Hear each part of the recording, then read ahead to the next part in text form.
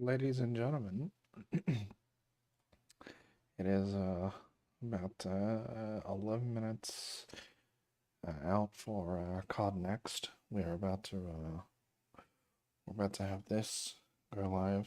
I am excited. I'm hyped. I slept for a little while so I can attend this update, this event and whatnot. We're never late for anything, so yeah, we'll be waiting for this to go live. Microphone's on. Let me just check a few settings. Yep, I think we're doing well. Good. So we've got another 10 minutes before this starts. Hopefully everyone's doing well, and I'm excited. There's a whole bunch of other streamers that is doing this right now. There's Parker. There's a few other people, which is pretty damn good. I'll just do my own audio thing. There's a whole bunch of other streamers. Fantastic. So yeah, we are. I can't wait. It's gonna be my reaction to COD Next in about 10 minutes. I cannot wait. Your comments are gonna be up on my phone. I'm gonna crack a nice energy drink. And we out here for 9 minutes.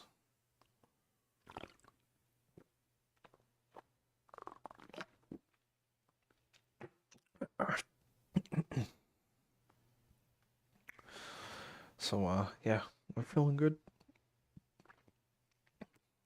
We're doing well. And, yeah, about 10 minutes now until this officially starts. So hopefully everyone's doing well. Look at that, 61,000 people have showed up already, and they disabled the chat for this. And I've been awake for a little while, so we're gonna get it.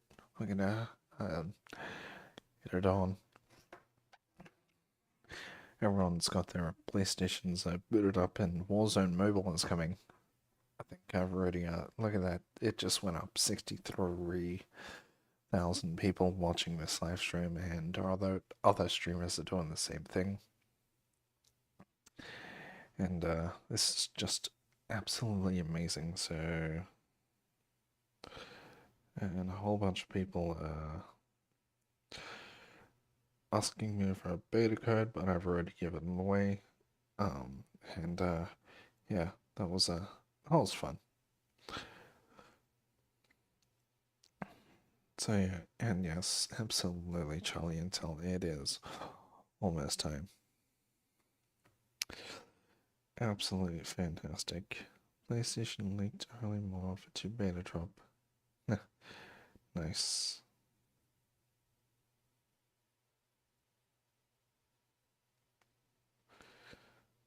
Oh yeah. PlayStation and thing. Well, it's about 5 hours until the beta, so that's interesting. I might be doing that in about look at that Call of Duty Warzone Mobile. I'll be definitely playing that. I've got that well, pre-registered. So what that means is it's gonna be good.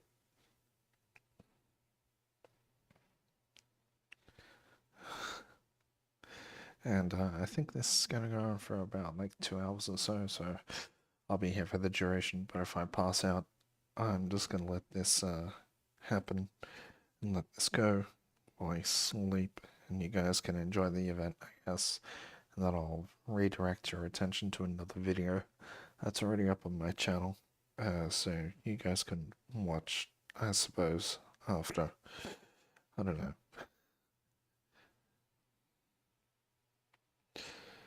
So, yeah. Oh, Call of Duty UK, what are you doing? I'm already following this account. 1 hour. That was in 48 minutes, but we've got about 6 minutes and 40 seconds. So I can't wait. And there's about 250. Look at that number go up. 71,000, 74,000. Holy shit. Look at all those people waiting. At 74,000. I reckon it's gonna go over 100,000. There's about 250,000 streamers and everyone else, people like me who stream this event. I've been excited for this event, and I know a lot of my viewers are not really excited, but I can tell you now, it's just excitement. Excitement is buzzing. So we got about 5 minutes. Also, I was originally going to switch between the two. The what's the names? I was originally going to do Ponytown, then switch over to this event. Look at that, 79,069.8. That's still insane. And for about like 5 minutes, that other people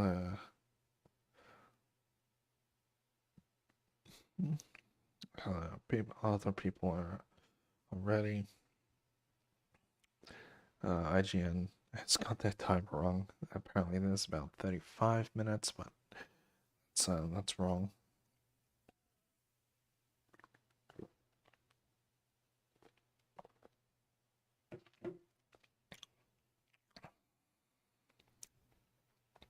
And I really hope my can doesn't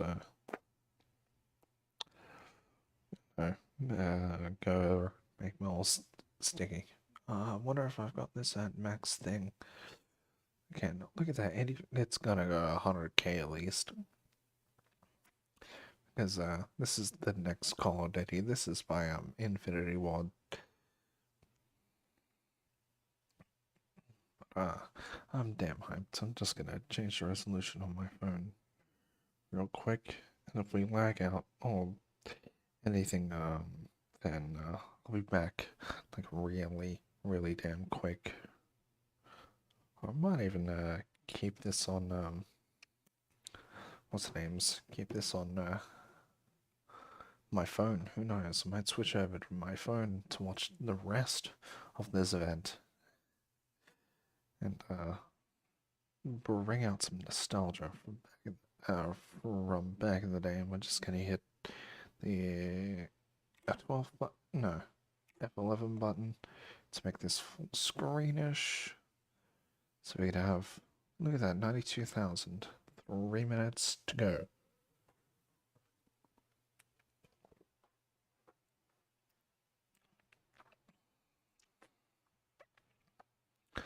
This is hype.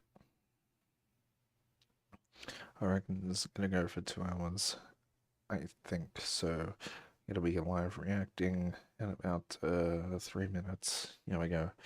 Oh, I'm so fucking excited. And I can't wait to give you guys the beta as well. I don't have any beta codes, that's for damn sure, but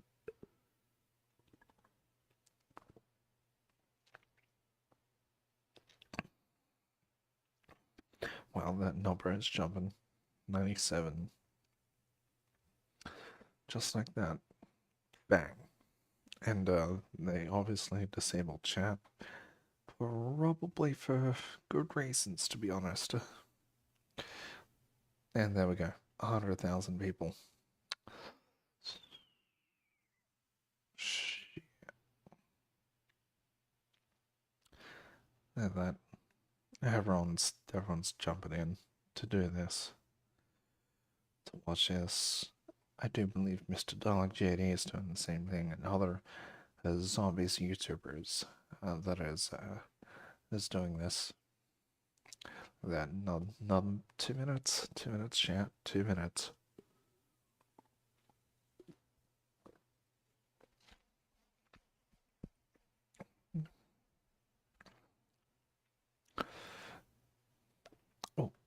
Oh, I've got to change the setting for you guys so we can all hear it. I've got to change a setting so you guys can hear what's going on. So all of you, there we go, max decibels for you guys, so you guys can hear the event as well. Got to change that setting. Look at that, 115,000. I might even turn this down just so you guys can hear it. So we got another 60 seconds. Hey Margo, what's going on? Welcome to live stream. This is the Card Next event that I'm live reacting to. I've got my a soda here, and if it's too loud, I'm gonna turn it all down. I'm really excited. I'm a Call of Duty enthusiast. More like a follower, but you know, if my PC crashed, then I'll come back with a part 2, I guess. I've already restarted and rebooted, and I am ready to go. Look at that, 130,000 people. That's insane. And here we go. Should be live soon. It's already 2:29, another minute. I'll probably have to refresh. The chat is disabled, so people can't shit on this event. I've already subscribed and all that fun stuff. I've already liked the stream, and I've been waiting for this for a little while. I'm not really interested in that, but I want to keep you company. No worries, Margaret. Thank you anyway. This was just an event that I wanted to attend today. Here we go. Here we go. I hope my settings are good so people can hear what's going on. 1 second. Yep, people can hear what's going on. There's a button. Sweet. Let's crank this. 1080. Here we go. And let's have 11. Live reaction. It's by activation detected. Tables here does not indicate participation, sponsorship, or endorsement. Another half an hour timer.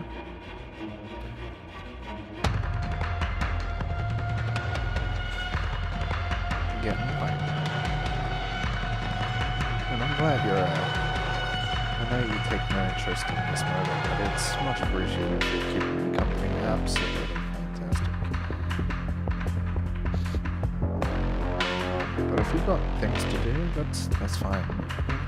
You can just get whatever you want and come back whenever.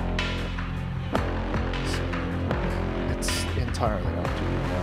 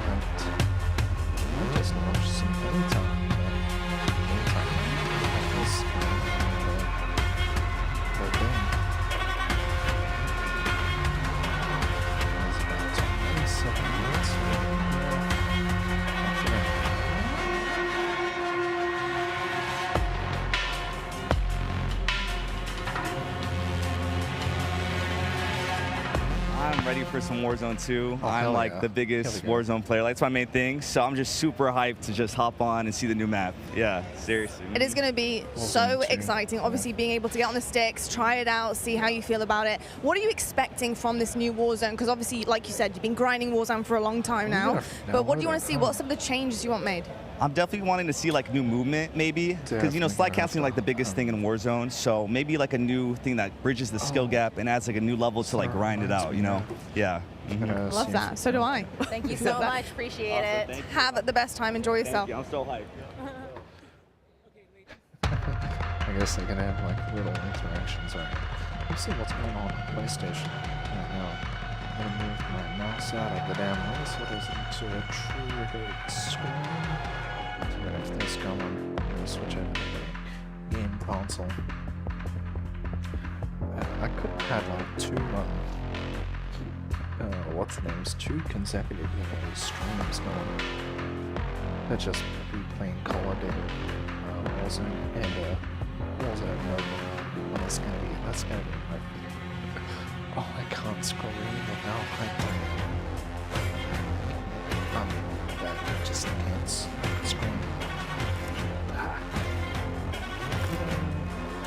reconnect to the internet on PlayStation every time it's on.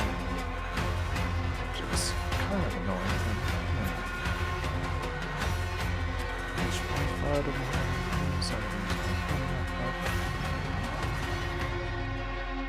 could have had my Elgato going.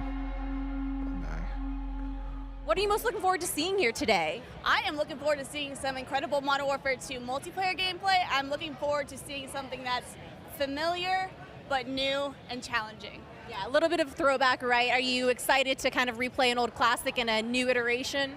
Modern Warfare 2 is my absolute favorite COD of all time. 2009, that was my very first Call of Duty that I ever owned. I am so ready to experience just that nostalgia again. The nostalgia. Oh, that's gonna hit home. There it is. There's my beta. There's no updates for this. These people are already making videos on this. For 2 hours or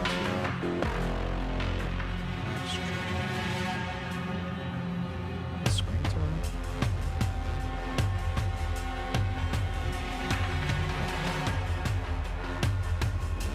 Notifications going on. So, shit, that's cool.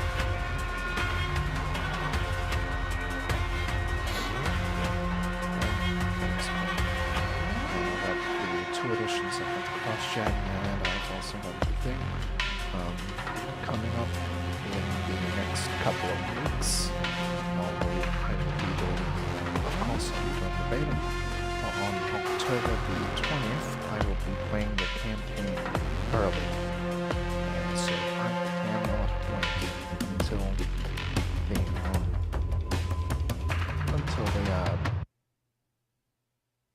until the beta comes out. Don't tell me we're lagging already. I was gonna say, we can stay alive. Still on. That's good. 23 minutes, 26 seconds.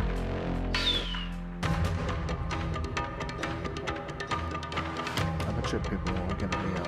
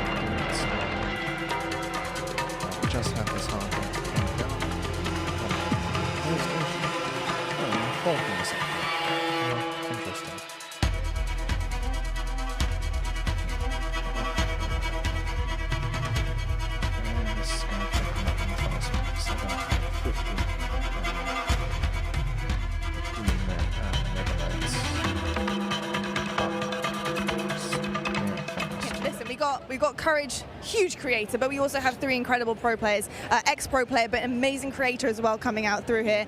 Modern Warfare 2, this is huge for you guys and for the rest of your career, of course. So going into your new season, what do you want out of this big game? Because this is massive for you guys. I'm a simple guy when it comes to Call of Duty. I just want to see the best COD of all time being played. And I personally think that MW2 will be the best COD of all time. Oh, yeah, it will. You know what? I think it will be. It will be. You know what? It will be. So he was saying earlier he wants like nice and fast-paced. I'm looking for the opposite. I want a nice, slow-paced game. I can sit a little further back, watch over my teammates. I'm 25 and I'm proud of it. And I think it's going to be the perfect mix of both. Some good maps, some good fun. I get to beat on him for another year, and I get to hopefully beat his team. Lost by 1 round recently at the big one. So hopefully a good year ahead. Yep.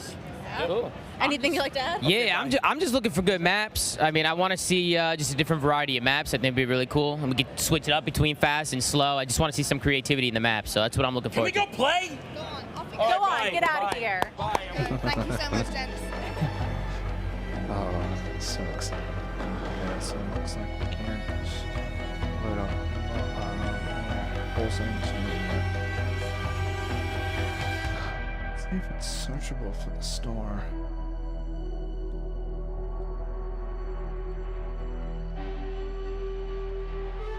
There's the open beta.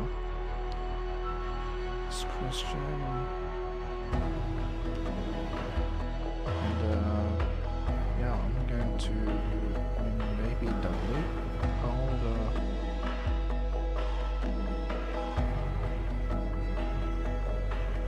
yeah, because the old one wouldn't matter anymore.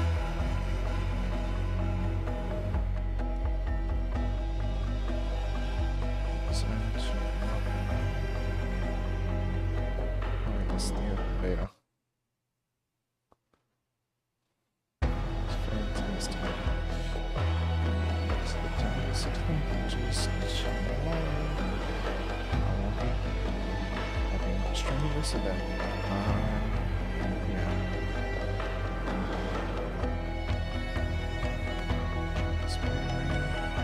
I wanted that as my background.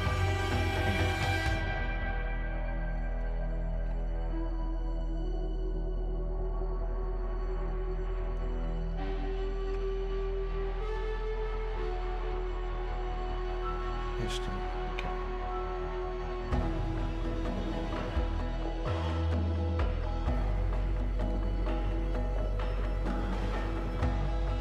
That's my gamer tag and everything. I'm just gonna take a screenshot of that. Accept, yeah, accept. Accept. Yeah, you know, toxic. Oh, and by the way, they changed a few things for this, regarding this, this thing, that toxic Littleton can't have his way.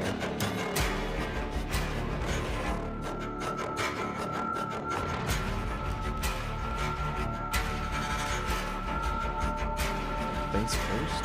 Oh, yeah. I have my headphones. Aiming input device.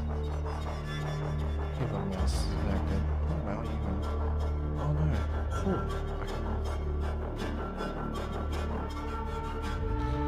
I'm gonna make this another color. Default. Continue. Oh, they're all going maintenance. Connection failed. So it ain't available yet.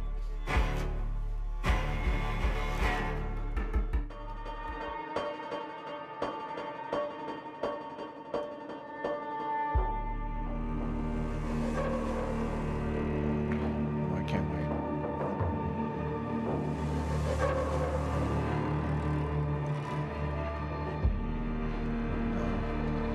Just gonna wait. Turn this off now. Turn my PlayStation off. It's gonna connect to the event. Back to PC. As soon as it all becomes available, like that Warzone Mobile, looking at 135,000, 60,000 likes, and we're about to see this in around 16 minutes. I'm gonna hit a F11 here. No, I'm not gonna go on. I'm just gonna keep it as is. It's just 3 o'clock in the morning, 2:43 in the morning. So, yeah, we'll get it closed there. And if I miss comments or anything, sorry. Just looking at the thing. It hasn't officially started yet.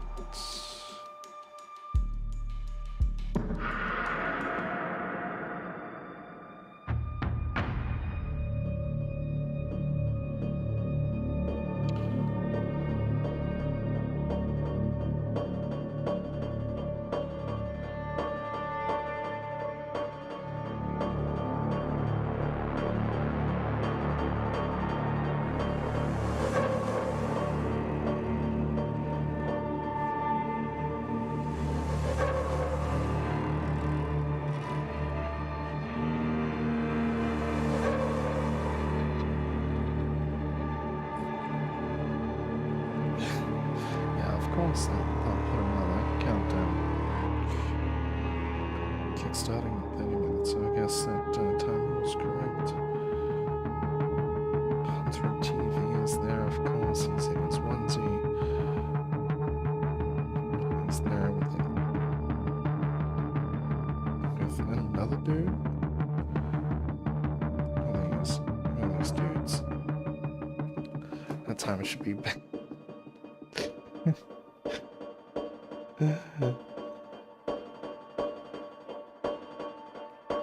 What are you most excited to see here today? No, Jay. I'm not excited for. I think, honestly, being able to see a lot of people who've played online together finally in the same area, after everything that's gone on and being able to get back together, like, that's going to be a really fun time for people to be able to, like, see each other across the way. Now there's a lot happening, there's a lot being revealed, you guys are getting that inside scoop on it, but we've got Warzone 2.0, we've got multiplayer, so much going on. What is your game? What is your game on COD? You know, what are you looking forward to? So I'm a huge multiplayer search and destroy fan, so a little bit different than most people here. They play mainly Warzone. Not that great at Warzone, but search and destroy, quickscoping, that's my thing. Okay, we love to hear that. And what about you? Also, search and destroy, that's how we met. Wow. So, Hardcore. Yeah, search and destroy all day. minutes. 30-minute cooldown, little buzzkill now. 15 minutes to get the little clock.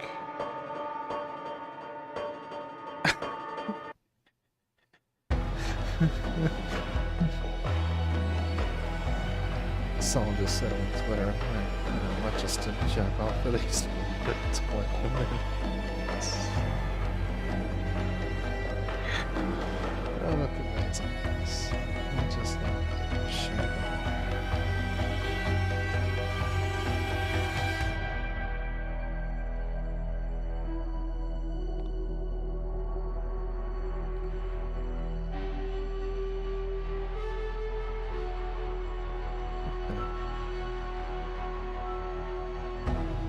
Special rewards.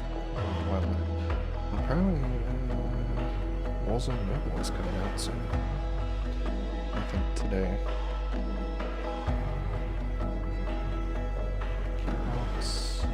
Let's get next one. Wonderlands. I'm not interested in that. Why don't they acknowledge Borderlands 3's birthday? What are they doing for it?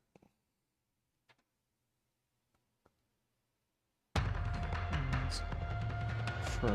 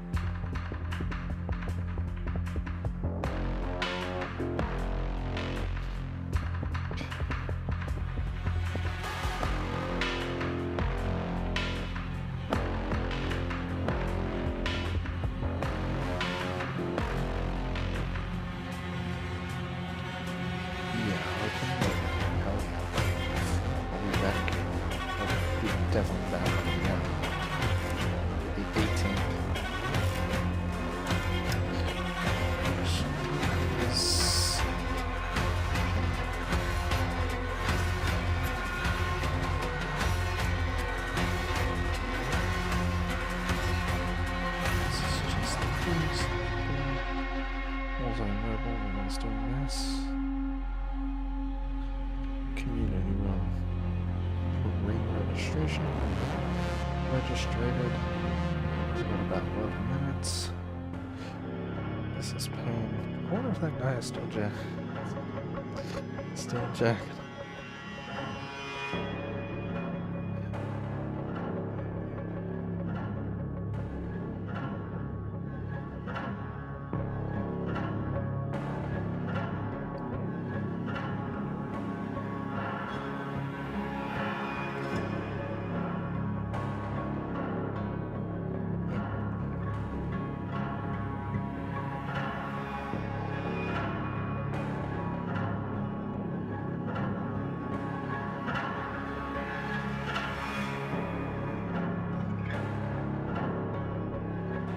So of course here for Modern Warfare 2, so many different things that you're going to be able to test out here today. What are you looking forward to the most? I'm most looking forward to find out more information about Warzone 2 and the future of the franchise. I think that Warzone has really helped adapt to a casual audience, whereas the CDL has been growing the more competitive side of things. And I just want them to see them, you know, be able to refine it, come in with Ricochet this time, not have any of the issues we did with Verdansk, and really be able to, you know, just hit the ground running this time. As we look ahead to Warzone 2, do you have any favorite memories on Warzone? On Warzone 1, oh yeah, I have some great ones. The end of Verdansk was probably one of my favorite things. I did my first subathon. It was 7 days straight, and we covered the whole thing, from the Easter eggs and all the things that told us what was going to happen to seeing the nuke actually explode. And I don't know if anybody keeps up with Modern Warzone, but I had been saying since Verdansk came out that it was going to be blown up by a nuke. So to see it happen was just euphoric for me. Nice. Well, I can't wait to see if your predictions come true for this next game as well. Thank you so much. Thank you. Almost 160,000 people.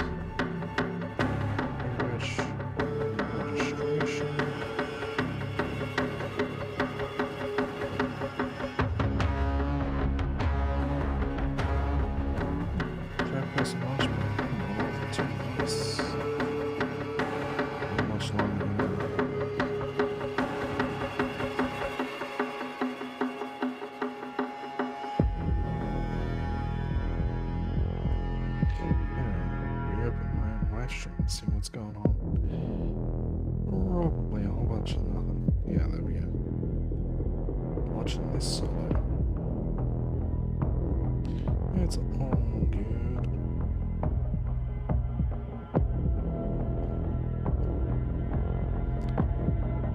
I still have a whole bunch of chatter.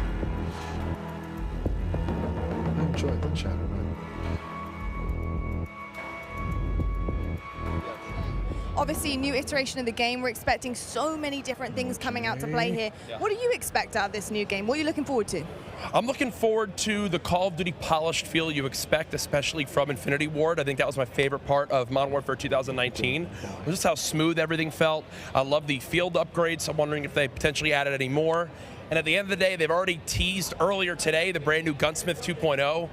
I want to see what type of crazy weapons we can come up with. I cannot wait to just lay the smackdown on all the Call of Duty League pros that are here. They're all absolute noobs. I'm looking forward to today. I don't want to talk about noobs. I'm going to fucking find you in the game and I'm going to smack you around like there's no tomorrow, boy. I'm going to fucking smack you these streams. If I find you in the game, I'm going to absolutely 100% smack you. It is without a doubt. And I'm just going to absolutely 100% smack you. Alright, let's see. I'm going to go to my Play Store.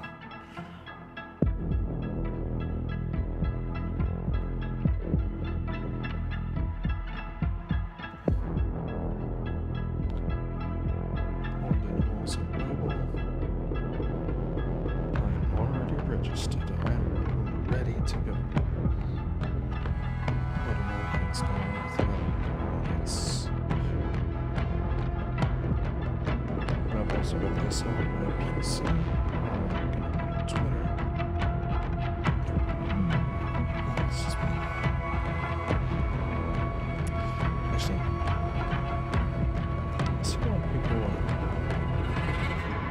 Okay, so it's 50-50. All right, Swag, so good to have you guys in the building. Of course, we have Modern Warfare 2 coming up. You're going to get a chance to get on the sticks and play it. How are you feeling about this brand new title?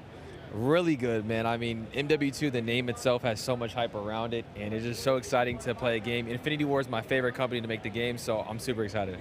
Amazing stuff. So, gents, how are you guys feeling? We've got Warzone 2.0. Our first event here, so I mean, we're really excited to be here. I'll pass the mic around. Okay. Anything you'd like to add? How are you feeling? I'm feeling good. I'm super excited. This is the first Call of Duty event. Like we said, this is our first ever event, so this is really new to us. Really exciting. I don't know what to expect, but I'm just ready to play. You know what I mean? Any favorite memories from the original Modern Warfare 2 that anyone wants to share? I remember. I remember the first nuke I ever got was on the map Estate, and I was hype. I was like 13 years old. Silence ACR going crazy. I mean, I didn't play it either. I went back and played it, but it was already too late. It can be a more recent memory. I'll tell you what, though. All right.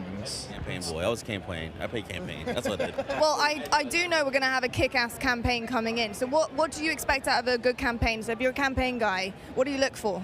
I don't know. I just played it. The missions were fire, so I just want fire missions again. I ain't gonna lie. Wasn't that the one we had to crawl and be secretive or something like that too? I always love the sniper missions where you gotta that's what be I'm saying. Like, it was really dope. Love that. Well, I'll tell you what, I'm not going to waste any more time. Go enjoy it. Get on the sticks, and we'll catch up with you later to see how you feel about it. Thanks, guys.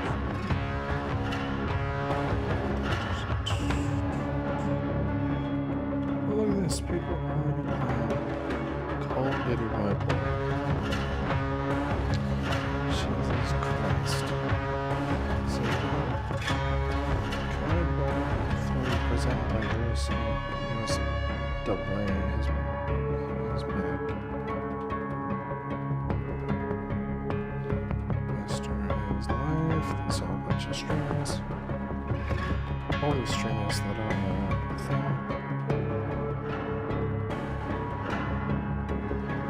Yeah, they got the same title and the same thing.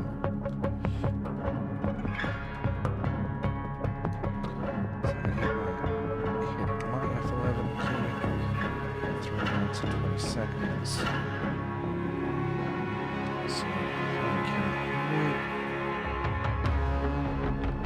I'll pull up my live stream real quick. Channel.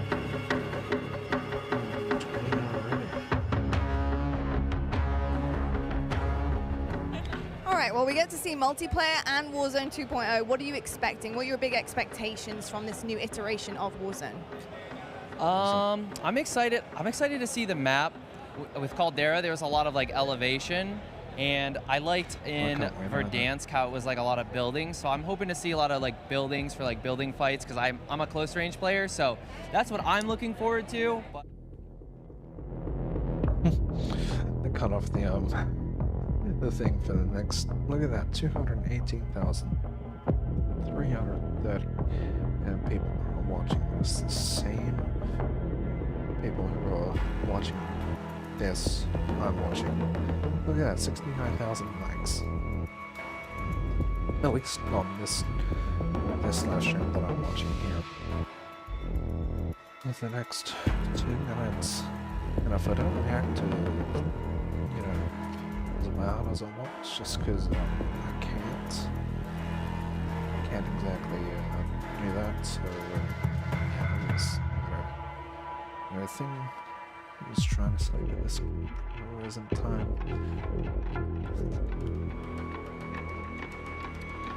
And I'll be doing day 1 of this maybe later on today. But who knows when the beta will come out? Well, when the beta will be available, I'll be streaming that pretty much whole week, the whole couple of weeks that it's on. I'm definitely getting my streaming hours in. That's for damn sure. And might be some lucky surprises along the way. So whoever's watching this obviously heard me say that.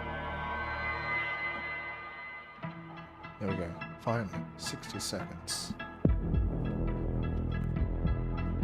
I've been waiting all day. I had a little bit of a sleep, almost 250,000 watching this live event, not mine. This is nearly done, just a small stream. I know this. I wouldn't wish I had 250,000.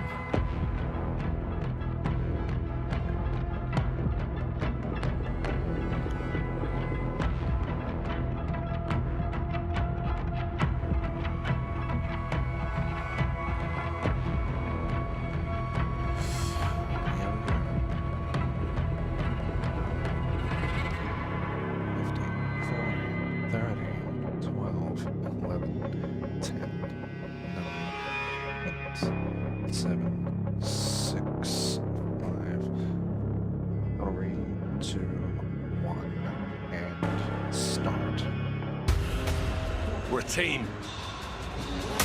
All of us. Let's go get him.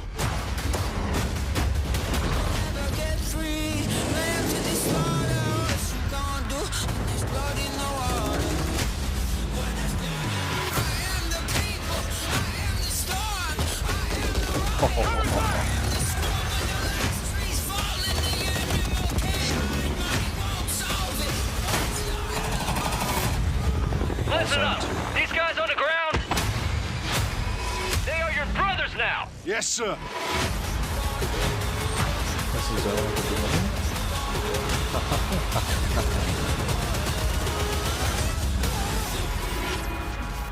Call of Duty next. Alright, sit back. Hello, and everyone, and and welcome to Call of Duty Next. I am Johanna Ferris, the General Manager of Call of Duty, and I am thrilled to help kick off a truly significant moment, not only for the highly anticipated upcoming release of Modern Warfare 2, but a very significant moment for the future of the entire Call of Duty franchise. You see, over the last several years, we've experienced explosive and dynamic growth, and we've learned a ton along the way. And those learnings have fueled our ambition to deliver a wholly new, elevated player experience. One focused, of course, on delivering more fun and innovation, but also state-of-the-art tech advancements built to support a more connected Call of Duty community than ever before. So just know that what we shared today across Modern Warfare 2, our brand new Warzone 2.0 experience coming later this fall, and our designs to bring Warzone to mobile for players on the go are all certainly big news, but it's just the first chapter of a very bold, long-term vision that we carry to take Call of Duty to even higher heights in the years to come. Ultimately, though, we know that you, our players and fans around the world, will be the judge of all that, and it's why we are thrilled to be doing this on the eve of our Modern Warfare 2 beta, and to be here live in person with more than 200 of the biggest streamers and creators in all of gaming. They will finally get their hands on the true star of the show, the gameplay itself. So let's get right into it. It is my esteemed pleasure to introduce, alongside me, Patrick Kelly, co-studio head of Infinity Ward and the executive creative director of Call of Duty. Pat, welcome.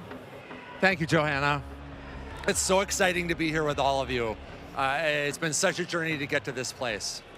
You know, on the franchise, I always get asked by people, or regularly get asked by people, what are the areas you focused on improving, or what are the areas you innovated on? We worked on improving and innovating on every area of the game.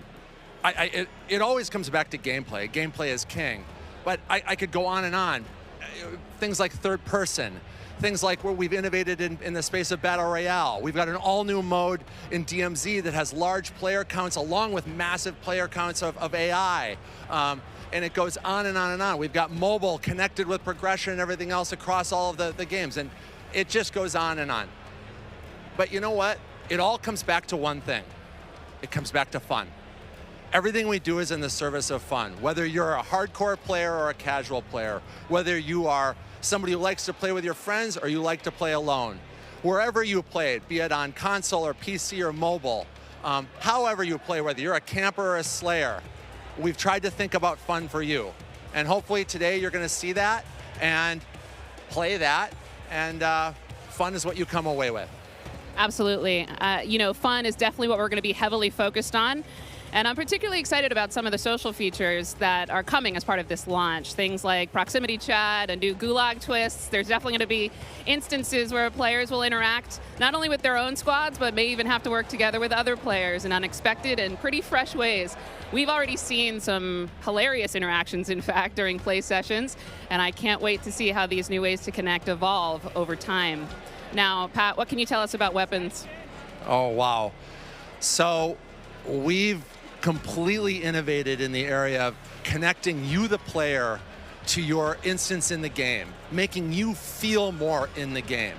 And I guess you can think about it as starting out with the camera. The camera represents your eyes, right? So connecting the camera to your body, we've done that with some inverse kinematics and some physics and other things like that. We've connected then the body to the hands on the gun, again, with some sophisticated inverse kinematics. We've connected the gun with the actual bullets coming out of it. So now, wherever that gun is pointed, however it's pointed, the bullets are coming out of it exactly from the barrel. There's no disconnect there. And that's before I even get into what we've done with the new gunsmithing and how you build your weapons and the platforms, etc. But look, you're going to play it, and I hope you'll love it like we do. All right, well, we've taken up enough time, but before they kick us off the stage, can we tell them about raids? Yes, thank you. So with the beginning of Modern Warfare 2, and then shortly after that, Warzone 2.0, and then very shortly after that, for the first time ever, we're going to release a raid in Call of Duty. It's a very different kind of gameplay. It's very intense. We think it's very fun. And we're super excited about it. And by the way, there's one other thing I want to talk about for all of you hardcore players out there. I heard so many of you talk about what play challenges can you give us beyond just winning, which, anyway, I won't go off on that. But we've got a whole series of quests and gameplay challenges that occur when you actually win in Warzone or you hit different milestones that you'll have an opportunity to do. And believe me when I say everyone in the match will know when you're on them and if you prevail at them. So look forward to that. Big things ahead. And now, before we kick it over to Miles and team to carry the day, we are extremely excited to give you the world premiere of the Modern Warfare 2 multiplayer trailer. Thanks again and enjoy the show.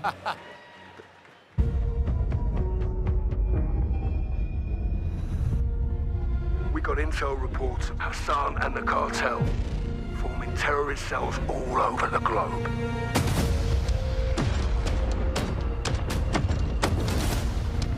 We've never seen activity on this scale before. They have an army. But we have each other. The world is a vampire.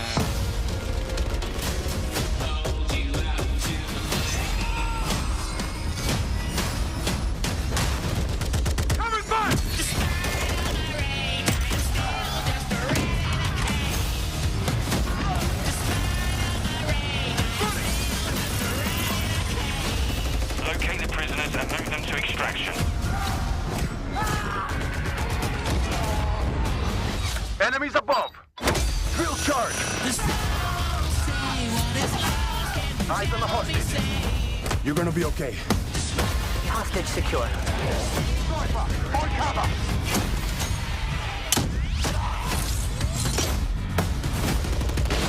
Keep going! Gotcha!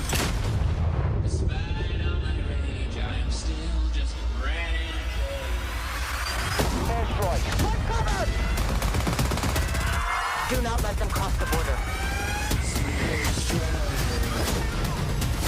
Take him out!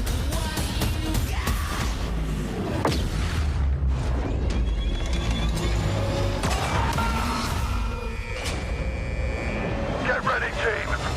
We have never seen a war zone like this! The world is a vampire. behind us! Drop stick out! Enemy healer!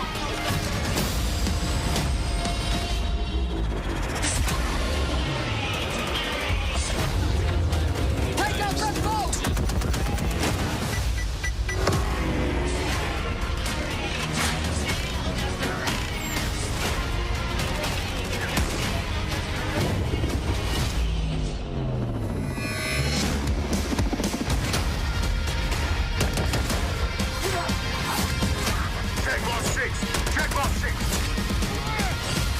I'm on my way.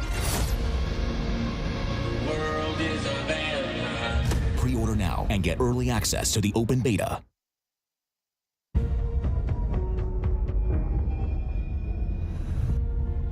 We got intel reports of Hassan and the cartel forming terrorist cells all over the globe.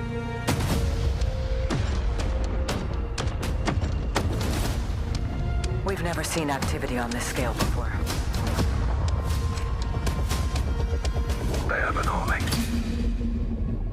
But we have each other. The world is a vampire. Hold you out to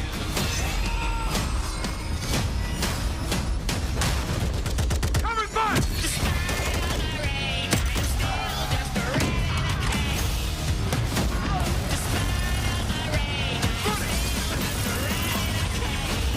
Locate the prisoners and move them to extraction. Enemies above! Drill charge! Eyes on the hostage. You're gonna be okay. Hostage secure. Sniper, on cover!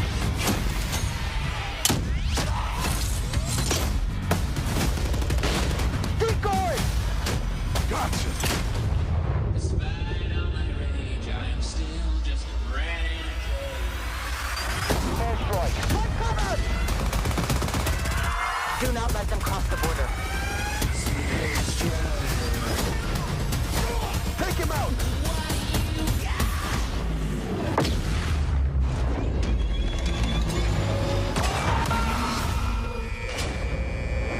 Get ready, team! We have never seen a war zone like this! The world is a vampire. They're behind us! Drop stick out! Enemy healer!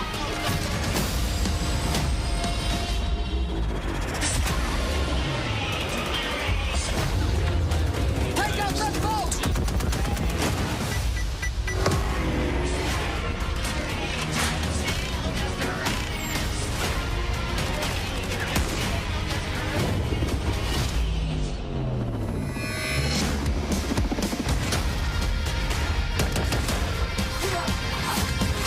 Check box 6! Check box 6!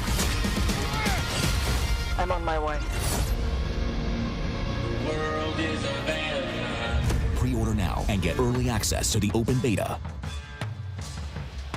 And there we go, Call of Duty fans. The trailer's so nice. We ran it twice. It is all there. Everything that makes this franchise so special. We are incredibly excited to be here today. And after that, quite frankly, how can you not be? My name is Miles Ross, and I am so excited to truly be here with a few of the members of the Infinity Ward team who are bringing Modern Warfare 2 to life. Guys, we have 200 of our friends behind us who are going to be playing and streaming shortly. But before that, we also have Stephanie Snowden, Director of Communications for Infinity Ward, as well as Joe Seeker over the there, Jeff Smith, multiplayer design directors here at Infinity Ward. Guys, first off, how are things evolving from Modern Warfare 2019? I mean, let's start high level because there's a lot to get through today, guys. You saw that trailer. Let's go with the philosophy, Steph. Let's stay high level. What went into the creation of the game? You said it precisely. There is so much. This game has just so much content. It's got something for everyone, and it's really been the result of 3 years of hard work at IW and our partners across all of the Activision studios. And so much of that work started with you guys at home, the community, the fans, our creators here, and that conversation and feedback from 2019 is really been a core piece of what Modern Warfare 2 is. And it's a dialogue that we hope to continue, especially here today. Well, we've got so much in store with this MP experience. And people like Jeff and Joe here, who I am honored to work with, and their experience on this franchise, we're in good hands. Indeed. Okay, so Jeff, well, I don't know where to start anymore. Let's set up what Modern Warfare 2 multiplayer is all about. And let's stay high level for now, because there's a lot of details, friends, juicy details. Sure. I mean, you know, when you come into making a sequel, it can be kind of tricky. You know, what do you keep from the previous game? What do you get rid of? And where can you add new things in and not mess up this kind of nicely balanced ecosystem that we had?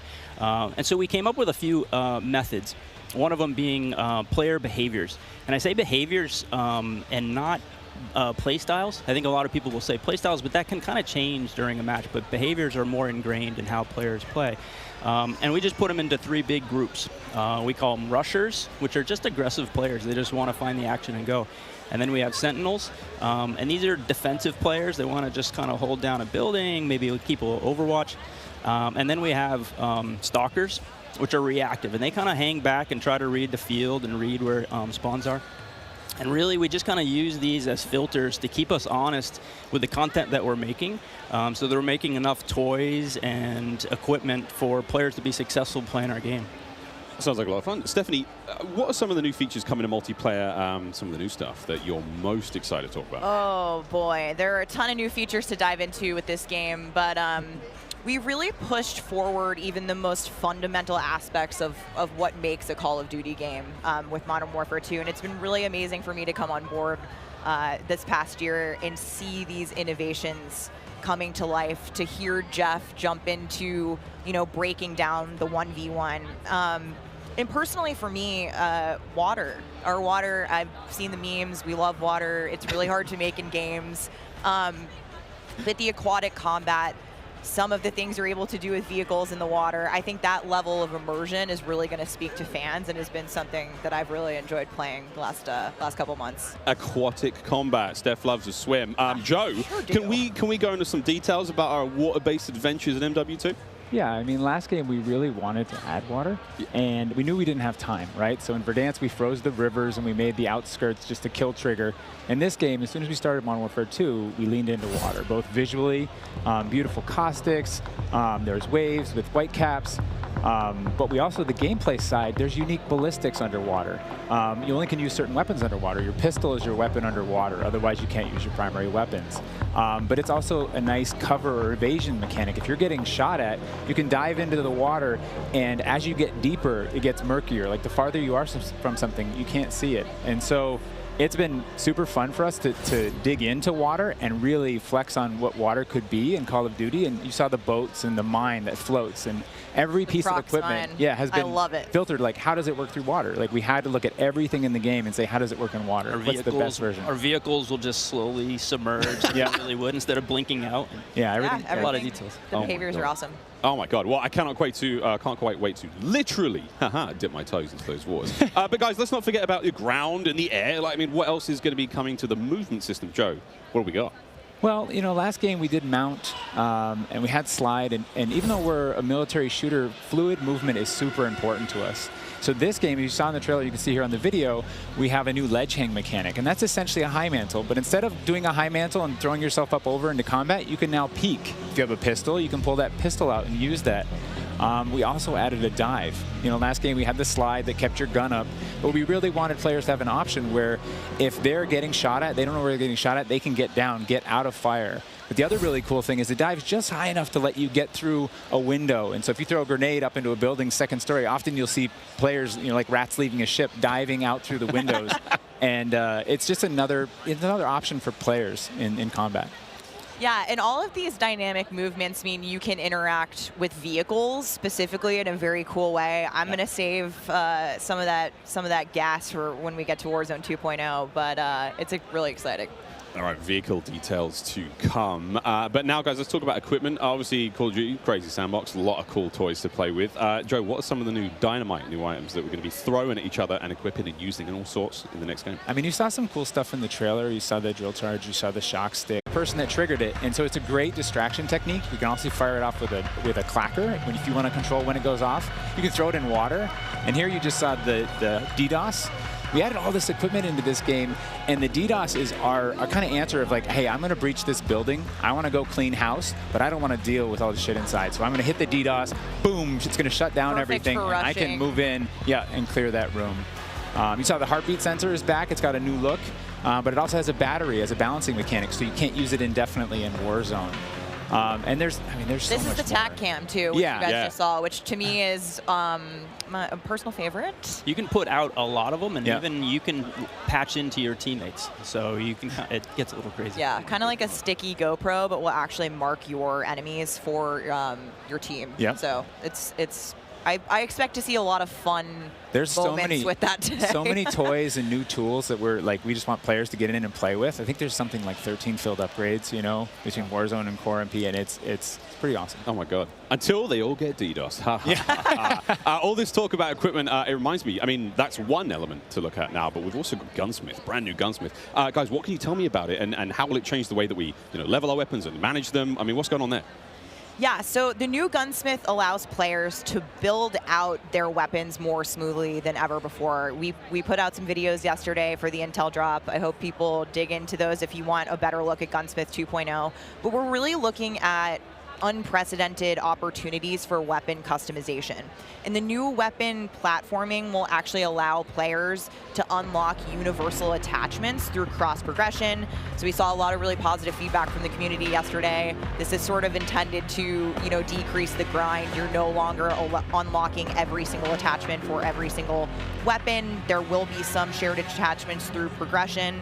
And I'm really excited to see the streamers and the content creators jump into this today. I know we all love the gun bench from 2019, so it's exciting. This does sound amazing. So we've been hearing a little bit about weapon platforms and shared attachments. This is very, very cool stuff. Can you dive into those details, though, Joe? I mean, what can we expect? Yeah, I can add a little bit of what Stephanie said. We had this vision last game with Gunsmith, and we were like, okay, what if you could take an assault rifle and you could make it an SMG? And that was our driving kind of like motivator for that system. And we kind of hit that. You could take it functionally through attachments, but the weapon name wouldn't change, and we couldn't change the receiver. And really, that's the key thing this game is you can go into Gunsmith, you can set up an AK-47 assault rifle with a thermal optic, with a suppressor, with a grip. And then you can say, you know what, I want to change up the playstyle of this gun. You can swap out the receiver to the AK-74U, make it an SMG, but you can keep that optic, that suppressor, that grip, they all come with. And to what Stephanie said, we have shared attachments within these platforms. We have branching progression. You unlock those guns by playing with other guns. And then we have shared attachments across all guns, and it's all to hit this vision of I'm building up an arsenal of weapons and an arsenal of attachments. I'm sitting down to my gun bench, and I'm going to make the perfect weapon for me. I think maybe the simplest way to think about it is a gun tree, and each time you hit a branch, that's a receiver, and they grow out of that. Yeah. Yeah, and that's we wanted to ground that in reality. Functionally, a receiver is based in that changing the weapon type, and I think it provides a really seamless experience for players looking to build out the perfect weapon for a multitude of play styles. So you're going to be able to jump into that platform and customize however you want for situational combat. And you're actually going to see the FJX Cinder weapon vault in action today, which is the entirely unlocked Platform 1, the M4, the Mic 4. And the weapon vault maintains its aesthetic properties across all corresponding attachments. So we've heard you talk about the Frankenprint. This is our answer. It's an extremely rare. This is a huge, project for our teams to design these, but it is the ultimate weapon blueprint. And even better, you can unlock the entire Cinder weapon vault with the Vault Edition of Modern Warfare 2. Playable in beta. Available in beta, so we can rock with that thing all weekend long. Okay, so Gunsmith looks incredible. Okay, I'm excited. I cannot wait to get into this one soon. Our streamers are going to get into this one soon as well. But first, guys, we need to hear about maps and modes. We've got our tools to play with, equipment, weapons, maps and modes, though. Let's get into this one. Let's get into the design team, the philosophy, I suppose, behind building out maps. Jeff, this is for you. Yeah, right from the start, we knew we wanted to build another big map, not only for Battle Royale, but also for this other mode that we've been working on for quite a long time. I read about that on the internet. Yes. But, when you lay out these big maps, it's kind of a collection of all these little POIs, these points of interest. And within each of these, we've really fine-tuned that they can play large-scale core modes like Ground War, and a bunch of others really well.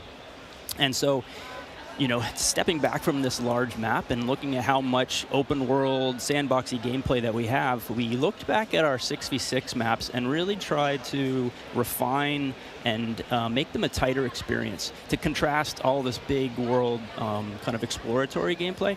So the maps for 6v6, in comparison to the last game, they're just a little bit more straightforward, a little bit more refined, and I think fans will really enjoy how quick they play. That sounds... A lot of diversity in those maps as well. A lot of visual variety, some colorful maps in there, and I think they feel really clean. Guys, you're moving me in ways I didn't imagine to be moved today. Excellent Are you gonna stuff. cry? I might. They're fake. Hey, it's the first time for everything here on air. We've got some of the maps that we are going to be seeing in MW2. Starting with one, we've got a real fun one here, guys. This is one of the aforementioned battle maps. Team, can you give me some details on Sarif Bay? So Sarif Bay is this little fishing town in the south coast of our big map, and we picked this because it has such a great mix of gameplay. It's right on a harbor, so we get to show off all our boats and our new amphibious APC, and, you know, swimming, as we've already said. But what you get inside the town is this really intense urban combat with all these tight little alleyways and all this great rooftop combat. And mixed with our ledge hang, you get these really cool parkour combat action happening. Yeah, I love how you describe the rooftops there on this map specifically as like a separate ecosystem. You can kind of migrate that entire vertical. You can go up there and just hang out and fight other snipers. All right, well, that looks fantastic. Jeff, okay, so that's one of our larger maps. What about some of the 6v6 maps? I think we have some footage of one of the new maps that we're going to be seeing today, named Mercado Las Almas. Do you mind giving us some details on this one? Sure. Mercado is a little street market in a historic section in Mexico. Our story behind this is, you know, the authorities have some intel that narcotics are being smuggled out of a warehouse, and they're going in trying to find and seize them. This map plays really fast and a lot of action right down that center lane. The Mercado is a very dangerous neck of the woods, so watch out when you're playing in the beta. It plays fast. Cannot wait, really cannot wait. Looks fantastic, and again, interesting to see you know, how that ties into campaigns and whatnot. All sorts of fun and games ahead of us. Looks amazing. Battle maps, core maps, 6v6, all this looks fantastic. But let's go back to modes. We've seen some maps. What about the modes being played on battle maps? We will have the return of Ground War, but we've got a new large-scale mode that you've alluded to, right? Let's talk Invasion. So Invasion is it's a big war map. It's Big War TDM, or we affectionately call it the shipment of Ground War. It's 20v20 players, but there's also 20 AI on each team. AI are coming in fast roping. They're coming in on medium birds. And it's this high action mode. It's super fun, but it's also really chill. The announcer's not barking at you. He's not saying like, hey, get to B, you know, they're taking C. You can kind of play it how you want to play it. You sit up on a rooftop and snipe. You can grab a shotgun and go room clearing. If you push too far into the enemy's base, AI will come hunt you. But we've also been really conscious of where we put AI in multiplayer. We didn't put AI in kill streaks or anything like that because we don't want AI showing up in search and destroy. We don't want AI in domination. This mode, though, however, was built for AI, and it's a super fun mode. Can't wait for people to try it. Kind of a funny aside, you know, we took the name Ground War from a playlist in MW2, and that was just large-scale TDM and DOM.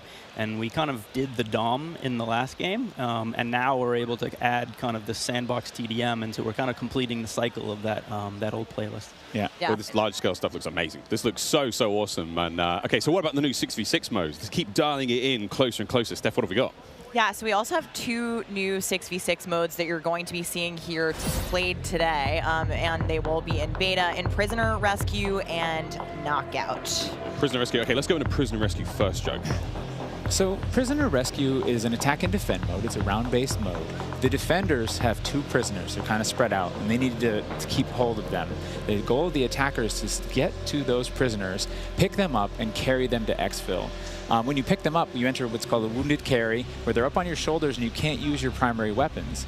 Instead, you have to use a pistol if you brought it, or you're just stuck with fists. But the way that we give the attackers an advantage once they grab that prisoner is they get a radar sweep for their team, so they can call out where the defenders are.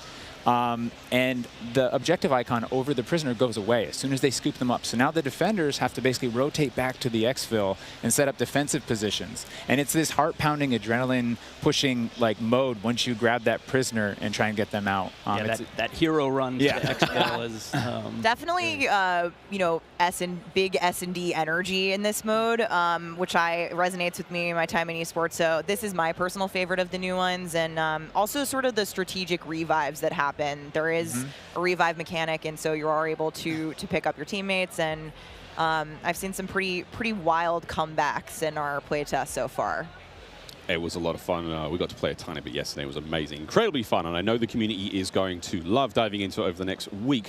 Okay, I can hardly believe that there's actually a lot more content to get through, but there's one more thing I have to bring up. I have the honor of officially announcing that third-person view is finally coming to Modern Warfare 2. What are the details behind this one? We got a little teaser of it on stage from Patro, but what are the details? Yeah, you saw a little hint of it in the trailer, too. It's been a pet project for us, right? We've always wanted to do third-person, and all we're working on all this other stuff, we've been kind of lifting up and doing third person in each mode. And the cool thing is that it's a modifier on our game, right? We can just turn on third person. In the beta, we're playing it in Hardpoint, but we want to try it post-launch in S&D. We want to try it in VR.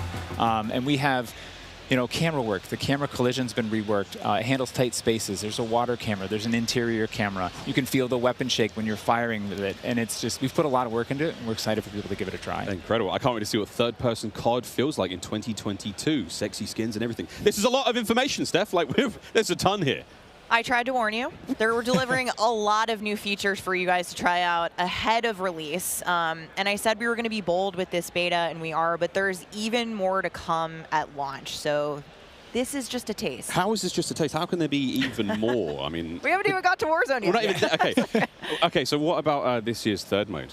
So I'm happy to say that Special Ops will return as our third mode, and will be focused on 2-player missions, asymmetrical in game design. So think 1 player on air support, 1 player on the ground. And I think the OG fans will be really excited, because we've looked at, you know, some of the iconic Modern Warfare missions like Overwatch, and really tried to implement some of those themes into the design. So we'll be talking more about Special Ops in the months to come. Steph, you're saying I should be looking now for a Special Ops partner? Sitting right next to you.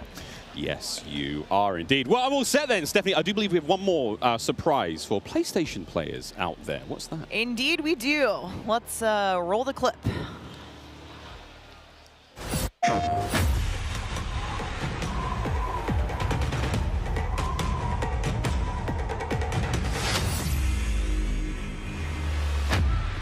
Empty-handed, I was born. Empty-handed, I will ascend. Blade or bullet, fist or bow. Spear, stone, or arrow. These are merely tools. I am the one to fear.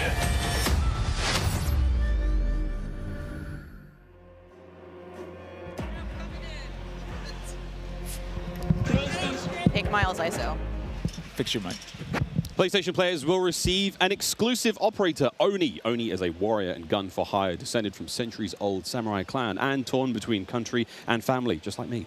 This is such an awesome-looking operator, guys. Oni is going to be playable on day 1 for all who pre-ordered through the PlayStation Store. Plus, he comes with a high-level weapon blueprint, playable in multiplayer and Warzone 2.0. Steph, badass. Oni is awesome. I myself am a PlayStation player, and so I will be becoming Oni main day 1 for this game. And it's been really awesome to see our narrative team building out his lore, really bringing this operator to life with the creation of his backstory, his motives.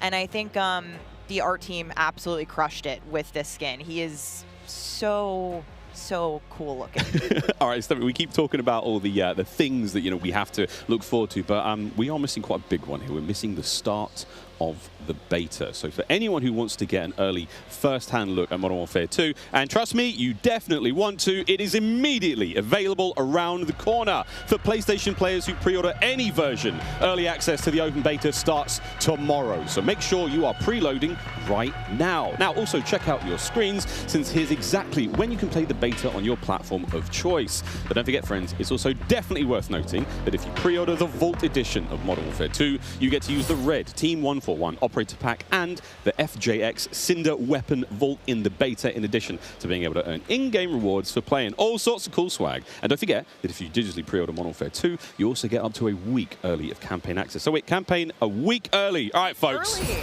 I hope you enjoyed that first look at Modern Warfare 2's multiplayer. Don't forget, you're going to get to see it live and in action in a few short minutes with our crazy set of streamers here, 200 plus here, and ready to rock and roll. But first, we'll be right back to show off the world premiere of Warzone 2.0. Don't go anywhere. Call of Duty Next, brought to you by Mountain Dew, official drink of Modern Warfare 2. Little Caesars, a proud partner of Call of Duty Next and Modern Warfare 2. HyperX, official peripheral partner of Call of Duty. Play like a pro on the big screen with 144Hz VRR and AMD FreeSync, now on TCL 6 Series TVs. Prime Gaming. Visit gaming.amazon.com today and start claiming your free content. This about to be a classic. We have 200 creators here on site, marching down the green carpet with one mission in mind: to be the first players to play Call of Duty Modern Warfare 2. This one you gonna have to and there is so much in this game. There is almost too much. This is like one of those days where I enter and my hopes are so high. And what are you looking forward to most when it comes to Warzone 2? Prisoner rescue. I'm looking forward to using that inflatable soldier decoy to mess a lot of players. Kill streaks, I think. I'm honestly here just to learn as much as I can to prep for Old Men of Optic, because those guys are very old now. So maybe some OG maps coming back. A map that everyone can play. Honestly, give me a broken shotgun. What's your favorite game mode and Mountain Dew flavor combo? Search and destroy Code Red. Capture the flag, Code Red. If I'm going hard with the boys on a long night at S&D and I'm trying to get some nasty in-game comms, I'm drinking Baja Blast all night. Terminal or high rise? Easy terminal. Ooh, terminal. Most people have terminal nostalgia. Terminal. Terminal, 100%. I just replayed that recently and I realized that spawn trapping is horrendous. Easy. Strike. High rise. High rise. Terminal. What's your favorite flavor of Mountain Dew? I've grown up on Code Red, so it's still Code Red for me. Honestly, I like the basic one, just Mountain Dew itself. Dang, I was gonna pick Code Red too. Can I get a second one? All right. Baja Blast. Starting October 17th, unlock dual double XP, COD points, and also an exclusive Mountain Dew skin in Call of Duty Modern Warfare 2 when you buy specifically marked Mountain Dew. You thinking you getting me? Is you kidding me? Ripping everything that I'm seeing and never show you.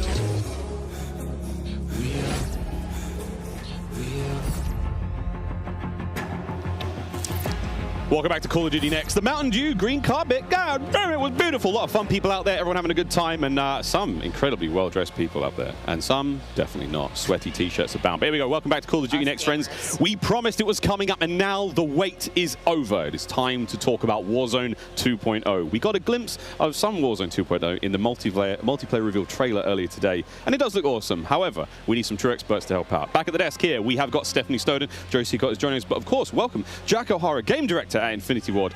Joe, how are we feeling? We ready to party here? I mean, this is a lot. We need to know everything. Warzone 2.0. Stephanie, the world cannot wait. It feels crazy for me to be up here revealing Warzone 2.0. I ended up at IW as a fan of the game, and so this moment is absolutely bananas for me. But Warzone 2.0 is everything that we loved about the original Warzone, right? Where it's based on the same experience that we all had, that fun, all of those moments, and it's a return to shared tech across the universe for Modern Warfare 2, and that's going to create a really streamlined player experience. And I think the key innovations that we discussed for multiplayer, those all exist across Warzone 2.0 as well. So we're bringing it back. It's all connected. It's the same world, and I think the players are going to love it. Oh my good God. Real excited about this one. Again, there's a lot in this one. Jack, where do we go from here? So MW2 and Warzone 2 have been developed side by side since the beginning, right? Since we started down this road, and they're part of the same universe. Like Stephanie said, they share the same mechanics, the same weaponry, and even more than that. But the centerpiece of all this, of course, is the new map that we've been working on since 2020 with teams across the globe. It brings together our philosophies on map design, it brings together new technologies in order to do it, and lots of artwork to make it happen. And we've learned so much from players experiencing Verdansk and playing in Verdansk over the first few years of Warzone, and we're really excited for them to land in Al Mazrah with their squad. There's a wide variety of points of interest for players to explore in this map, and we're really looking forward to seeing everybody in there. Oh, here we go, a brand new map to explore and traverse. I cannot wait. Stephanie, let's take a look. That's right, Miles. Welcome to Al Mazrah. This is our new map for Warzone 2.0. It is a really interesting mix of geography. It is expansive desert settings with a mix of industrial areas, towns, a city, and of course, water. It looks way better on this screen than it did on Twitter. But you're gonna find a lot of really cool elevation, rocky peaks, caves, subterranean spaces. This map is beautiful, and it's actually the biggest BR map that we've ever made. And I am so excited for all of our streamers here to jump into Al Mazrah later today. It's huge. Look at the size of that thing. Okay, so that was a big picture, and it's a great way to see it from a sort of top-down layout. But let's take a better look at some of these points of interest. So when we set out to create these spaces, the team works to make it feel like a real space, right? So that there's infrastructure in between all the different, what we call points of interest along the map. And if you're paying attention, you might even see a few that seem pretty familiar out there as well. And so as the team works through these, they're trying to find some variety on each point of interest to make them something that the players will want to drop in and get the particularity of that single point of interest and find the place that they want to drop and where they want to play, whether it be a high elevation observatory at the center of the map, whether it be the big city that's up the top right, and whether they want to explore that, or whether they want to work in some of our POIs where we have water intersecting with geometry here. So we have in this one... Ooh, that looks familiar. That does seem familiar. And there's a river system that goes through all of this. So you'll be able to catch in a boat and drive between the different POIs. And here's one of our favorites, Sawa Village, which is... That's my favorite. Colloquially called Sunken Town. I mean, I love to swim, so you find me there. Absolutely. I'm curious what you guys think, Jack and Joe, on what the hot drop will be today, right? We've been talking about this the last couple of days. This is our first time seeing other people who are not us play Warzone 2.0, and so I'm just very curious where you think everyone's going to immediately drop today. I think some people are going to drop to Observatory just to go back to home, you know, go have some fun. They're coming home. It's always nice. You're moving through the map and you kind of hit a spot and you're like, wait I've been here before. I know what this is. You have all these flashbacks. Yeah, there's a lot of nuggets in there for some old Modern Warfare fans. Yeah, I'll say Corey. I think that's gonna pop off. I think people will land around the edge so they stay in as long as possible in this match. But smart. We have some news for our edge of the map players coming up. Ooh, all right, guys. Well, the map looks absolutely gorgeous, and I can't wait to watch our streamers here drop in early in an alpha build later on today. Okay, so moving on to the gameplay, we've got this beautiful space to play in. How do all of these multiplayer elements we've talked about a little bit earlier, how do they fit into Warzone 2.0? I mean, the super simple answer is all the stuff we talked about in multiplayer, the stuff you saw in the multiplayer trailer, that's all in Warzone, right? It's all integrated. So that tactical camera works in Warzone, that decoy mine works in Warzone. Like, it's all of it's been built from the ground up for both. The slide, the dive, the water, like... More swimming. Yeah. Oh. This is a great taste of some of the water combat. I can't wait to go full Captain Miller, you know, Apocalypse Now coming out of the water, knifing people. I mean, this just looks... Yeah, the rendering team made some work, so you come out, you're looking all wet. Yeah. See the caustics on the bottom. Yep. I'm not even sure what caustics are. I have no idea, but it sounds great and it looks incredible. You can see the armored patrol boat coming by there with its 2 turrets. There's some cool stuff. So I'm glad you brought up vehicles. Steph, you touched on vehicles a little bit earlier. What can we talk about? You know, we've seen boats, we've seen tanks, we've seen all sorts. Jack, what have we got? So we've implemented a new physics and handling model for the vehicles. So some vehicles are heavier, some will slide more, have more traction or less traction. And as you're driving them around and you're encountering them and other squads are playing with them, you can choose to shoot off the tires to kind of impact their handling. You can have them, they react to explosions explosive differently based on their weight. So if you're in a heavy armored 4x4 and you get hit by an RPG, it's going to kind of bounce a little bit, but not quite take the hit as a small sedan. You can also choose with your squad to be rolling into a POI and somebody jumps out on the roof, somebody leans out the window, and suddenly you got yourself a lot of firepower driving into the POI. Of course, that vehicle needs to survive for quite some time in the map if you want to keep using it to go from point to point. And vehicles will run out of gas, or at least most of them will run out of gas, and then you can bring them to a gas station to fill them up. If your tire's been blown up, you can get out and repair it, or you can bring it to a gas station to get repaired as well. And of course, we've got water vehicles, we've got a small boat, we've got the boat that Joe mentioned with the turret at the front, turret at the back, so you can have that little moment cruising up the river with your whole squad ready to rumble. So yeah, there is so much love that's gone into these vehicles. You forgot the coolest vehicle. The coolest vehicle? The massive helicopter that you can fly around. And it's a moving platform with 3 doors. And you can move a whole squad through the map. What? Wreak havoc. It is so cool. Oh my God. I mean, the fact that you can lean out of the window, grab your teammates, pile in a vehicle, actually, engage in battle from the window, leaning out, shooting, combat. Unless somebody blew off your door. That won't. That does complicate things, doesn't it? PTSD from Joe killing me many times in our play tests. Well, I hope the gas prices in Al-Maz are okay. I thought there's a lot going on in Warzone 2.0, and my head is quite frankly spinning. What other massive changes have we got in store? Because it feels like there's so much that's changed. Is it still a gulag? Do we still have circles? Is it still gas? I know there are guns, but do we shoot them? What's happening? Well, what do you want to jump into first? Oh, Stephanie, go ahead. We've made some pretty sweeping changes, I think, to the high-level components of Warzone 2.0 to continue providing players with both a dynamic and rewarding BR experience. But Warzone 2.0, you're going to hear it over and over again today. It's about fun. This is about playing with your friends, having fun, friends new and old. Maybe you're making them in game. And I think one particular feature that I cannot wait to see the streamers engage with will be our prox chat. Yes! So it's coming. It will be in Warzone, and there's going to be some amazing clips. But I think Joe can tell us a little bit more about looting in Warzone 2.0. I'm listening to that. The streamers love prox chat. They're like, yes! In looting in Warzone 2.0, we still have the humming crates. You can still travel around and listen for those. We still have the loose loot on the ground, but we wanted to add a layer of learnability and logic to our looting, right? So if you're outside, if you're a little kid, you fall down, you hurt your knee, and your mom's going to go inside, go to the medicine cabinet and get you something a Band-Aid, Neosporin, whatever. So that's our looting. If you need health items, you can hit a bathroom in a building and there'll be a medicine cabinet. You can open it up.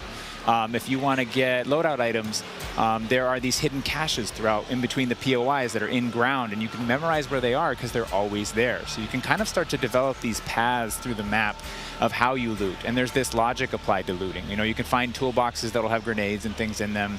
And you find these other crates that are kind of like, it's as if the military that occupied this space came through and dropped off military items. Those crates are always there, so you can always have this reliable layer to looting. Incredible. This sounds really exciting. We go on a road trip through Al-Maz and quite literally have a route we plan, hit the gas station, pick up gas snacks. up, pick up snacks, pick up ammo and all sorts. Okay, cool. So what about circle mechanics? I mean, this is obviously a huge component of BR's, Joe.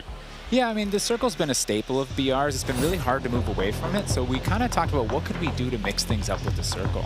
So we've got this new mechanic where the circle can actually split, almost like a cell splits, into 2, 3, or even 4 circles. And then those circles kind of close down. And what it does is it segregates teams, and you have these micro battles in those circles. And at a certain point, you're like, okay, we've cleared out our circle. We think we're good. And then those circles merge. They come back together, and you have this very directed fight of, like, as the circle's moving, you're, like, gearing up in buildings. You're like, here we go. It's about to kick off. And as soon as those circles hit, you have that final fight. So it's another kind of, like, twist in the gamelplay that we feel like is a cool world event that would happen. Like, oh, the circle's splitting. We need to do X. Crazy. Get in the car. We're going now. Go. All right. So apart from circle splitting, what about the gulag? Is that still around? I mean, there's so much change, man. I mean, I'm ready for it. But Joe, what do we got? The gulag, we've been experimenting with. We've tried some crazy things with the gulag. But the current version of the gulag that we have running right now, where we're excited people to play, is you're not in there alone.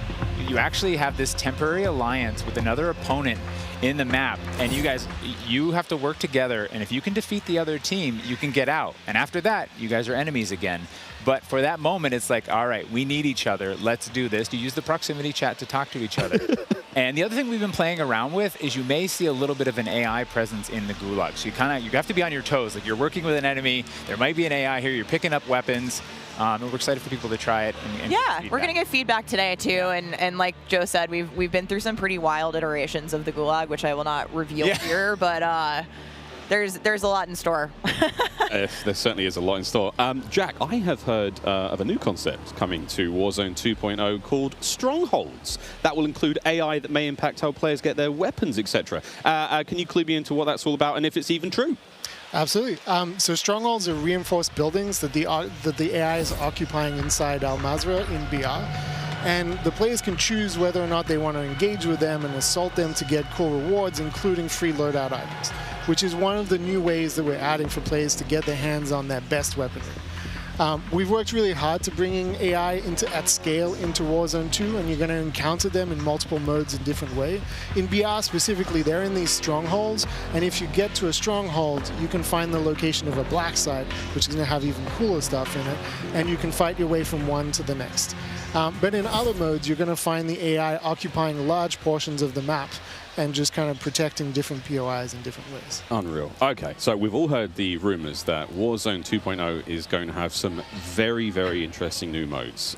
Would you care to confirm or deny Stephanie Snowden? It's finally time.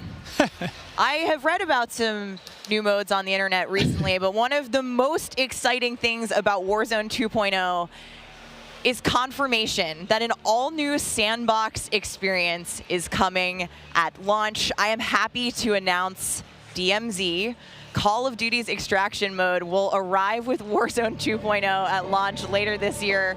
I played DMZ for the very first time on my first day at IW, and to this day, playing it nonstop, the possibilities with this game mode blow my mind. So DMZ. I can also confirm that DMZ is real. But we're not going to go into depth on it today because we do have to keep some stuff in reserve. What I can tell you, though, is we've created a rich sandbox where you can define your own win condition. You infiltrate Al Mazrah, you accomplish your goals, and then you decide to extract when the time is right. It is played across the whole map, and the AI is occupying large sections of the map, and they are lethal opponents, and they do command your respect. You have to watch out for them. You have to work with your team. They patrol areas, they occupy strongholds, and they'll reinforce based on players' actions. And then on top of all this, you can choose which mission you want to accomplish, or you can chase after a variety of activities in the world. And you can play this differently depending on your playstyle. You can go loud, like I always do. You can go quiet, or you can hunt other players or avoid them entirely. Or you could just decide, hey, I'm going to explore the secrets of Al Mazrah and see what's there. Loot up, exfil.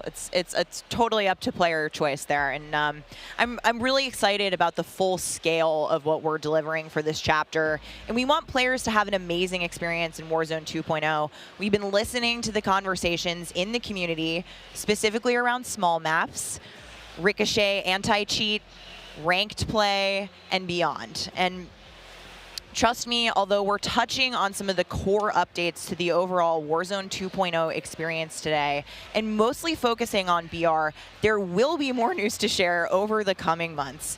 This is only the beginning for Warzone 2.0. Okay, I need Warzone 2.0 and DMZ in my life ASAP. Stephanie, when? Warzone 2.0 will be free to play for everyone on November 16th. With the start of Season 1 across Modern Warfare 2. Mark your calendars, that's about 2 weeks after after Modern Warfare 2 launches. And we had 125 million players in the original Warzone, and I cannot wait to see all of you and hopefully more of you in Al Mazrah for this experience.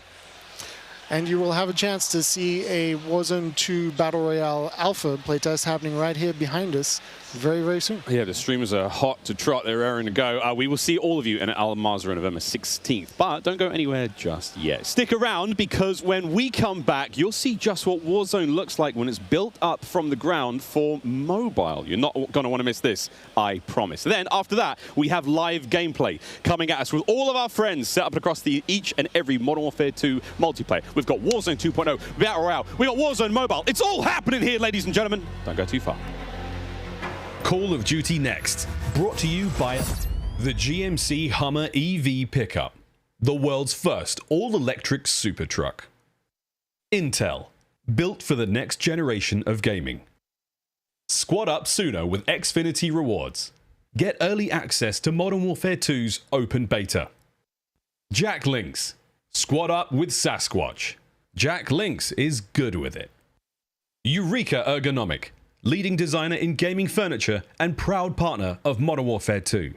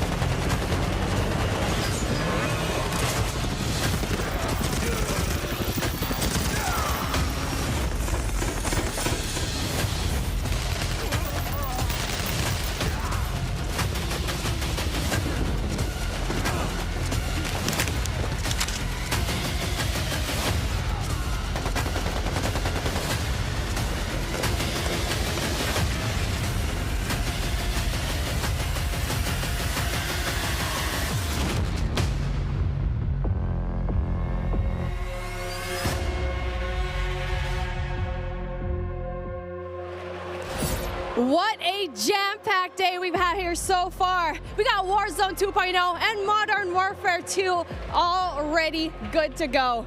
But finally, we're hitting something new here. Coming into mobile, we got Warzone Mobile 2 here for you. It's me, Beef Mommy, and I couldn't be more excited to be here with none other than Chris Plummer. And Chris, what do you have for us today? That's right. Today we are proud to introduce Call of Duty Warzone Mobile. Yeah. This is the real thing, and it's on your phone.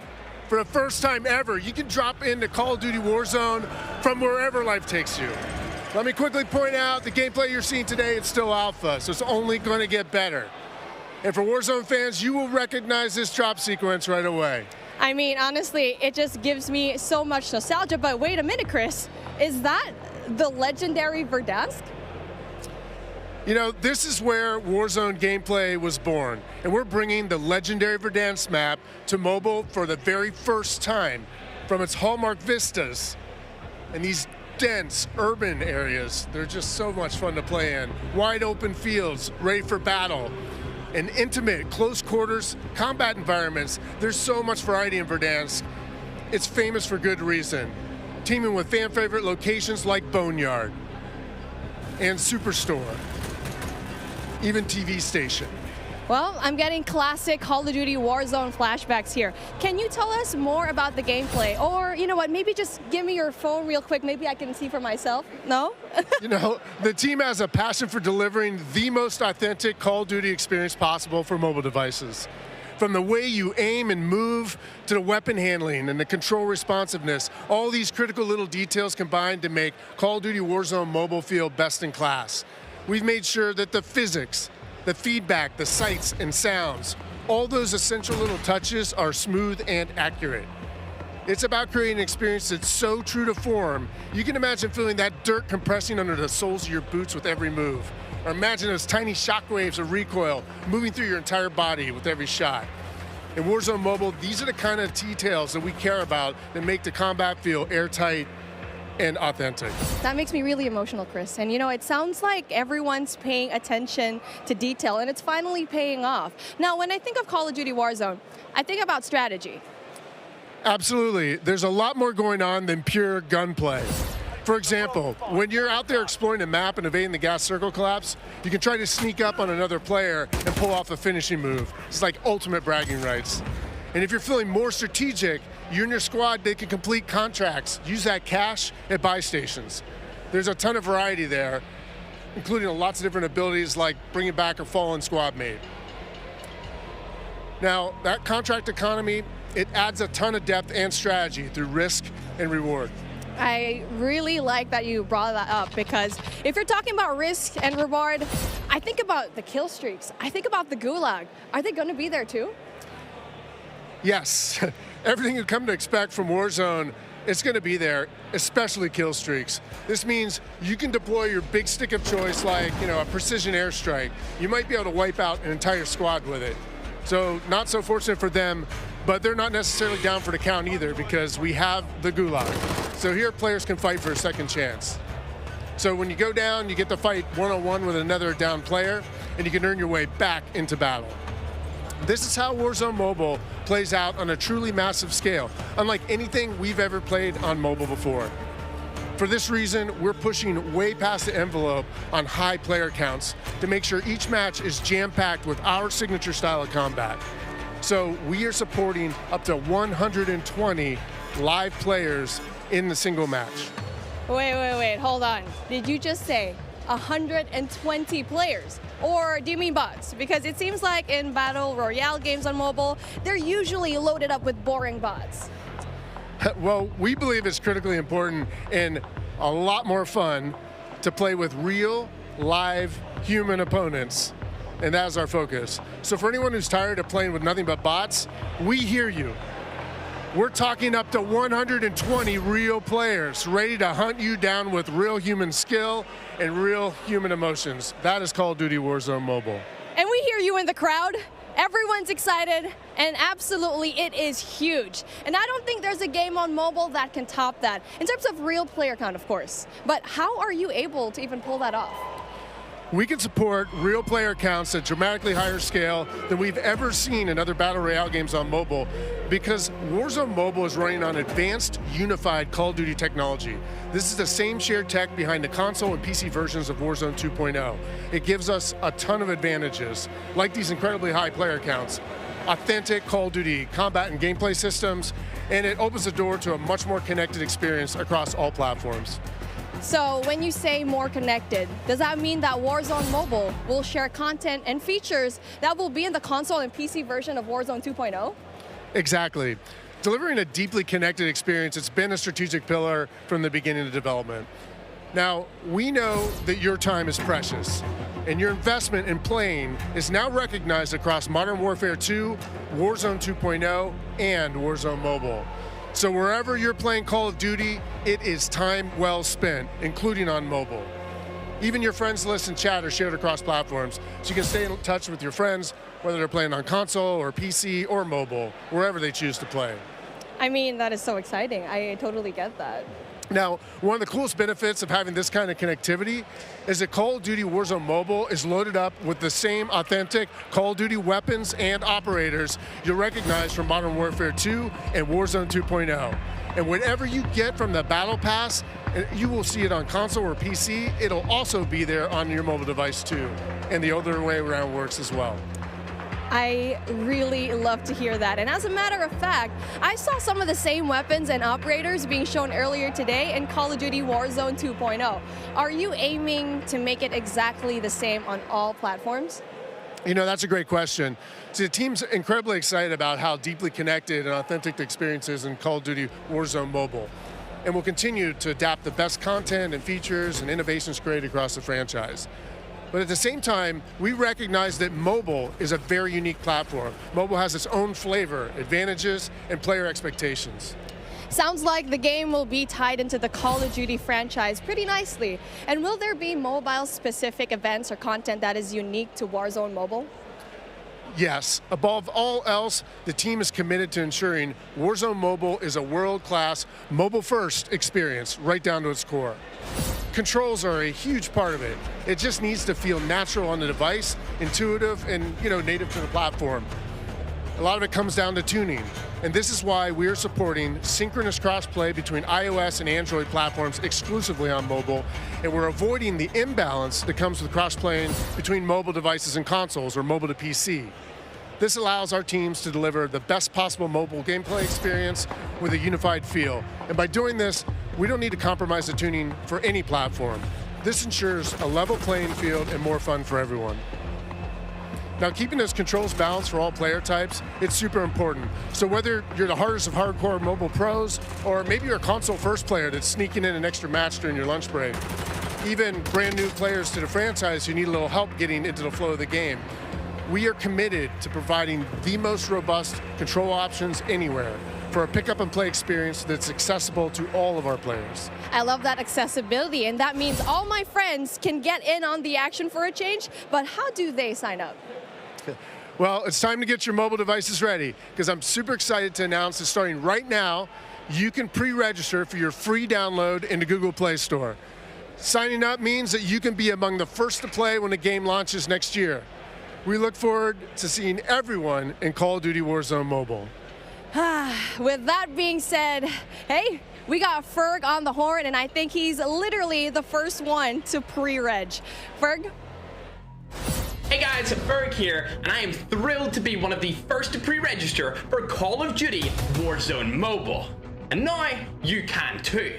Scan the QR code at the bottom of the screen to be among the first to drop. Tell your friends, because the more pre-registrations we drive, the more rewards we can earn.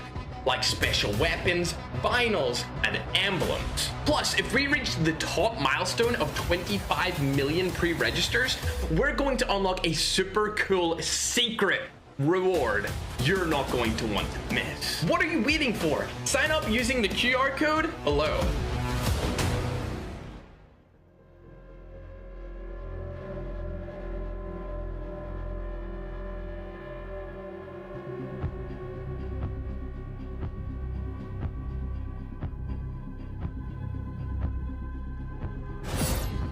We are back. It's Miles here, joined by Maven, Alicat, and Nameless Studio. What? Oh, guys, the adults have left us alone on the desk, and now it's our time to have some fun. I don't know about you guys, but okay, it's been a pretty litty day so far. Yeah. Where do we even start? I mean, dude, mobile, bro. It's a new era of Call of Duty. Listen, Miles, I've been addicted to Call of Duty for over a decade. You're telling me I could be in the airport playing Warzone now? Back in Verdansk? That's lit. Also, Al Mazrah looks absolutely incredible. Oh, it's insane. There's no shortage of crazy stuff coming my way. Ali, Yeah. I mean, lay it on me. Multiplayer for Warzone, for Modern Warfare 2, insane. It's incredible. We actually got to load up with some of the players yesterday in a little bit of a pre-test, and loading into Gunsmith 2.0 was actually so aesthetically pleasing, and I think everybody at home, once they also get their hands on it, they're going to love it just as much as we do here. Truly. Maven, my good friend, you've played more Warzone than most people on the Northern Hemisphere. How Yeah, you feeling? no, 8 hours a day for years, it feels like. It just seems fresh, man. The map, like everything about it, triple circles, the water, the boats. I mean, I was like kind of the proximity mine king for a while there, placing them under vehicles, trying to blow them up and set booby traps. And now you're telling me I could do them in not only land, but also the sea. I'm with it. It's going to be something, man. We really have seen a lot so far today. We've seen, Warzone Mobile, of course, multiplayer there, and a bit of Warzone 2.0. Cannot wait. But, guys, it's time to get into business. Let's now get into the Command Center. This is it. Welcome, ladies and gentlemen, to the Command Center, presented by Xfinity Rewards. We're going to be rolling the show through all day today.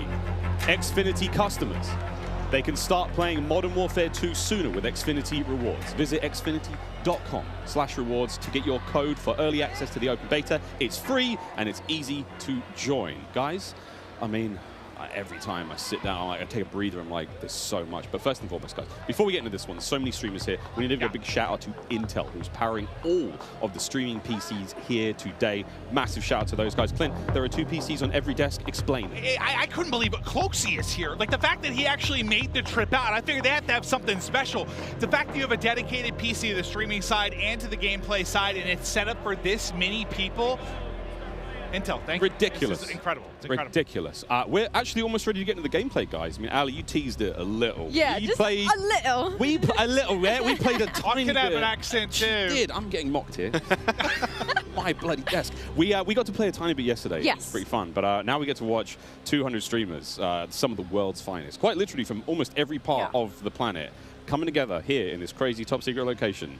What can we expect? It's going to get loud. It's going to get incredibly loud. Yesterday, it was loud, and I believe like not even everybody had shown up yet. So now that we have a full building of all of these creators, all of these PCs, I'm expecting people to get up and start screaming, Miles. It's going to be insane. Clint, we heard Courage from like headphones on. He can be heard from space. Oh yeah, no, 100%. Like Bobby Pop, if he's on a subtrain or something, Lord knows what that's going to sound like. But my boy Tyler Blevins Ninja here as well. But like, I think this is a testament to how pumped up everyone gets about Call of Duty every year. Like the fact that there are this many big name streamers in attendance, we're going to see some incredible gameplay, go through the various modes. I mean, this is going to be a real treat. It really is. I mean, and you've been around a long time in the Call of Duty world. In this venue right now, we've got streamers and players from, you know, all across North America, all, you know, South America. We've got players all over Europe, Japan, Australia, you name them. We are all over here. Mobile players everywhere. Yeah. How do you describe the vibe in the room right now? I mean, it's just incredible. It's a bunch of homies who love Call of Duty all in one room getting ready to grind. And, you know, I was talking to them earlier. I was walking around doing the round saying what up to everybody. They're going hard, right? Like, I was talking to some of the Warzone guys, Repos. He's like, I'm here to fry. Zuma's ready to go. So I'm interested to see them with these new weapons and the Gunsmith, what they come up with, especially our new game modes like Prisoner. It's going to be lit. Listen, as much as they're here for their love of Call of Duty, they're also here because they want that banger clip. Like, everybody wants, like, you know, like, you're trying to go out and fry some of these big names, get a clip out on social, your YouTube, whatever it's going to be. So yeah, I'm sure people are going hard in the paint or falling to their desk at their Tim. I'm sure we're going to have a couple of those. We'll go a little bit of that later on. I think we're actually ready to hop into gameplay. Dr. Lupo, one of our first here, and he's already down and out, but we are playing, I believe this is Hardpoint and Mercado, nameless. Yeah, you know, I didn't get to play this map yesterday, but one thing I just want to point out with this game is it's a lot more vibrant than some of the MW games that we've had in the past. There's so many more colors, and that's something that I always enjoy, especially with Call of Duty, is when it's more vibrant and you can see more on the map. I think sometimes you go dev to dev, and yeah, it's like you have like your more realism, like your grays and browns. Some will have a little bit more color, but like this map in particular, the second we saw like the fly through of this, it just looks gorgeous. It really does. And I'm not that I had any concerns about the visual side of it because they knock it out of the park every year, but it's just aesthetically pleasing. It is. It's very, very pretty. That is, of course, Dr. Lupo. You can watch him stream this live. Every single member of the crazy, I don't even have a name for it, the stream pit here, COD Next, all of them live on their own channels, and unreal, man. Yeah, it's unreal. I mean, all these guys are going hard. You can see he's locked in. Talking a little bit about the game and the movement, though. When I first hopped on yesterday, the movement felt so much different than Call of Duty's in the past. You know, it's not that slide cancel. You got to complete your slide. The dive mechanic, it plays out so much different when you're going into a gunfight. You can dive out of a window. Miles, it was a lot of fun. We were getting into the mix. We really did get into the mix. I'm going to tell this now on air in front of God knows how many people, but last night, Ninja wasn't in the venue. I played on his setup. He wasn't quite here yet. And I found there is an in-game, like, whisper feature. So I was sending messages to other creators as Ninja, talking horrendous, man. Like horrendous trash talk. All very good-natured friends of mine, you know, but it'd be kind of weird to get that from Ninja, right? Yeah, does Ninja know you did this? He has no idea. I walk up and slap him. I walked past him today and I was like, good morning, dude, how you doing? He's like, hey, man. Not a single word. Ali, not a word. But not a word. I actually got into a game against you specifically. I was on, I believe, Nate Shot streaming account. I don't believe that he's here today, but I was getting disrespectful with some people on the map. And I believe that you were in my last game, and the second I killed you, you left. I remember looking at the leaderboard, and that wasn't me. That was Ninja. A quitter, Miles. That was Ninja. Over to Courage now, who's having a good time. And, you know, we're Listen, he is, as much as he's like a fun, good-loving, like everyone takes a jack, as just like this great-natured guy, he is one of the most competitive human beings I've ever met. Like, he gets pissed, bro. Passion. raging passion. And look, it's me on the right-hand side. No, it's not. It's me. And I will have to say, to test to what Ant was talking about earlier, about the game mechanics, something else that I noticed that I don't feel like I felt in other Call of Duty games is how kind of realistic the movement with your gun is, if that makes sense. Like, there's obviously always going to be recoil, your attachment's always going to mess with that, but when you peek corners and stuff, the way your gun moves with you is very, very realistic, and I think that's going to be something a lot of these players are going to notice and have to get used to very quickly. And you saw a taste there of when you're spectating a player, you get that kind of like over-the-shoulder, like tactical camera view, and it just adds this insane level of like, it's like realism, but like it just looks so exciting to watch in the game. And sorry, Clint, this is the new knockout mode. I don't think you might not know what this Good to see you, Schwanhoff. Yep, I'm definitely hyped for this. Absolutely 100%. I just wanted to kind of live react and enjoy it. Yeah. Like, there's so much new stuff. Like, I've just been looking forward to seeing what's going to be on the table. But let's see if Jack can actually step up this time. No, not going to happen. Just getting destroyed. I'm sorry. Superior positioning, Jack. You are awful. Oh, was that too hard? He's my. No. Yeah. He's doing the classic. He's going to a set. He's like, he's doing the classic. It was something else. It was something else. It wasn't. My sensitivity or something? What is it? No, Jack. Wherever he's spectating is using my favorite SMG, by the way, too. And I think that's the Hurricane. The Hurricane. What do you think, by the way, just about the changes to Gunsmith and now having 5 attachments and not having, so I saw the rumblings on Twitter and stuff like that.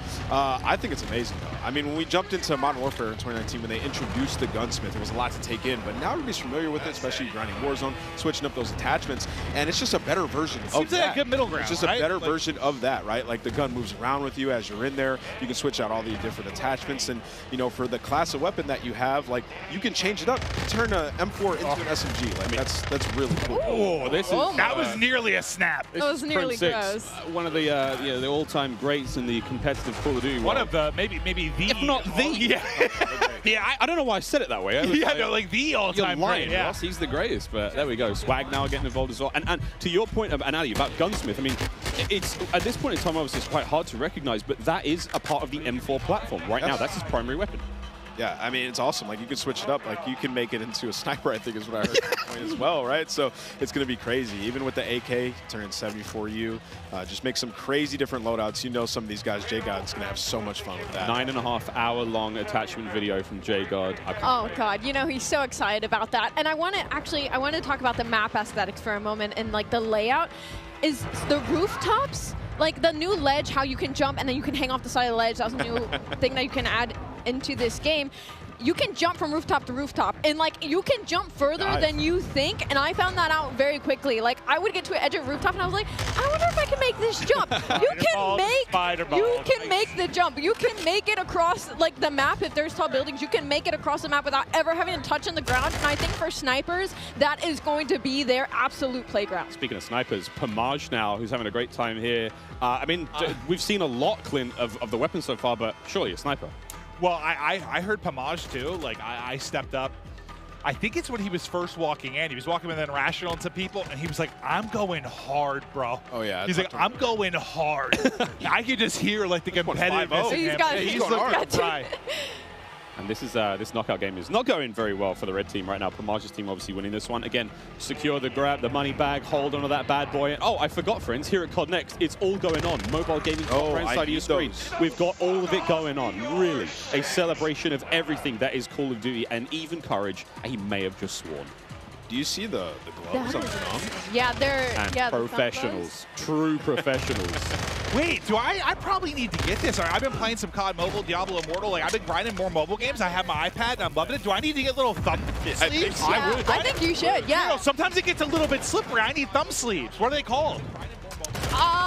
Thumb sleeves. You're in the right place to ask about that. Yeah. There is an army of professionals. I'm looking into that. No, that's actually an issue. It's like it's a little bit slippery, you know? So they're playing some hardpoint here, and obviously us coming from the esports side of things, we love hardpoint. Miles, we were talking about this morning, when there's a hardpoint and there's some elevation above it, you can dive into it, turn around, land on your belly, and absolutely fry. So, there are some movement mechanics for you speed demons out there if you want to make some plays. Yeah, there's a lot of talks about, the way slide works now, and of course the dolphin dive is back. I don't think we're not officially calling it the dolphin dive, Joe Scott's calling it the dive itself. I mean, it's a really fun mechanic. It's fast. We get to see some gameplay with it. I've actually been walking around talking to some of the CDL pros, been like, hey guys, try to stop sliding, try to dive a bit more. Come on, Butters, show us the dive.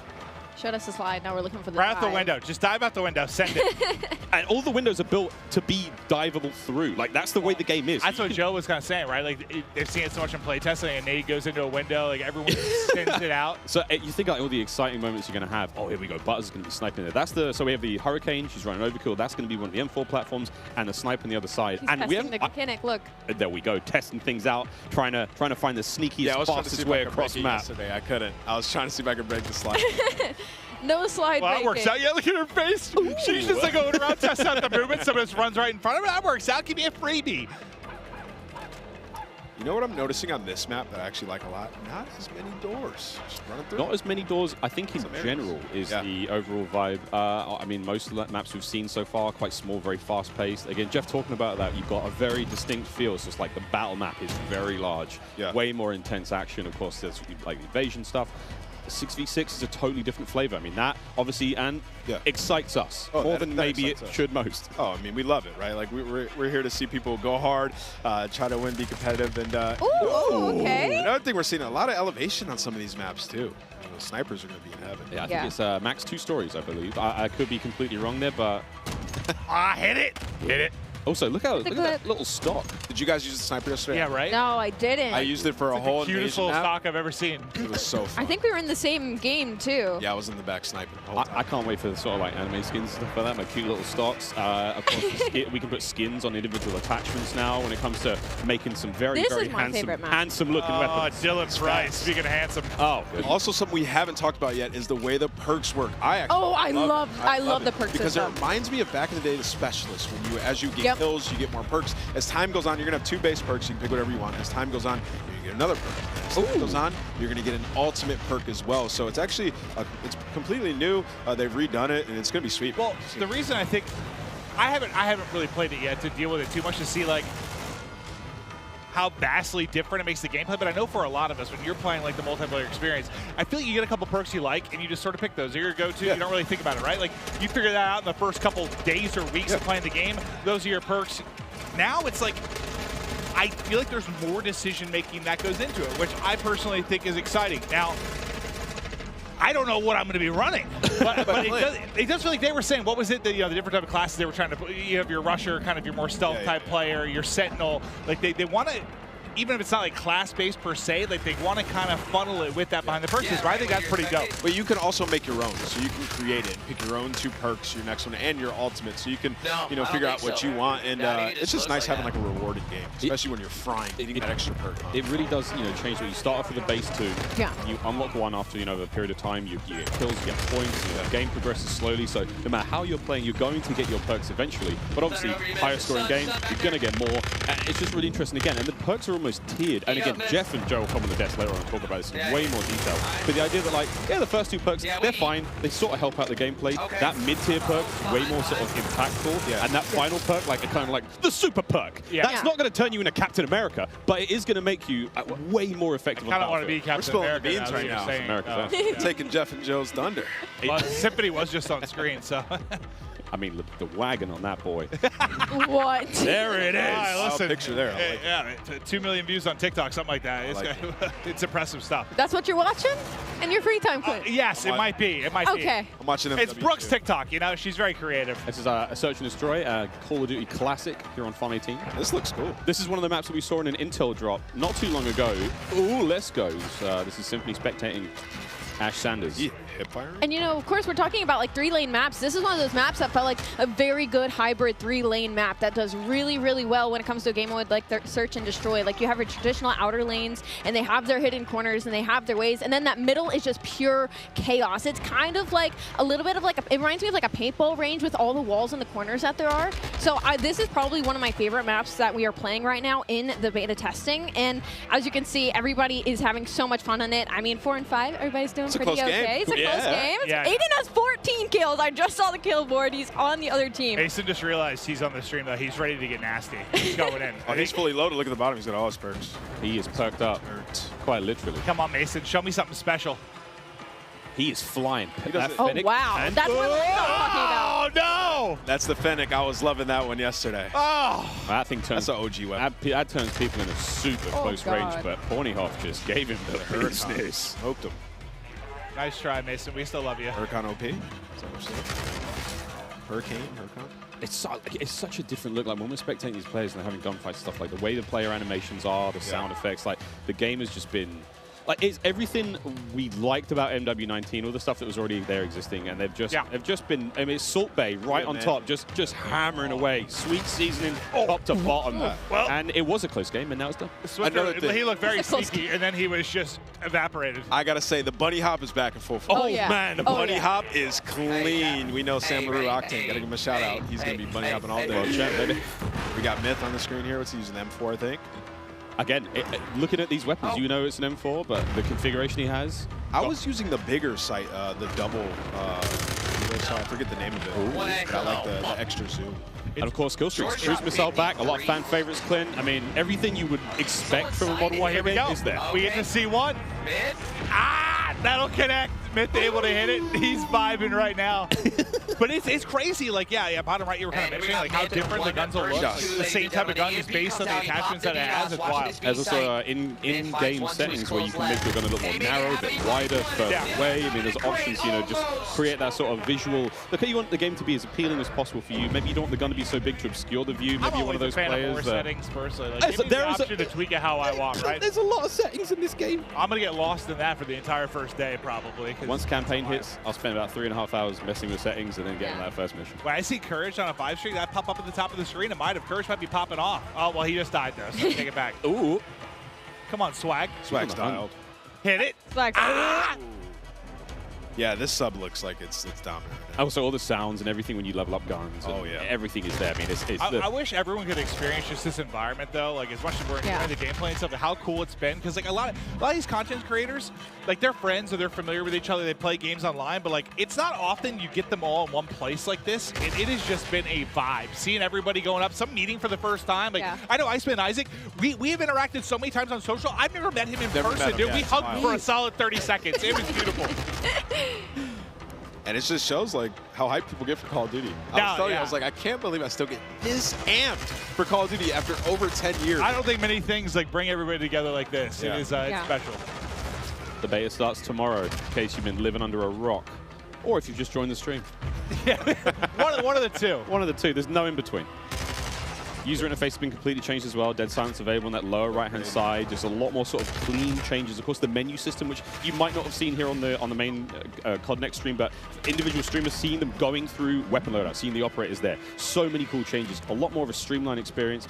It's sexy. That's not a lot of ways to describe it. I love that, especially like when you click start, you go and you look at your loadout, you switch weapons. It looks good. You can see everything. It's just right in front of your face. You know exactly what's there, digestible, and that's what you need. It's such a fast-paced game like Call of Duty. It's digestible. I also quite enjoy that like it doesn't obscure too much of the in-game screen. So if I'm hitting pause, I'm checking stuff out, I still have some kind of like situational awareness when I'm in-game. And I will say in terms of balance of like ARs and SMGs, of course, this is all of our, like our first peeks into it, but they've looked pretty balanced so far. Like the SMGs have been absolutely disgusting up close, whether the AR gets first shot or not. Now long range, the SMGs haven't been ripping as well. The recoil gets insane at that sort of range. So I feel like it looks like the gun balance as well, regardless of your attachments and what configuration you end up coming with, is fairly much there. I love that because, I mean, it just feels like sometimes it turns into this one gun that can do everything. Yeah. Right? and I think everyone appreciates a little bit of variety. Like an Well, AR that's feels like quite an AR, literally some what feels this like a game sub. is, because you could change your gun up to whatever you want, right? So Well, in a way, yeah, but like I think to Ali's point, like there seems to be a little more separation between your SMGs like I and haven't your ARs, seen which the is do great. it all gun just yet. No, I mean, we saw Aiden, of course, on the Mountain Dew green carpet, like, I want a broken shotgun.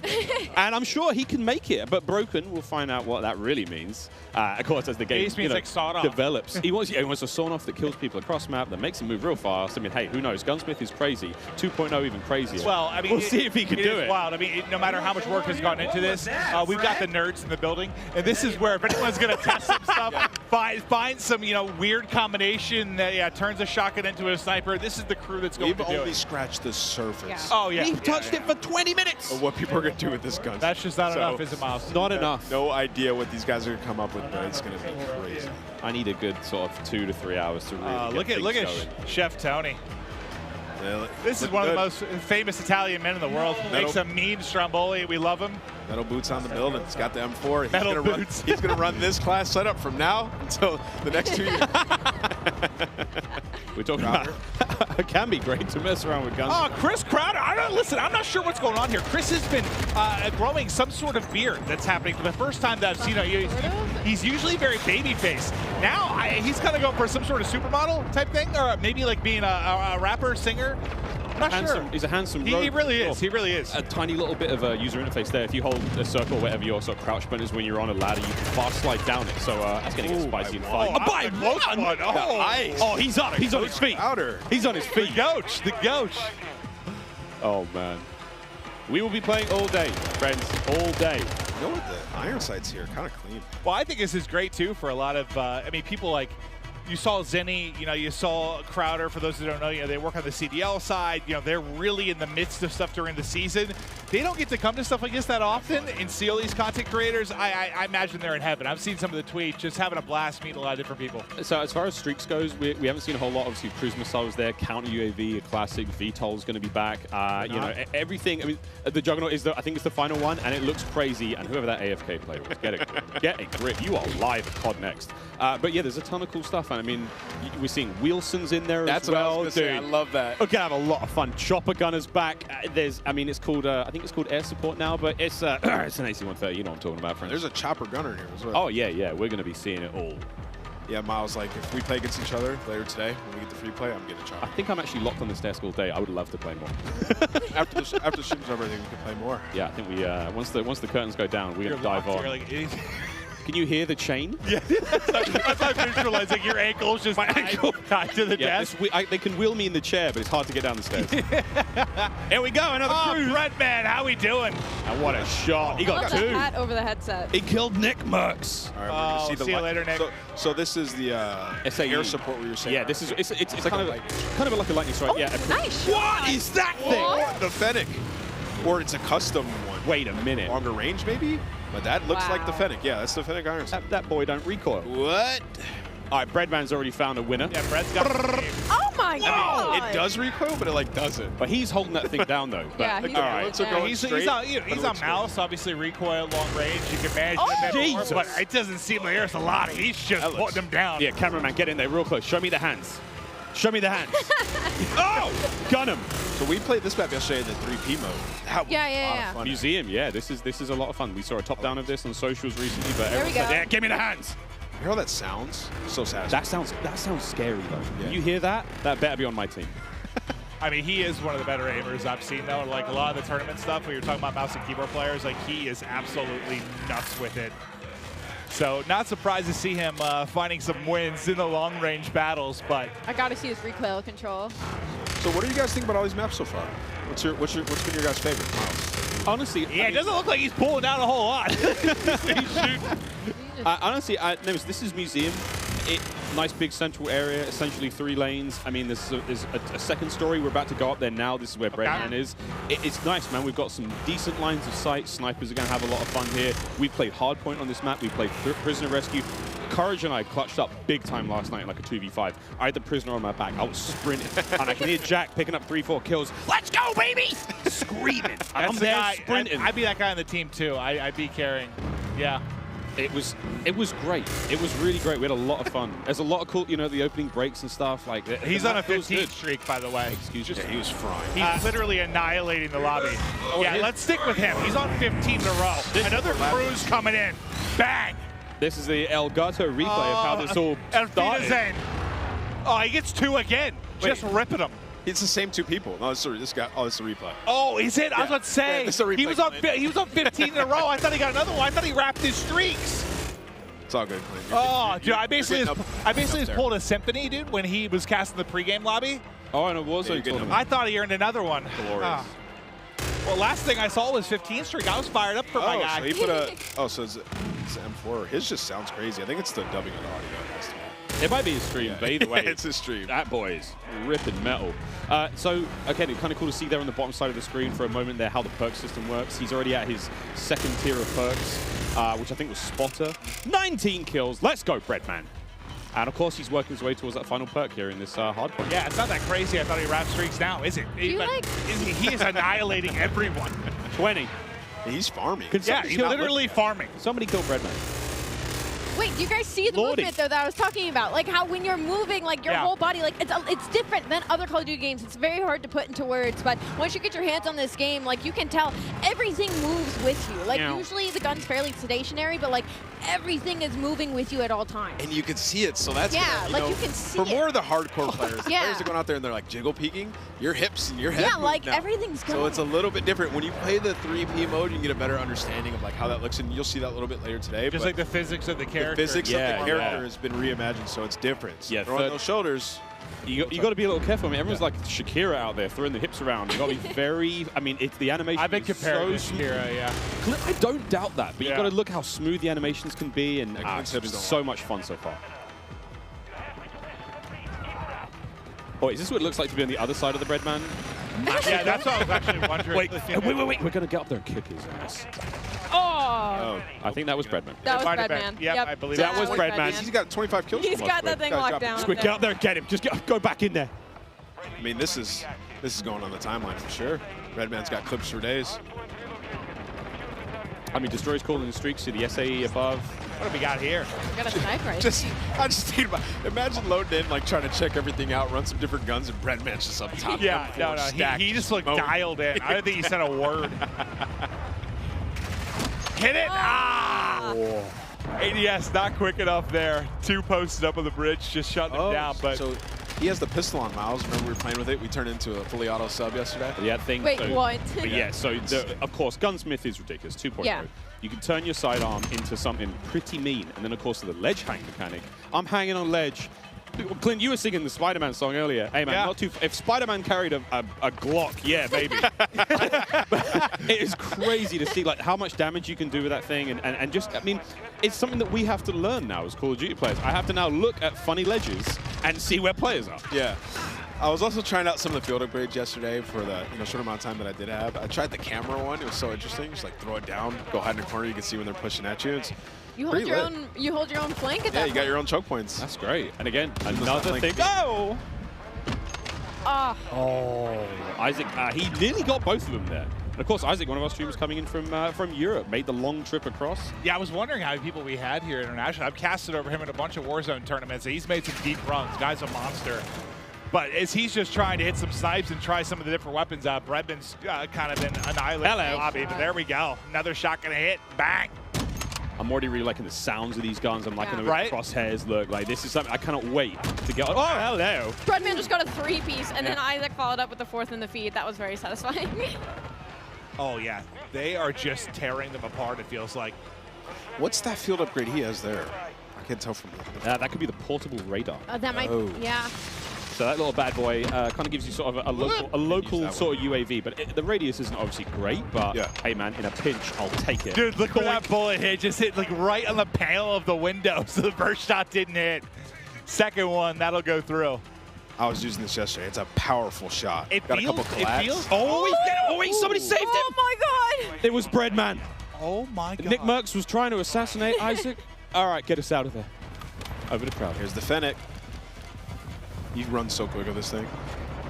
I mean, look how different this POV seems versus like the sniper POV. Yeah. Right? Like you're moving. You're going. That. Oh, wow. Doesn't matter though.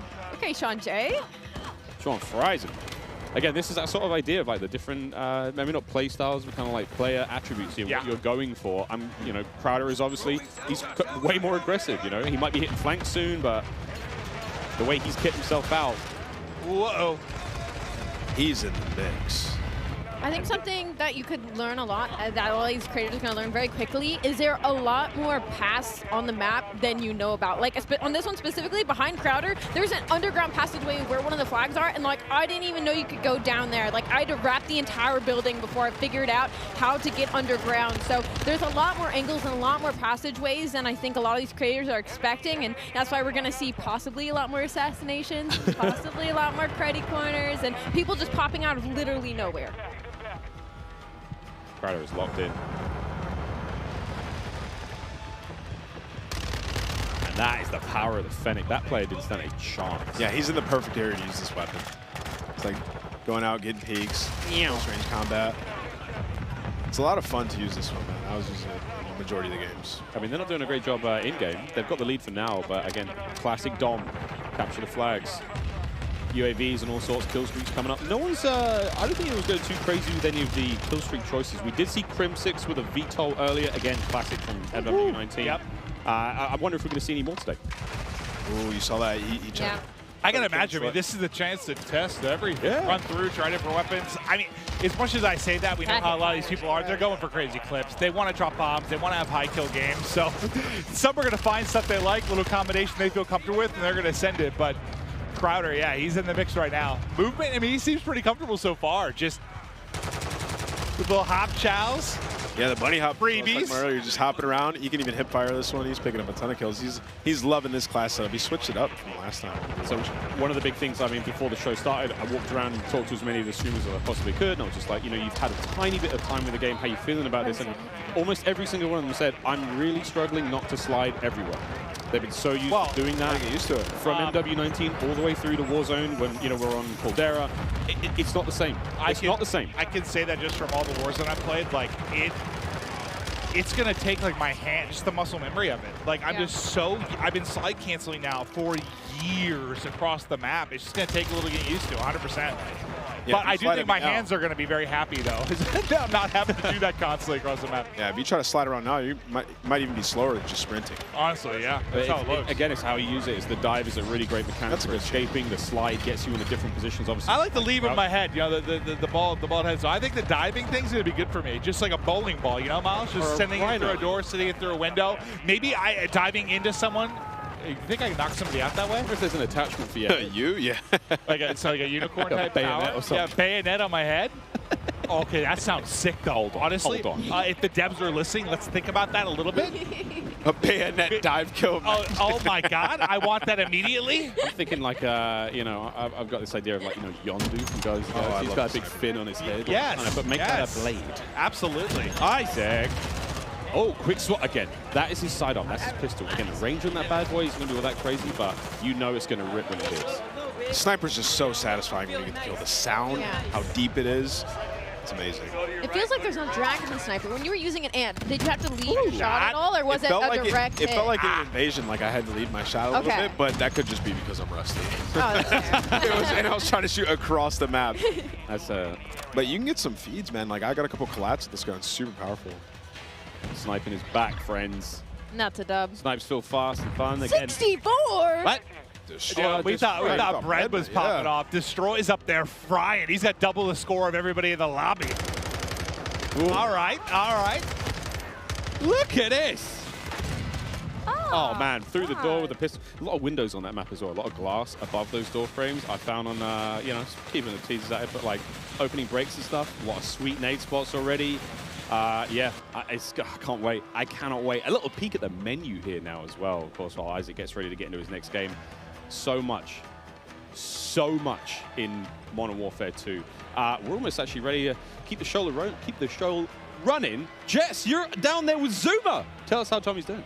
Miles, that's right, I am right here with Zuma, Tommy Properado himself. So, I mean, you have now had your first taste of Modern Warfare 2 here at COD Next. What did you think? Oh, it's incredible. The game feels super smooth. The gunplay is awesome. I like the time to kill, and the maps are dope. A lot of close quarter gunfights, and, you know, I've been having a blast, man. The chat's loving it as well. They're loving it. So there's so much to talk about, you know, new modes, new maps, changes to the Gunsmith, but what really stands out to you? Like, what are you excited about? I'm really excited just to get the competition going. I mean, I'm excited for the CDO, and I heard them talking about ranked play, so, you know, I'm really excited for that. And Warzone 2 looked incredible as well. I was talking to Repulse. We're going to be the Warzone duo this year, so I'll be bouncing around between the both. But I'm just excited for something new, you know, a new game. And it's been a lot of fun to play, and there's so many amazing creators here. And just thank you to everybody, and thank you to Call of Duty for the opportunity to be here. It's awesome. And then, you know, real quick, with Modern Warfare 2 on the horizon, what does the year ahead look like for you? Man, just a lot of shows, man. A lot of flanks, a lot of streams. I mean, the content's gonna be pushing all year, so excited, man. Zumafi's gonna take over, and we're gonna have some fun, man. We're gonna have some fun. All right, well, thank you so much. That is all from me for now. I believe I'm handing it off to my dear friend Lottie. Thank you so much, Jess, and it is so good to be here. My name is Lottie. First time on the desk, first time, of course, being in this incredible arena. I have a lot of wonderful folks on this desk, but it is now time to chat about an epic giveaway from our friends at Jack Links. Each Jack Links supply drop includes a brand new copy of Modern Warfare on the platform of your choice, delicious Jack Links limited edition products, and brand new epic in-game items that I promise you'll be dying to get your hands on. So check this out on how to enter. Looking for an epic way to celebrate the launch of Modern Warfare 2? Jack Links has got you covered, giving you the chance to win the ultimate Modern Warfare 2 supply drop. Keep an eye out during the broadcast for the Jack Links Sasquatch to appear on screen. If you see it, grab your phone and scan the QR code, following the prompts to qualify for entry. Tune in to Call of Duty Next. Squad up with Sasquatch and level up for the ultimate viewing experience, courtesy of Jack Links. Terms and conditions apply. All right, folks, so keep your eyes peeled to spot the Sasquatch on the screen throughout the show. Scan that QR code and enter all your information for a chance to win.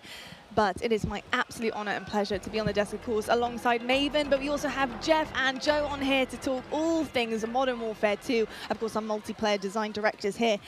And we're just going to get a bit nerdy, to be honest. You know, we're going to look at a bit of gameplay. I am so excited to talk about it. But Maven, I've got to ask you, what do you want to dive into first? We have the two guys that are going to answer our questions. Well, here. first off, by the way, you guys killed it in the opening of the show. Thank you. you. Know, it started real smooth. I'm sure nerves were going a little bit, but it was awesome to see. But I know we're going to have gameplay that's going to be popping up. We're going to chat through stuff. But I think one thing I kind of want to chat through is just there's been a lot of significant changes. You guys are always looking to how to kind of tweak the wheel a little bit.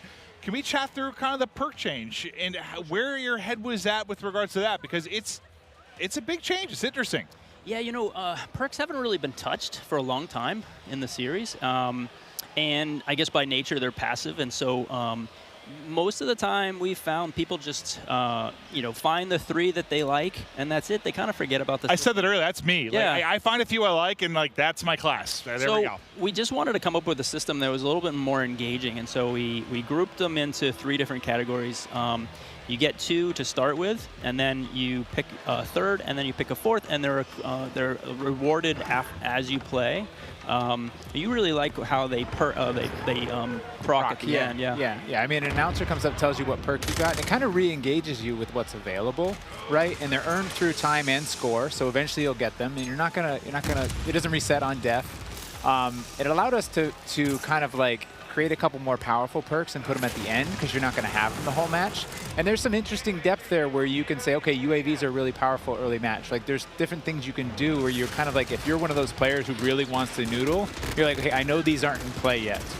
Well, I guess, listen, it's very different, but I'm also a big like RPG guy, so I like the process of like unlocking things and earning things. It's just like at the core of who I am. So I dig that, just like the progression over the course of one single map. I think is very cool. Yeah, it just feels good. It feels good. It feels good to be reminded what you have. Yeah, no, 100%. Oh, and I guess we didn't touch on actually is the packages, right? From like, we're talking a lot about the theory crafting of what you set up. Yeah, but we actually have these defined packages. So early on, you just say, you know, I want this playstyle. I just grab this package and go. And then later on, when you're like, okay, I like that, but I want to noodle a little bit. You can hop in and create your own packages. You know, that kind of, it really, people can see that through the default loadouts.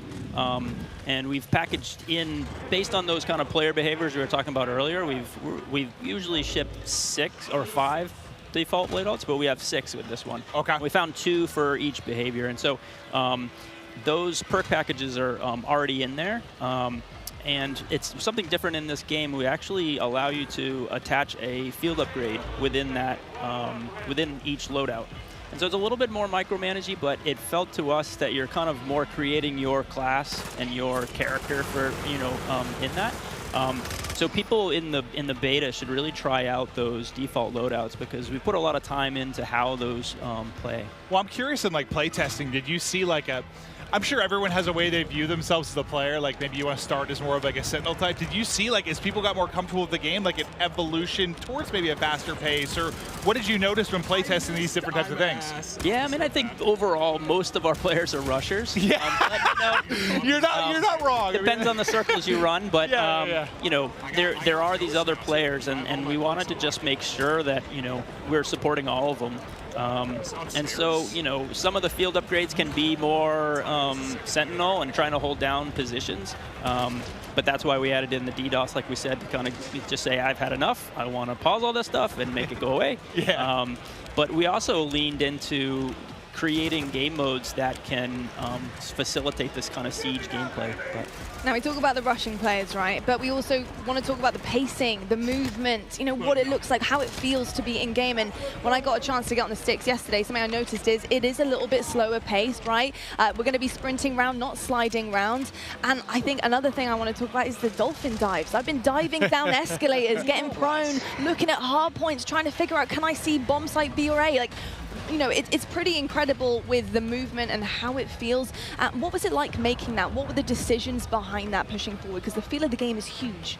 Yeah, I think fluidity, and I mentioned it previously, is like really, really important, right? But we did make some small tweaks, right? Like slide has a little bit more of a hang up so that people aren't just sliding around the map, so that they're actually moving through spaces, checking corners, and kind of like pacing themselves. But the general movement of guns should be almost exactly the same. And Jeff and I regularly check in. We're like, okay, how are we doing? Like, let's look at last game, let's look at this game. And we try and be consistent in that regard. But there have been these small tweaks, and the dive is one of those tweaks. The ledge hang is one of those tweaks. And those will change how people move through a space, right? You won't throw yourself over a wall, you'll peek that wall first. Yeah, I love the ledge hangs because, you know, just testing out yesterday, being able to kind of ledge hang and really use it as intel as well. I think when it comes to multiplayer and competitive side, that's kind of where I'm at here, is being able in S&D, just being able to know where people are, give that intel to your team, peek that back down again, making sure you're not getting your dome ripped off by a sniper, of course, major stuff here, but and exciting that the fact that you can get your secondary weapon out and start to put a bit of damage in and help out there. So in terms of ledge hang, where did that come from? What was the idea behind it? You know, why is it so special to have that in the game? To be honest, it came out of face planting too many times, parachuting in, just missing that ledge, and you're like, nope, that's frustrating. Let's fix that. Well, we've all been there. Like, whether you've been playing Warzone, like you're trying to like hop and grab it, and you just like, it's like you want to hit the button to like activate the pull-up, but then yeah, you hit your shoot and you're like falling down. It can be so frustrating. Yeah. So I mean, really, that's where it came from. But yeah, it was also the high mantle too, right? Like late when we were developing Modern Warfare, and then you know Warzone started to come out. We had these walls and things. We ended up turning up the mantle height in Warzone. Okay. And it didn't feel as polished, but it allowed people to get over walls they otherwise couldn't. But like I said before, you kind of commit, and now you're like throw yourself over a wall and get shot as you make that transition. So the high mantle is definitely like get up, you can peek, or you can just double tap it and pull yourself over if you're in a hurry. It just adds that extra layer of like I can be a little bit smarter about how I move through the space. That's a good note that you know, we make all of the equipment, all of the movement, and all of these things for scalability, and we have to kind of check ourselves that everything we put here is going to show up in Warzone. Well, now you've got this like metaverse of like there's so much. It's a big kind of like I was saying earlier, right? It's like not hard, man. I'm sure. It's like how do you add different things in and make sure it all stays in check and not mess up this ecosystem? Well, it feels like I guess for me when I view it, well, what has been the one thing, at least for me, that really separates Call of Duty from a lot of other shooters? It's like it does feel so fluid, but like there's a limit to that too. You don't need to be an amoeba, like it's just like floating through the map. Like you want to be some realism to it, but like how can you add that realism and the ability to, I mean, think about, I don't know, 10 years ago, what you were able to do with just like interacting with the map and what it's come to now. I mean, it's insane how much it's changed. We had to argue to get sprinting into, I think it was COD 4. I'm sure. We didn't have that, and so like just the evolution of where. Yeah, it's come a long ways. I played the very first one, so yeah. Yeah, it's been pretty special, and something else that's a bit special as well is the fact that we have all these content creators behind us. We have an Elgato replay for you guys. It's actually Myth here on Prison Rescue. Just gonna check this one out and see exactly what went down here. And Prison Rescue is gonna be a really exciting one, of course, because you have to get that objective done. You need to go rescue the prisoner, and carrying them out is gonna be huge because that icon does disappear. You know, how did it work with this prisoner, being able to put them in the game, knowing that somebody's going to have to run this prisoner back and extract them, and having that defense to be set up later on and have to completely and utterly change the game, go to that defensive mode? What was the kind of makings behind that? So it was actually kind of a hard mode to make, and we went through all these different iterations, and we had these problems where we're like, hey, the modes around rescuing these prisoners, but people, they weren't able to, right? We're like, hey, do this heroic thing, and rounds just kept ending in elimination because it was so hard. And that's why we added the radar sweep that you get when you get the prisoner, and that's why we took the icon away when you pick the prisoner up.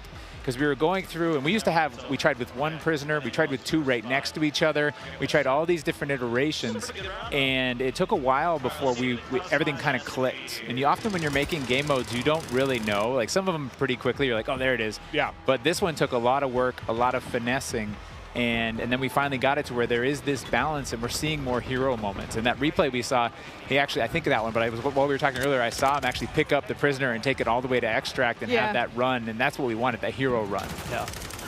I'm just thinking about like how crazy it's gotten. Like I don't envy you guys at all. I mean, I do. You have great jobs, but like the fact that you have to think about like everything within this sandbox, like from when you're trying to make a new mode, like how is some new movement or anything going to affect Warzone? How's it going to affect ground war invasion? Like, I think every game you have that moment at the end of the previous one. You're like, okay, how do we squeeze more blood from the stone? Yeah, right, right. And it's like, but then you start iterating and trying different things, and you do kind of like, all of a sudden it's ballooned, and you're like, oh no, we have to cut stuff. We have too much. Yeah, I mean, Jeff, Joe, this is a pretty hard question, but just to kind of wrap things up here, you know, I think when you talk about Call of Duty, when you listen to feedback from players and different generations, they always talk about that nostalgic feeling that they get when they get on the game.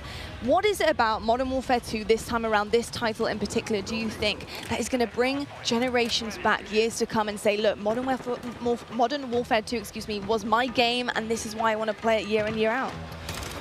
Yeah, you know, nostalgia is a weird thing, and I know from working on past games and people speaking so highly of these different things, and it's kind of where you're at in your world and your friends and things like that. And so for us, we can't really control that, but we try to lay out kind of, I don't know, for the lack of a better term, like you're kind of laying out a nice meal and you're hoping that everyone enjoys it. And from all the systemic play with all of our equipment and all these different interactive systems, we're just hoping that fans find new and crazy ways to play the game. I don't know. What about you? You just want it to be fun. I mean, at the end of the day, right? Yeah. Because nostalgia, you got to probably tune some of it out. Like some stuff, that's tough.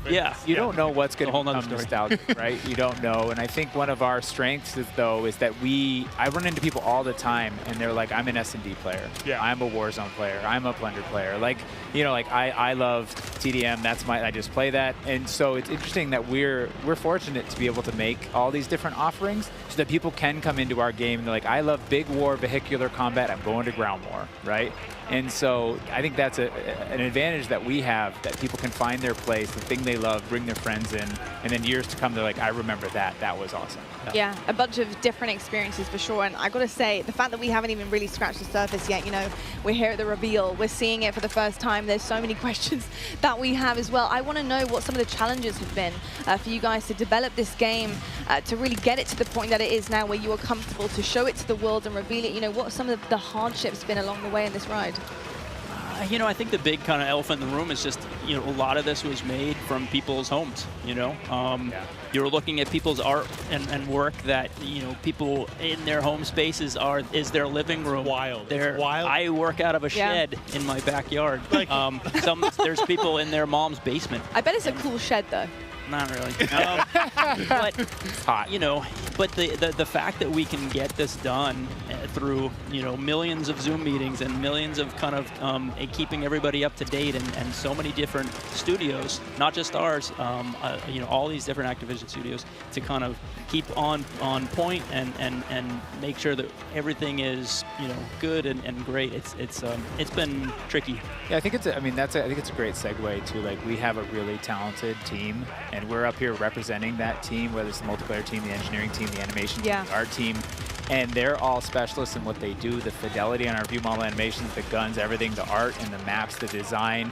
Our geo designers, they make these 6v6 type maps, they make these huge ground war maps, and they put it all together into this massive big map, and everything needs to sync. And so all we can do is thank them and do our best to represent them. I'm kind of curious, were there any positives for me from a creative standpoint with the fact everyone was in the office and everyone was kind of away? I almost feel like maybe that would lead to some interesting ideas.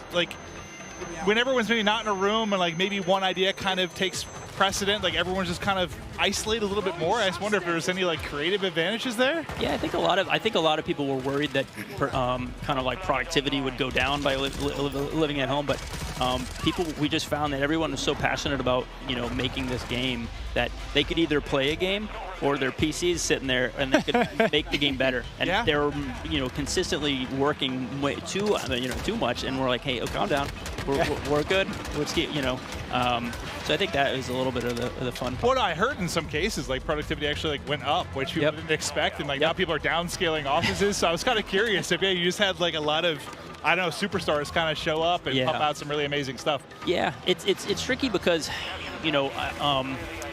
we've just now been coming back in and getting kind of that kind of community in the office, and that has been a great way of kind of solidifying the game and getting people back in and feeling you don't get the big hoots and hollers when you're at home, right? Yeah. So we get people in the office, we get them in the big pit, and we're all playing. And Gold star.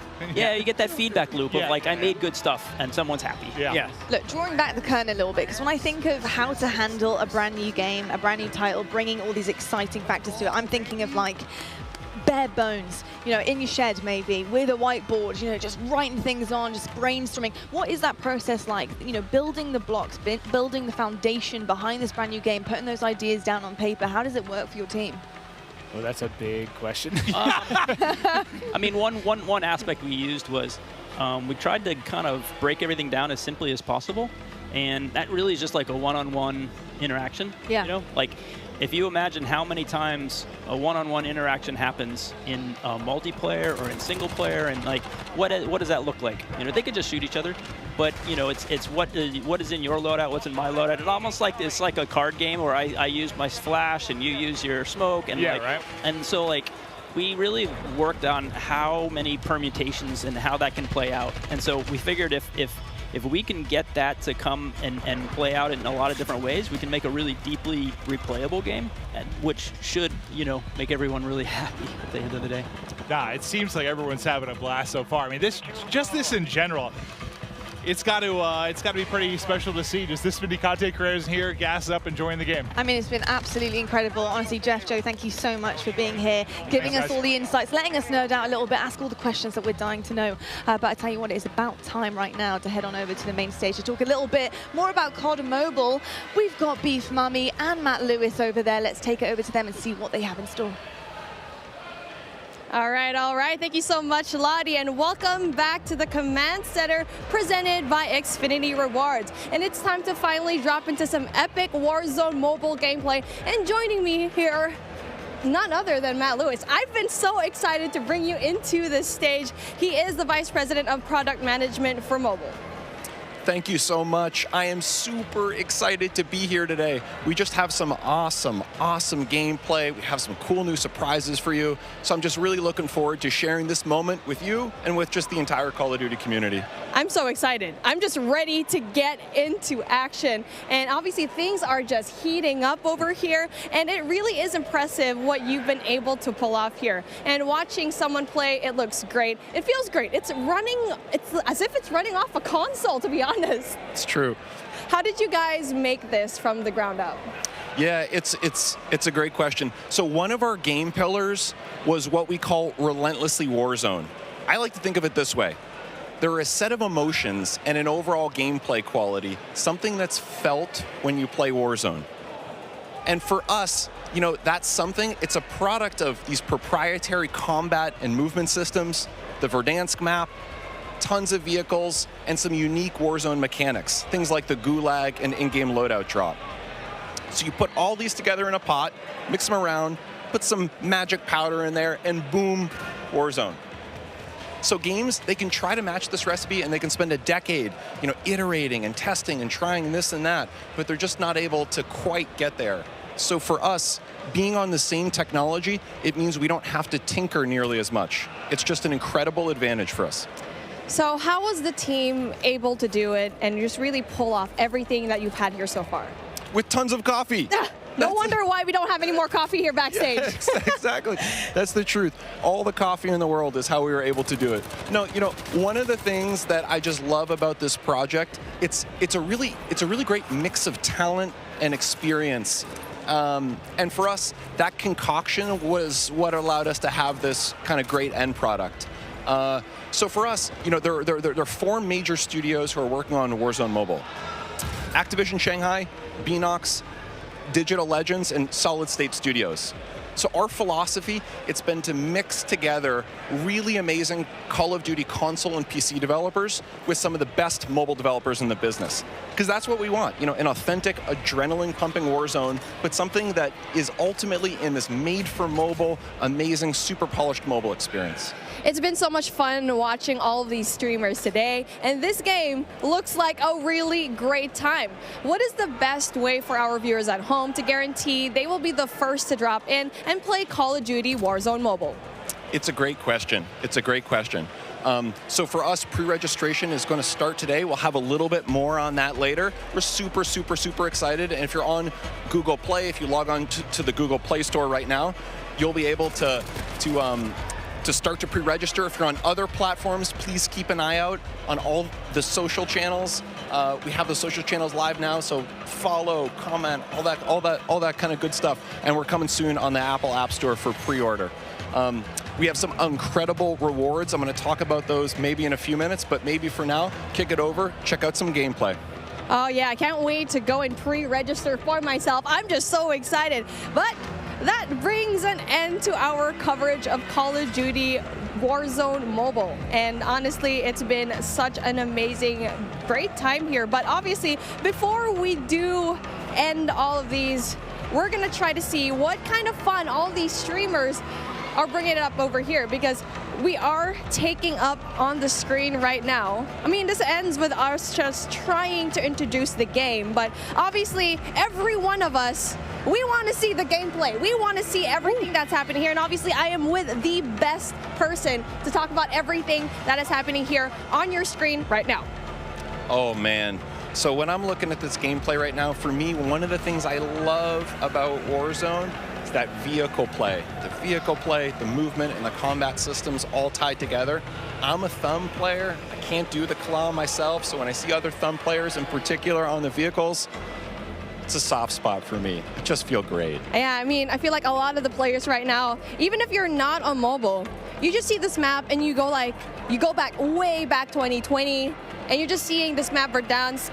It's just you're basically having a little bit of a throwback from when you used to play this map, and you get to play it here on mobile. And so I feel like it's just so exciting to finally see this map back into life. And really, we're just ready to play. I know, yes, we're in alpha right now, but I played the game yesterday. It feels amazing. 100%. I think you nailed it. I think the team is really, really, really happy with where we are. If we think of the development process, we typically think about 4 stages, and we're in the 2nd stage right now, where we're live to some amount of people in our alpha, and we're going to be entering a beta shortly. So for people who are interested in getting their hands on the game, the best way to do that, to pre-register now, follow all of the channels on social. There'll be some great updates there. And we just have loads of improvements, loads of surprises too. We just have some super cool stuff coming in. New features, maybe some new gameplay. Gunsmith is looking absolutely incredible. I think players who are familiar with it, they're just not going to believe what we have coming out with soon. And as you can see over here, we definitely have streamers that you're very aware of already just logging in, checking out Warzone Mobile. And it looks and feels amazing, as you can see on your top left screen. We were talking about this beforehand, right? One of the POIs that we really love to talk about is Boneyard, because for me, in my experience in Boneyard, it's great. It has so many chests. You definitely can get a lot of money, but the moment that you drop in, you already know there's a bounty on your head, most likely. Me too. Boneyard for me is my favorite.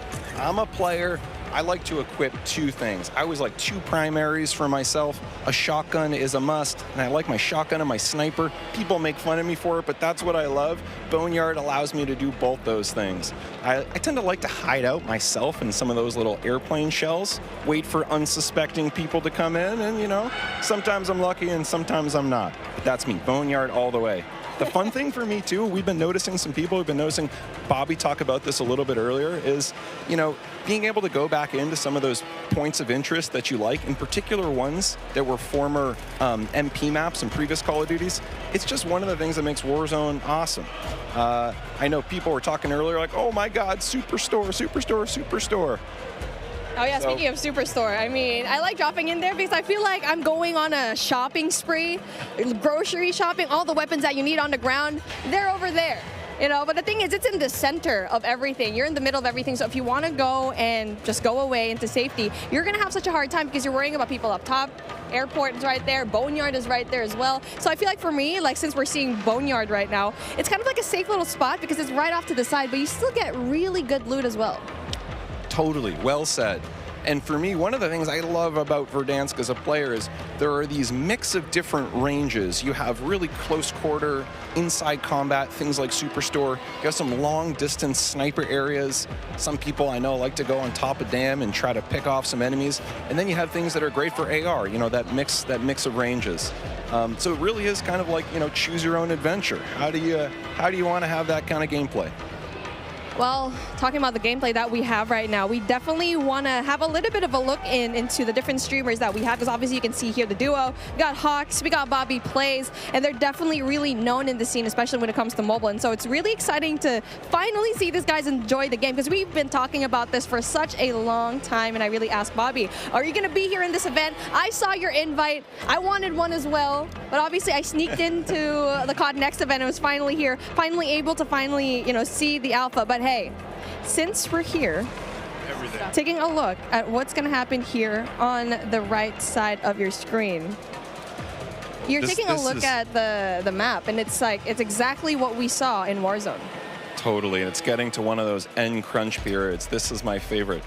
The circle started to close, not yet final circle, but it's definitely that time. You got to be a little bit strategic and smart about your choices. There is a penalty if you get a little bit too aggressive. And now, speaking of being aggressive, it's like we were talking about it. It's really a matter of where you drop, because obviously the tier 5 loot zones, the tier 4 loot zones, you'll always have that risk, but obviously the reward is a little bit more high. I mean, especially if you're going to be dropping at the very ends of the map, at the very end sections of it, where, yes, you might not have better loot, but you might have a better time not really looking for those kills. But the best thing here is you need to find that middle ground in every BR game that you have. For here, cash is king. You need to buy out, go and find a way to buy your fallen teammates, so we've already talked about it before, or maybe even meet them in the Gulag later on. I'm really hoping to see a Gulag feature over here. I want to see it. Me too, and looking at the mini-map here, there were just quite a few red dots around. Something tells me we're going to see the Gulag pretty soon. And now we're talking about the weapons that they have over here. Obviously, it's something that we've seen already. The Fennec, I feel like it's going to be a really good gun. And speaking of, there you go, gets one. So that's a really good start for him. So hard up. We can see Bobby Blaze. I mean, it's just like Bobby Plays has been such a tremendous name here in the mobile scene, and now he needs to get out, because he's going to be in big trouble, especially going out here with no cover whatsoever. Yeah, I don't know. He's living dangerously. I don't know, Bobby. I'm worried for you, man. Yeah, Bobby and Hawks, they need to find a way to, you know, just get some cover. There you go, finds one. Gets the kill, and that's going to be really good for them so far. So again, so far so good, and I'm really looking forward to kind of just talking to the guys later on after this gameplay, right? I feel like they have a lot to say. Me too, super curious to hear. Also curious to hear how this interaction here ends. I want to go back to one thing you were saying earlier with the loadouts. One of the things for me that I just absolutely love about Warzone is being able to have this little in-game economy and the strategic choices that happen as a result. Sometimes I want to get my own loadout. Sometimes, no, I'm all about buying a new score streak, leveling up, helping my squad that way. There's a really nice element of strategic choice, and it's ones that we know players in Warzone 1.0 on console and PC, they just absolutely loved. And, you know, in mobile, there's really nothing quite like it. So just can't wait for players to get their hands on that. Oh, most definitely, because I had my hands on it yesterday. I'm not very good at it, and that's why I'm being a shoutcaster. I'm just kidding. But really just playing the game and playing Warzone in general, it feels as if you're playing the same thing on console and PC. And so that's such a huge deal, especially since you're putting it in such a tiny device, tiny but powerful device, and to have the same thing here. Not only that, it has its unique aspects as well. I think we've already mentioned it before. Mobile, yes, even though you already have it, Warzone is here, it has its unique features. Big time. And when we started making the game, we listed out all these options. We could make something that was totally not connected. It was its own mobile experience, no connective tissue to Call of Duty console or PC. And on the other end of the spectrum, we could do an exact port, something that felt exactly the same, had, you know, same experience, same economy, same everything else. What we decided in the end was, you know, there are different principles that we want to achieve. We want to make sure on the core game, so here, the moment-to-moment gameplay, it feels just as good as Call of Duty console, because really, for us, that's the best shooter in the world. We want to make sure that we're rendering that properly on mobile. We just think there's nothing better. At the same time, for mobile players, there's certain customizations that are really important. Sometimes on the event side, or what we call internally the live ops side, but also just on the controls. So we want to make sure we're taking those best of both worlds and adding them together into an experience that just feels like nothing else on mobile. We think we're on the right track. Yeah, well, speaking on the right track, Noah from YouTube getting these kills already, and it's our first time seeing him right now. So again, where he's at, it's going to be a prime spot because it's not going to be too crowded, as you can see here, but you can also get really good loot. So that is definitely one thing that you want to have. And now for him exploiting all of these, I can see the movement is very much like Warzone. I feel like for me, that was one of the bigger questions. It's like, what's the movement going to be like? And you can see here, it's good. He's done. He's already kind of felt the game pretty right to the fact that he can get a lot of these kills. And so how was it like trying to transform into the movement coming in from Warzone, going in here to Warzone Mobile? That's a great point. We thought movement, that's one of those things. Movement and really the whole combat experience, it's something that was this alpha stage in the development process. I'm just so excited to see every one of these streamers just battle it out, especially at the very late game where you get to see the circle just kind of closing in. But obviously we only have a set amount of time, and that brings an end to what we saw when it comes to the gameplay of Call of Duty Warzone Mobile. And it has been really fun, really exciting to see all the streamers playing the game, and we still have way more lined up for you. But with that being said, let's bring in Xavier for a special sideline update. Yeah, what's going on? WWE Superstar Xavier Woods, aka Austin Creed, here with the only, the man, the legend, Myth. I'm here with Austin Creed. Woo! Having a good time. Good to see you, man. Good to see you. How too, you been? Brother. I've been great. Good. I'm having such a good time so far, man. It's crazy. Well, I love to see you. Yeah. Now, first things first, we've all been at home for a long time, and now we get to come out to come do an event like this. You get to see all your buds, play Call of Duty with all of them. How does it feel being at this event right now? Honestly, there's like a 13-year-old little boy like inside of me, the 13-year-old version of me that's like freaking the fuck out. Sorry, I don't know if that's allowed or not, but my bad. I won't do it again. But like, I am losing my cool. Like, I think it's awesome to think about the fact that like I'm at a Call of Duty event and one of this scale for a game that's this big. Right. Yeah. Well, since you got to play the game with a bunch of people so far, what's your favorite thing? Ooh, my favorite thing, an individual thing. I think so far what I've come to really like is I feel like they took everything that I loved about Modern Warfare and elevated it to the point where like the visuals, the gunplay, the feel of everything is just really polished and tuned. And that's part of what I really, really loved about Modern Warfare. Nice, nice. Now, we're going to get into some Battle Royale later today. Is there anybody here that you are excited to find and take out on the battlefield? Give me Give me Symphony's Pidgeotto ass. You know what I mean? I want to take him out because, you know, he's known as the cheater, the Warzone kid, and he's my good friend of mine. So I feel like it'd be legendary if I was able to just smoke him in the new Modern Warfare 2 Warzone, you know? Well, there we go. There we go. We're going to be watching. Yeah. We're going to see if you get it. All right. Appreciate you guys listening. Back to you, Lottie. Great job, guys. That was awesome. Did they freak out back there? Awesome. Yeah, that was great. That was so fun.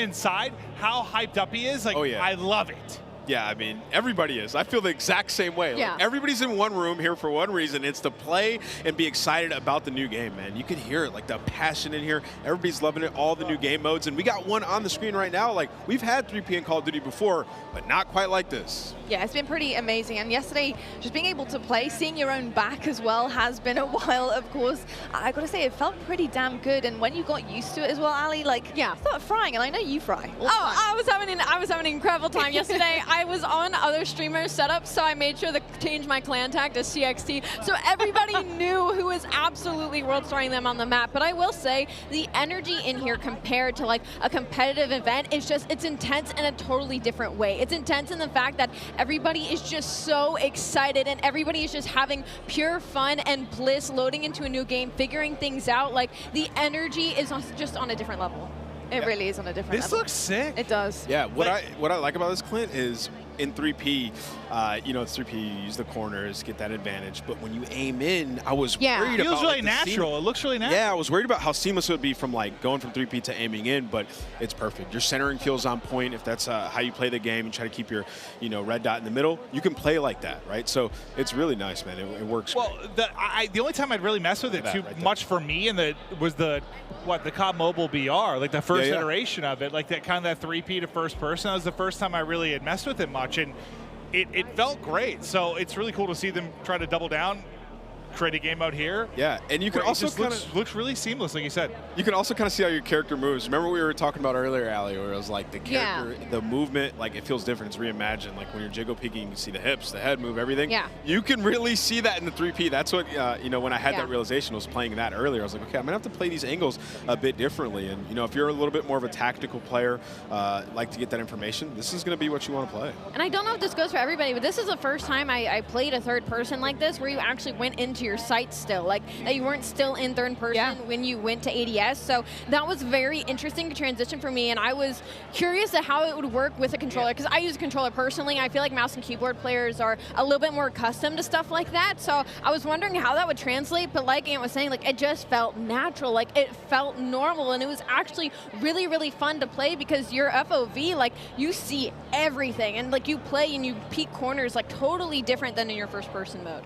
Well, the one thing I really like is, like, one thing I'll struggle with sometimes, like, you get this really cool operator or something, right? Like, a battle pass comes out, like this really dope operator, and you don't really get to see him that much, right? It's more about, like, your gun when you're in the first person. Yeah. But with this, like, if you get something dope or some of the different emotes you can do, like, your skins. You want to show off. You get to see what you look like. I think, going back to quickly your point there, Ali, about getting used to kind of the zoom in then into the ADS as well. It does take a second to get used to, for sure. How would you handle that, though? Because I think, you know, traditional Call of Duty games, you know, straight up first person, you know, you can snap really quickly, right? Your ADS, you can put perks on to make sure that ADS is as fast as possible. This takes a little bit of time. So are you pre-aiming when you're going around? Like, what are you doing to try and kind of combat that? Well, I'll tell you right off the bat, when we first loaded into it yesterday and got a little bit of a taste, I thought it was a bug. Like, I thought you weren't supposed to be able to hit ADS. I was like, oh my gosh, no way. Like, oh, they're going to be playing tomorrow and this is going to be happening. But that, it was meant to happen. It was such a smooth mechanic. And talking about getting used to it, I was pre-aiming quite a bit, but as you got used to it, the hip fire on a lot of these weapons is actually incredibly accurate. So if anything, you're going to find yourself hip firing a lot more than ADSing when you're playing this game mode. Again, might leaning towards the mouse and keyboard players who are more used to not actually. I think your centering is just your centering. Your centering is incredible. Guys, I'm not gonna lie, I've played tournaments 3P on Call of Duty. We had it back in the day. Like, I've grinded 3P Call of Duty. It's actually a lot of fun. We used to have search and destroy tournaments all the time. I think these guys are having a lot of fun with it. I mean, you can see, like, it's a completely different play style. Where did you come from? Hitch is surprised. Yeah, he's not happy with that, for sure. But it's absolutely incredible. And another thing, you get a different kind of FOV feel for the map as well. You know, you see things in a different kind of scope and bigger picture here. I'm kind of curious to see what things look like in terms of like hanging from ledges from third person and how that kind of works as well. Like, they put in so much work into the game. Like, IW, I see you. You want us to see everything. And that's kind of what 3P is for. Like, Clint, that's a really good point. Like, with your operator, like, I want to see that swag. Well, I miss, like, it was a simple thing, but back in Blackout, like, you know, the first iteration of the VR, you had like these emotes that you could do, like a hula hoop or something that would go out to third person. And I kind of miss that going forward, because I like to see, if I get this really cool operator, I want to see it more. But like, to your point, seeing the character animations and stuff, like they just look godlike. Like it does look so good. It looks so good. And not to mention the sneak peeks that we've got from like the vault and from what operators are going to be coming off of beta. Like they look incredible. Like they look so freaking good. So to that point, I am very excited to see once the game releases the type of operators we're going to get heading forward. I need Vacation Maven. That's what I called it. Yeah. It's like a Hawaiian shirt with a bald guy with like a little bit of suntan lotion on his nose, and I just always called it Vacation Maven. I'm gonna need that back. I'm not gonna lie, I might have to whip out my PlayStation again because that Oni skin, like you were talking about, imagine how damn fine that would look in third person. Yeah. Like insane. That skin was doing the walk and everything. Oh with my the glass god. in both hands. Like I want to reenact that live in game. It'd be absolutely incredible. I mean, this is already looking so much fun. I remember playing this yesterday. I got in a lobby with Aiden, and yeah, that was really rough.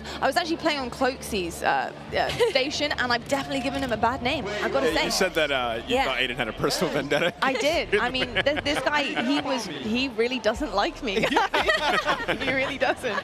But you know, it was so. He fun doesn't to like play. Cloaksy. It wasn't you, buddy, I promise. Exactly. He's probably like, who is this? This can't be Cloaksy for sure.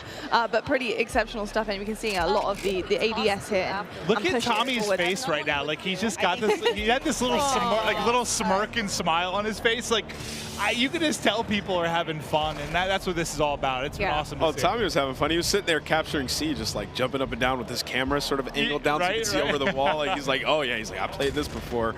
He's having fun, man. Absolutely frying. It wouldn't be a Nick Cam if his face wasn't in it. Yeah, like what I walked through all these setups. I saw the cameras were in the right spot. How is it still only half his face? Like he moved it. He had to have. That's the classic Nick Merckx. It's the forehead. It's the eyebrows and the forehead going strong always. You probably talked about this a little bit, but just while it's on our screens, I've got to say, the aesthetics of this game look so good, and in terms of third person as well, being able to see it all encapsulated, as well as your, of course, skin and your operator that you're looking at. All right. Stunning. And so is the gameplay here from Nick Merckx. Yeah, it really is. That was sweet. The color I'm loving, but he's got the gunning on point right now. Nick Merckx absolutely forehead cam and all, just frying. And you saw what he did there, up the lobby. He was pushing up and he was turning left, but he had his camera angled behind him. Yeah. Saw that, jump backwards, and absolutely that was fried him, nasty. man. So you know Nick, I mean, he's got a history of third person. So this How are you guys feeling about the angles? We're seeing Nick do it a little bit here and just kind of shimmying and making sure he can see what is behind a corner. How are you feeling about that for third person? I mean, he's a cut above the rest when it comes to this. Like, he's super used to it. He's won championships on 3P, so he's having a blast. I mean, he's played a lot of Call of Duty as well, so it's like the best. Dude, he is torching this lobby right he's now. bullying them. But no, I think there is definitely, there's a learning curve to it if you haven't really played it. And yeah, he has a lot of experience with this type of camera, this type of gunplay, and I think you're seeing that absolutely right now. Just the used movement with the crouch and the block, he's a little disappointed. I think it's a nade that takes him out, but he was tearing the lobby apart. Yeah, it makes it look way too easy, I'm not going to lie. He makes me feel like he looks a lot more natural than some of them, right? Yeah, he does. Even some of the POVs we went to, I think you could tell they've been playing a little bit, but his looks a bit different, without question. Oof. It's going to be a rough one. He's not happy. He's not happy about that. Absolutely insane stuff, though. It looks absolutely incredible as well. Yeah, he's frying. He's absolutely frying. That's your teammate. That's your teammate. That's what I always struggle with when I'm playing something for the first time. Allie, I did that yesterday. Yeah, I was shooting at teammates. I'm shooting at teammates, locking on teammates all the time. It's like new maps, like new game. I don't know. I always. You guys just need to dial it in. What do you mean? Listen, especially if you're not in comms either, and like you don't know the routes on the map yet. Like you run into something, you don't see that name. There's by no the head. excuse for Allie. Clint's like. Allie, I'm pretty confident if you put the time in. Yeah, what's up? You would have had a better professional career than Ann. Like I don't even think I'd have to put the time in, honestly. Listen, bro, I can't let this stand. You guys are I used to always mess with Ann. If I skipped college and I was grinding, like Ant's in trouble. We're going to take a look at a replay now. Nick was absolutely popping off in 3P. We know he's got the experience, so let's check out the Elgato replay. Yeah, this guy obviously has been here before, but of course on a new game here, Modern Warfare 2. Looking amazing. I'm pretty sure this part he does snap off. I thought that might have been the part where he died there. I was going to say surely not. But just really, really seamless gameplay from Nick Merckx. And it's something to expect from him for the future. The fact that he's getting it down already, brand new game, brand new maps. I mean, it's pretty clean, isn't it, Nameless? Yeah, he was frying, and he wasn't even using right-hand advantage there. Like, literally using the left side of the screen. So that's part I always struggle with is that toggle between shoulders. Like, I mean, it's very natural when you play more, but like at first, I'm not very. I just end up like looking at over one shoulder, basically. Yeah, I mean, I always look at the right side, man. It's so tough. Left side, I always get gunned. Oh my Oh goodness. my Oh, gosh. I say he got a couple He hit was fire getting a little bullets. rogue. Got almond here. Was that a shotgun that killed him? I'm not sure. Looked like a shotgun. The shotgun looked disgusting. I was watching Tim use it earlier. He was No running way y'all like blasting. shotguns. That's crazy. Yeah, I probably need one, to be honest. I probably need one, for sure. What do you guys think of the perks as well? Obviously, the perk packs, we talked about that with the devs earlier on the desk, and we saw that pop up a few times now on the screen. But obviously, having to earn the perks and kind of produce the goods and secure those as you're playing is pretty cool, too. Yeah, we'll see what people play around when it comes to the perk setups. You can create your own, but they also have different like classes. You can be a support player. Clint was mentioning it earlier. You can be a sentinel. Josie was talking about that. So there's different categories. I think most people just like create their own, run some of the historics that we have at EOD, which is back battle hardened. You can stay away from stuns, nades. And then Dead Silence is a field upgrade. I know everybody's always talking about, is Dead Silence in the game? Well, yes, it is. It's a field upgrade. So you can still have that while you pick your additional perks. And as the game goes on, you'll get more. So you're just going to feel like a super soldier this time. Yeah, it's interesting. It's different. We're going to see how it plays out, but it seems, I just like the concept of unlocking and earning things. I do. So. It's satisfying. You get kills, the game goes on, you get an extra perk. Like, we've had like something similar before back in Ghost with the Specialist, and you felt unreal as you started to unlock some of the other perks. So I'm excited to see how these guys play around with it. Ooh, all right, Papa App. I know. Father of two. Here he comes. Dominating the lobby. I love seeing a sub in his hand. I mean, this is probably one of the better point of views we're going to get, as he is just looking to be a menace right Using now. the 74U, looks like a version of the AK. Yeah, he is. Oh, Yeah. this Oh, sick. oh, do it Oh to him, my Ab. goodness. Oh my goodness. I forget, as these guys grind, they're going to start unlocking more weapons. So I we know. actually Yeah. we haven't seen this yet. We've seen Fenix, we've seen the Hurricane, the FSS Hurricane. We have not seen the 74U on the stream yet. Ah, there you kind of get to see the Dalton dive, from the third-person POV, which I still think that's what I'm appreciating the most about this, is just seeing some of the animations from the 3P. It just, I don't know, it's a different beast. Nice to see. I just want to see somebody dolphin dive in third person down an escalator. I'm still I'm waiting with for that. I'm with You that. can turn around mid-dive. Yeah, 360. Yeah, so like, people are going to be getting twerked on. Just, yeah.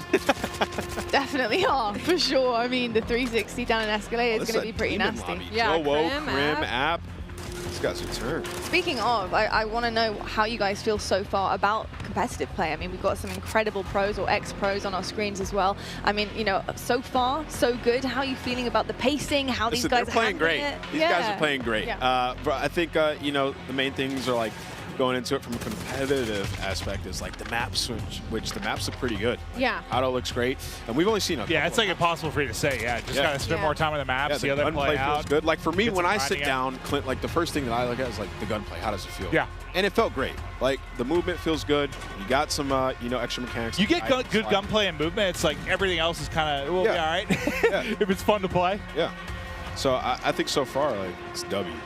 See, and I'm on the other end of that spectrum where I'll look at the maps right away. Like, I'll go through my attachments and like, all right, I'll try this one out. But really, when I first load into the game right away, I'm looking at the map layout. That's kind of like my forte. And I will say, the Mexican Village, that map, I love that map. And like a competitive aspect, it gave me a little bit of like a 3-lane, as well as the paintball map that had the middle section of Chaos. I was talking about how there was the underground passageways.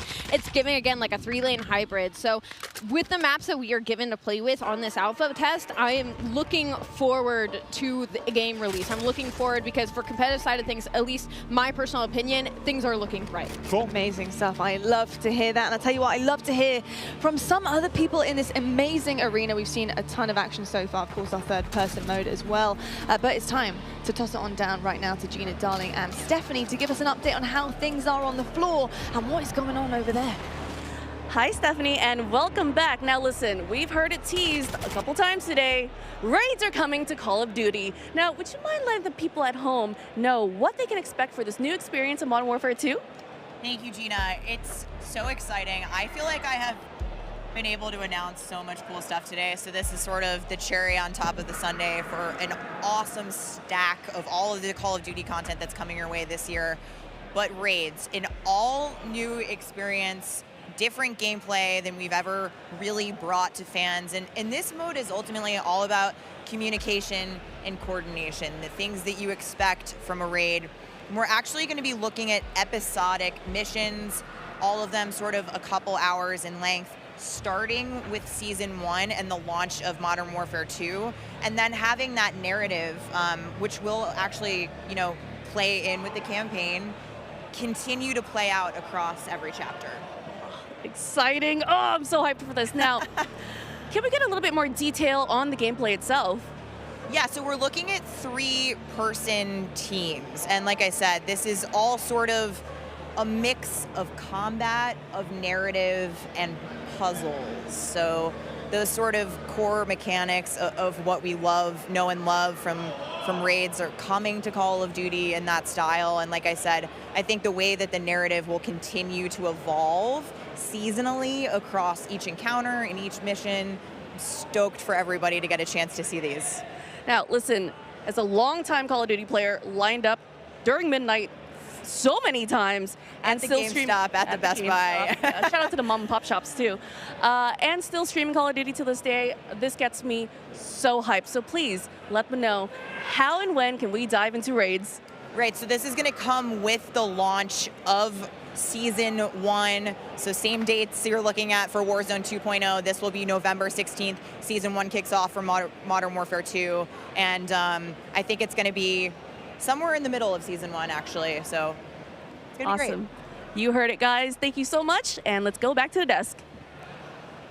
Thank you so much, Gina and Stephanie, and really excited about everything that is coming in. I just feel like the more the day goes on, the more we're getting, the more reveals are coming. I mean, there is so much to unpack here, isn't there? It's just, listen, I've been a part of a ton of these launch events or premieres, and we've shown, usually it's been like a multiplayer reveal, or maybe we'll show off like a campaign or something.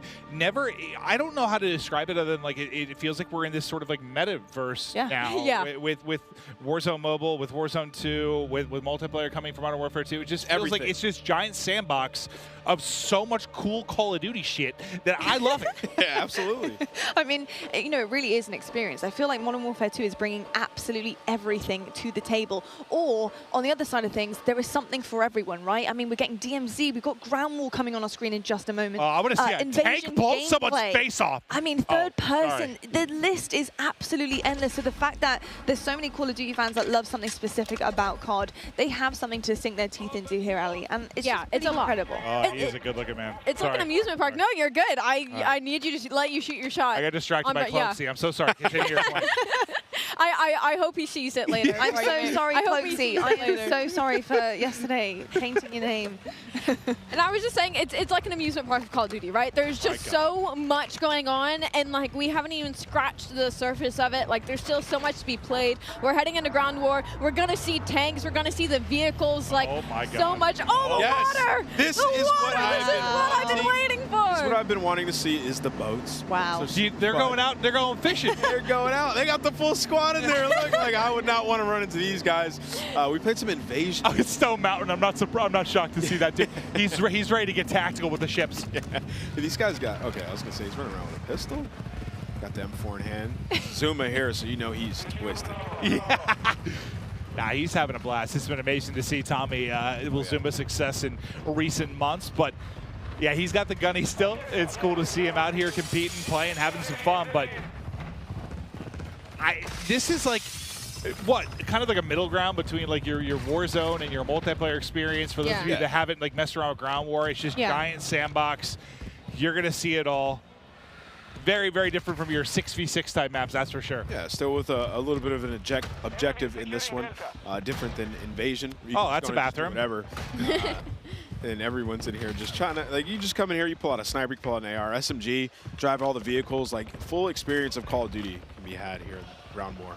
Yeah, that is very, very true, actually. It really does kind of remind me of Warzone. I don't know whether that's just because Aiden's on my screen or whether it's just because, obviously, this is a massive map, but it really is almost like a little bit of a warm-up and a little taste into what Warzone is, and it's cool the fact that you can get that in Modern Warfare 2. You can kind of come out of multiplayer, chuck on Ground War, and just get straight into things here as well, which, oh, God, go on. That would have been so sick. We want to see a sniper shot right from the top there. Well, I was kind of curious if he was trying to hit shots at that range. Let's see a swim. Let's see some swimming. I mean, it's not even a sniper, is it? This is the breaststroke. It wasn't even a sniper. It was just a scope. Oh, yeah, no, yeah, it was. Wow. He is swimming fast. I've been compared to Michael Phelps due to my long arms and very athletic legs. Oh, is he getting damaged? Yeah, He is. pretty Got sure it? he's either, I wasn't sure if he was drowning or getting beamed. Ooh. Maybe a little bit of both. Hold the phone.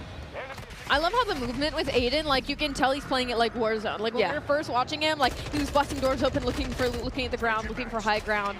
And so I think that's like, it's so interesting to differentiate the play styles between all the players and creators that we have here. Yeah, it's very interesting. And you can see right now he's just obviously selecting his loadout here, and it's something we also got into earlier on. But Ground War, what kind of loadout do you want? Obviously, it's very different from multiplayer. It's so much bigger. You know, what are you Overkill. thinking? You gotta have have an AR with. You saw he just put a bigger scope. He just hit himself in the forehead with that nade, I believe. Split. Hey, listen, it happens to the best of us, Aiden. It happens to the best of us. Not me, but it happens. I love that you can select your spawn as well. But yeah, you're gonna want like a sniper, an overkill AR. Nice movement.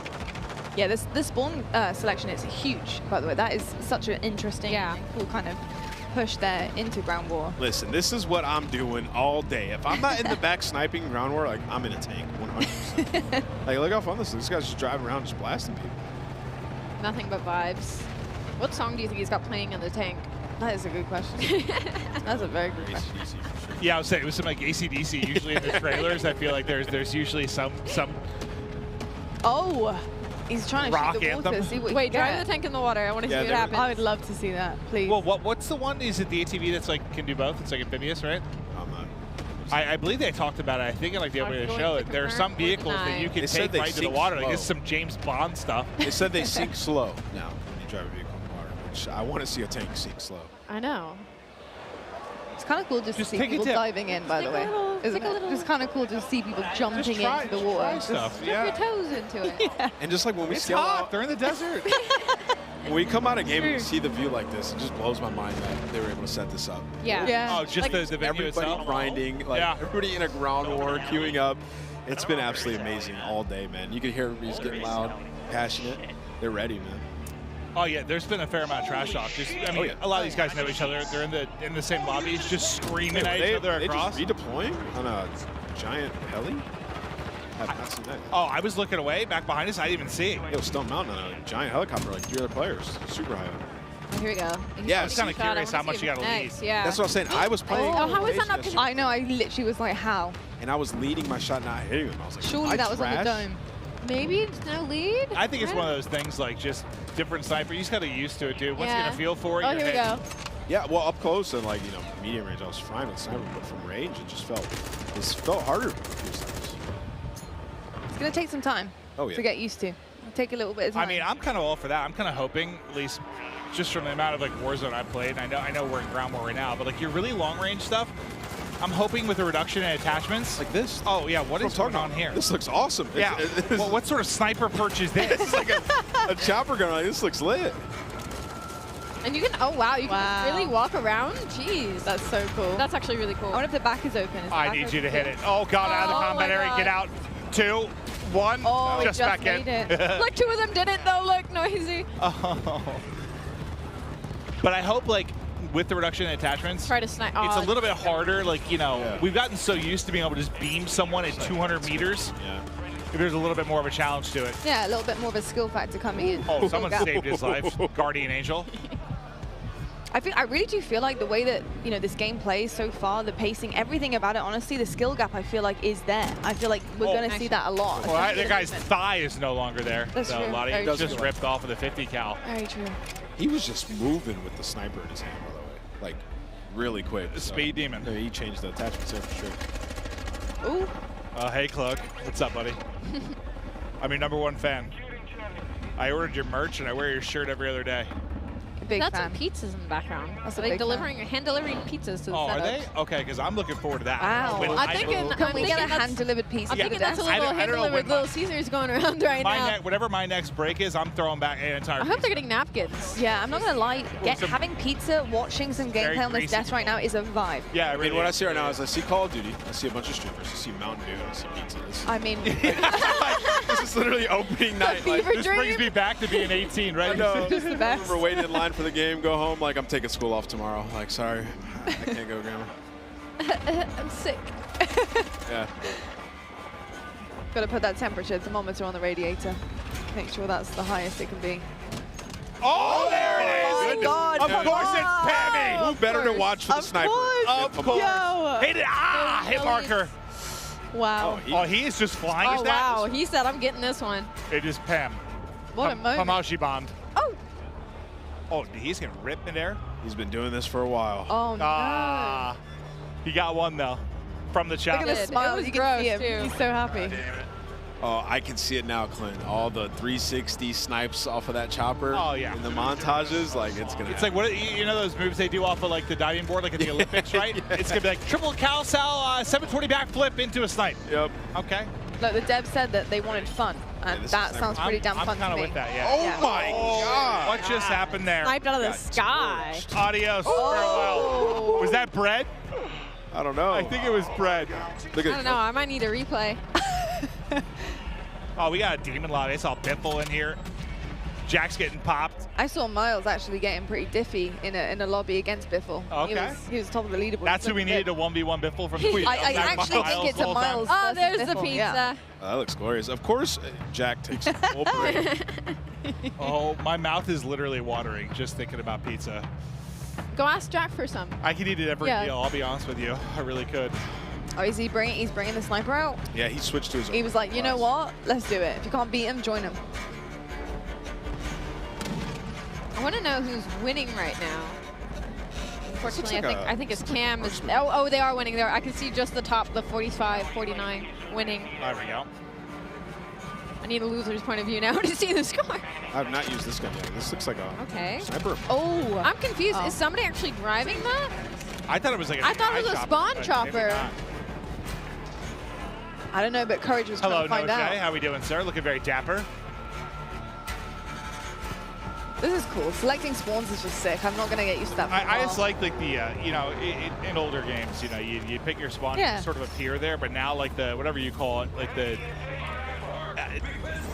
thing. The animation, what do you call it? Like, no, how it like takes you. It takes like the flies. zoom, it's like the zoom in, isn't it? Yeah, there's a word for it there that I'm not finding, but like I the know. zoom into Transition like your into spawn. it. Transition, there we go. That's probably what I was looking for. But I like that a lot. Thank you, Lottie, for saving my You're brain. very It was welcome. struggling because it needs pizza. Mine struggles on the reg. Yeah, yeah. So don't worry.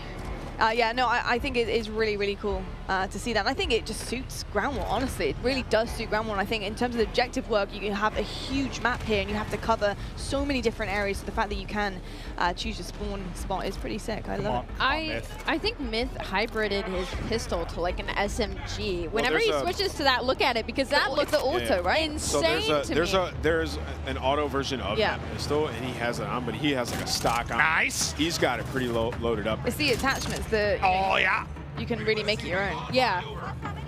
You can make an AR into an SMG. I mean, we've been saying it. Yeah. Do a lot with And a this pistol, Gunsmith 2.0. pistol and into a an pistol SMG. into an SMG. Maybe That's that same insane. SMG pistol into an AR. Who knows? So I've just looked at the kill feed, and Symphony is on the other team. So Perfect. That's exactly what I need. I needed to snipe him. Oh. That'll bring me a whole lot of happiness. Oh, that's a tank. That was Optic Can't snipe Plague that. getting plucked. I want to see that drill charge being thrown on the ground and a tank running over it. 'Cause we saw it in the trailer, but I need the one like through the roof. No, like there's one you put on the ground. Well, yeah, you can do it through the wall as well. But I think it'll just. I really want to see the floating, Oh, okay. Oh, he's popping off now. floating nade. I want to see so bad. The floating mine. Oh, Wow, there's a this lot of looks red arrows insane. over there. Yeah, wow. Oh. That looks so beautiful. It has the It's whole map awesome, on it. yeah. Like, in color as well. It looks great. Cruise missile out. He's calling everything in. Doesn't see anyone. Oh, there we go. I think they're inside. Unfortunately, not able to hit it, but fact is, Myth taking over the lobby. Snipe looking hot. I mean, we've seen everything so far in this. We've seen vehicle combat, aerial, some crazy gunfights in buildings. Cloak was just chilling inside of a tower. So everybody, your specific taste of Call of Duty you can find in Ground War. Yeah, it's a little bit of everything. Just fun. It's just fun. You can look a lot of the settings right now, you know, because it's never their fault. It's a settings problem. So I think Oh, we're on the hunt for what's wrong right now. I love going through this. It's just my favorite thing in the world. Just making sure everything's exactly how I need it to And you be. never thought it could be your thumbs? No, oh, no.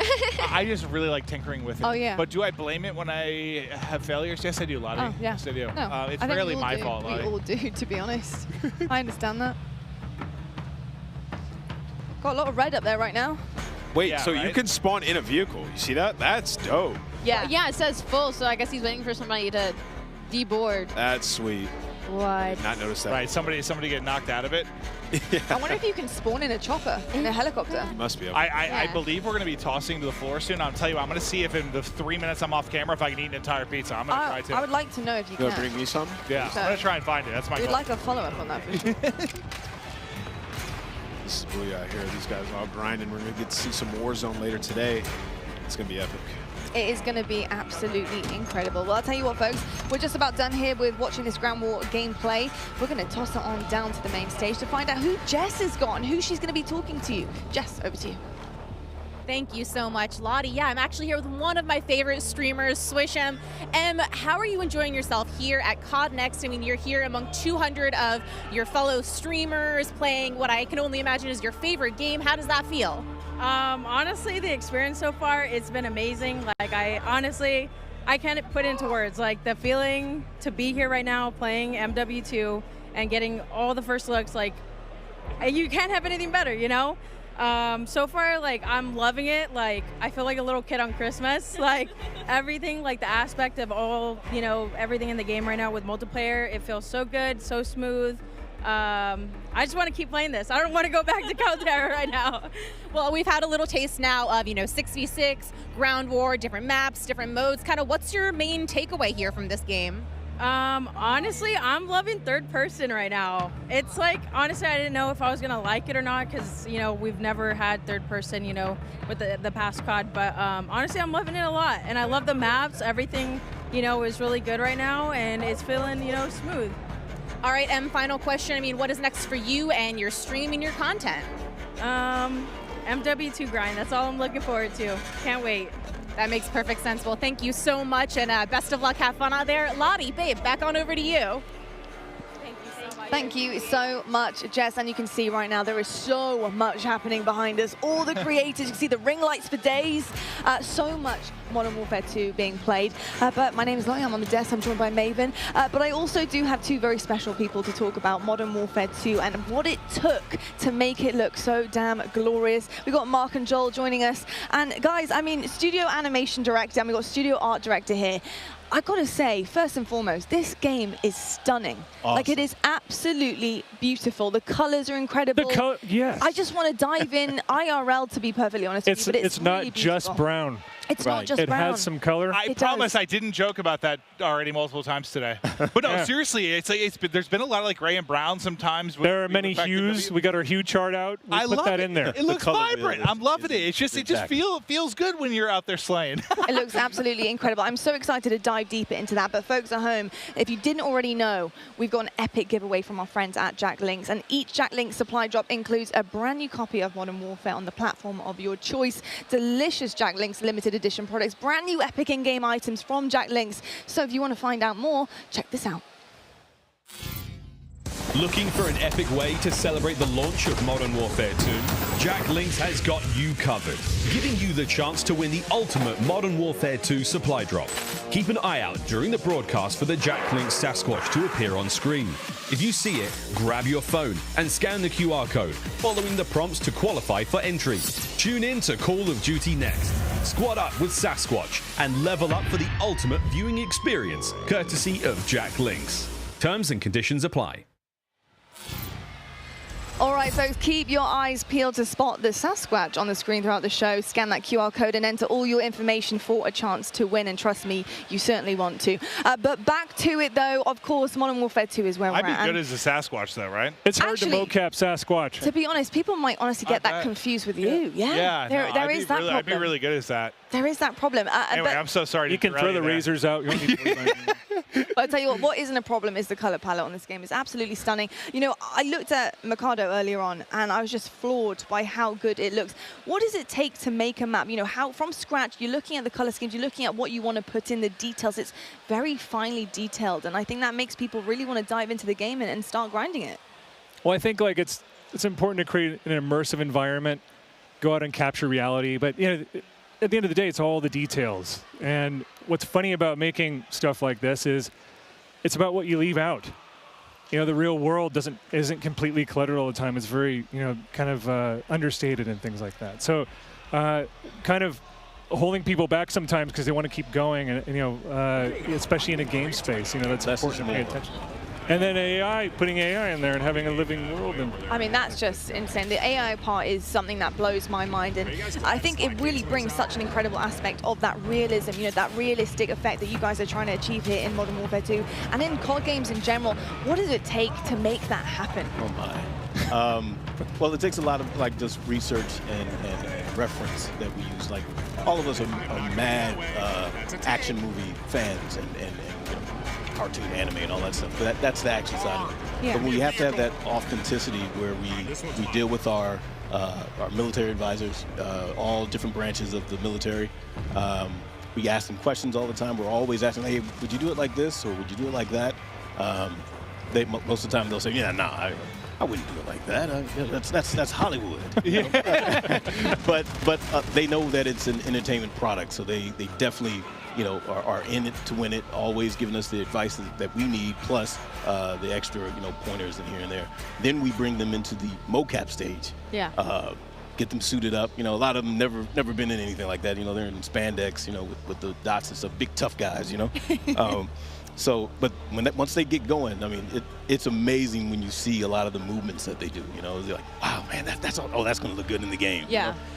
So yeah, it's just a lot of effort and magic that goes into it. Mark and I go back on this all the time. It's what you're looking for also in the performance is the human mistakes. Yeah.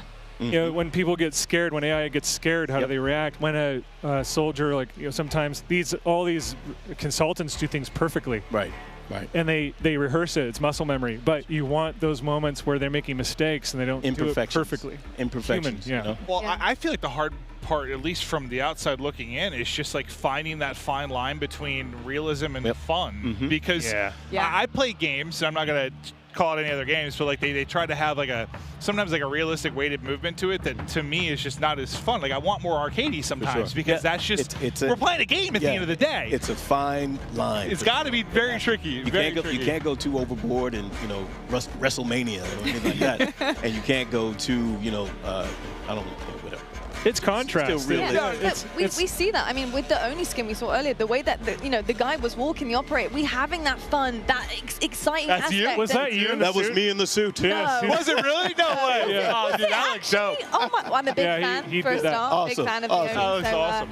But I mean, that was fun. We are bringing that fun element to operators like Oni and having these exclusive skins that you're able to put on, and it changes the whole character that you are embodying in the game, and that's where the fun aspect comes in. But you do have people who want to stay true. They want that realistic kind of approach and feel to the game, and I think the balance is really difficult, but something so far we've seen is that you guys have done that so well. Where does the decision making of the AI come in? I know the intuitive, creative part of the AI is so important to you guys, and having them making those decisions and become actually a vital aspect of in-game play. How does that work? Well, that's a balance between the programmers. The animators, we want them to do everything. So we just have them running around, but then they're cooking a meal. The design, Jeff and Joe were like, we don't need it like that. Can you guys switch it this way? So there's a lot of balance between design, code, and animation. The art. How many times do we go back and forth on silhouettes? And because you want the AI to be identifiable. Right. In that when you mix it up, you need to get that stuff. It's a little difficult, but it's a balance between that triad of design, code, and animation, where we have our vision in our head, and we just have to come together and compromise. Well, how much? I guess I feel like adding the third person kind of put a spotlight on you from an animation standpoint, because we've all seen when you're in first person, you don't see a lot of the animations you do, but when you're fighting somebody online, every now and then the animation can be janky due to whatever, desync. You're playing on the internet. But when you have the 3P, it is a spotlight directly on the animations of the character. The animation department and programming went to town. They had to, right? and it's so awesome to see it. Our animation director at the studio, Bruce Ferris, I was just talking to him today about it. But it's really awesome. So I was just sitting down here on the floor watching it a few minutes ago. I was like, wow. Man, it looks so good. That's what I was thinking. Vehicle mounting and all the stuff that goes on with that. The way that you mantle on things. You've got a nice system where the feet are falling on the terrain the proper way, on staircases and things. Just it's I don't know, it's just awesome to see. It makes the characters look great. When you see someone else doing it, that makes you feel even more badass. There's a power fantasy seeing it happen. That's all I could think about in the 3P part was like the character animations, they look so good. They knocked it out of the park. It's awesome. They really do. I got to ask you just like, a personal nerdy question for me, but I love finishing moves. I think they're so sick. How does that get created? What's the magic behind finishing moves? Are they actually played out live? Do you guys have to do it? We do. Like, oh, we do. wow, So cool. we don't do them ourselves. It wasn't me in the suit.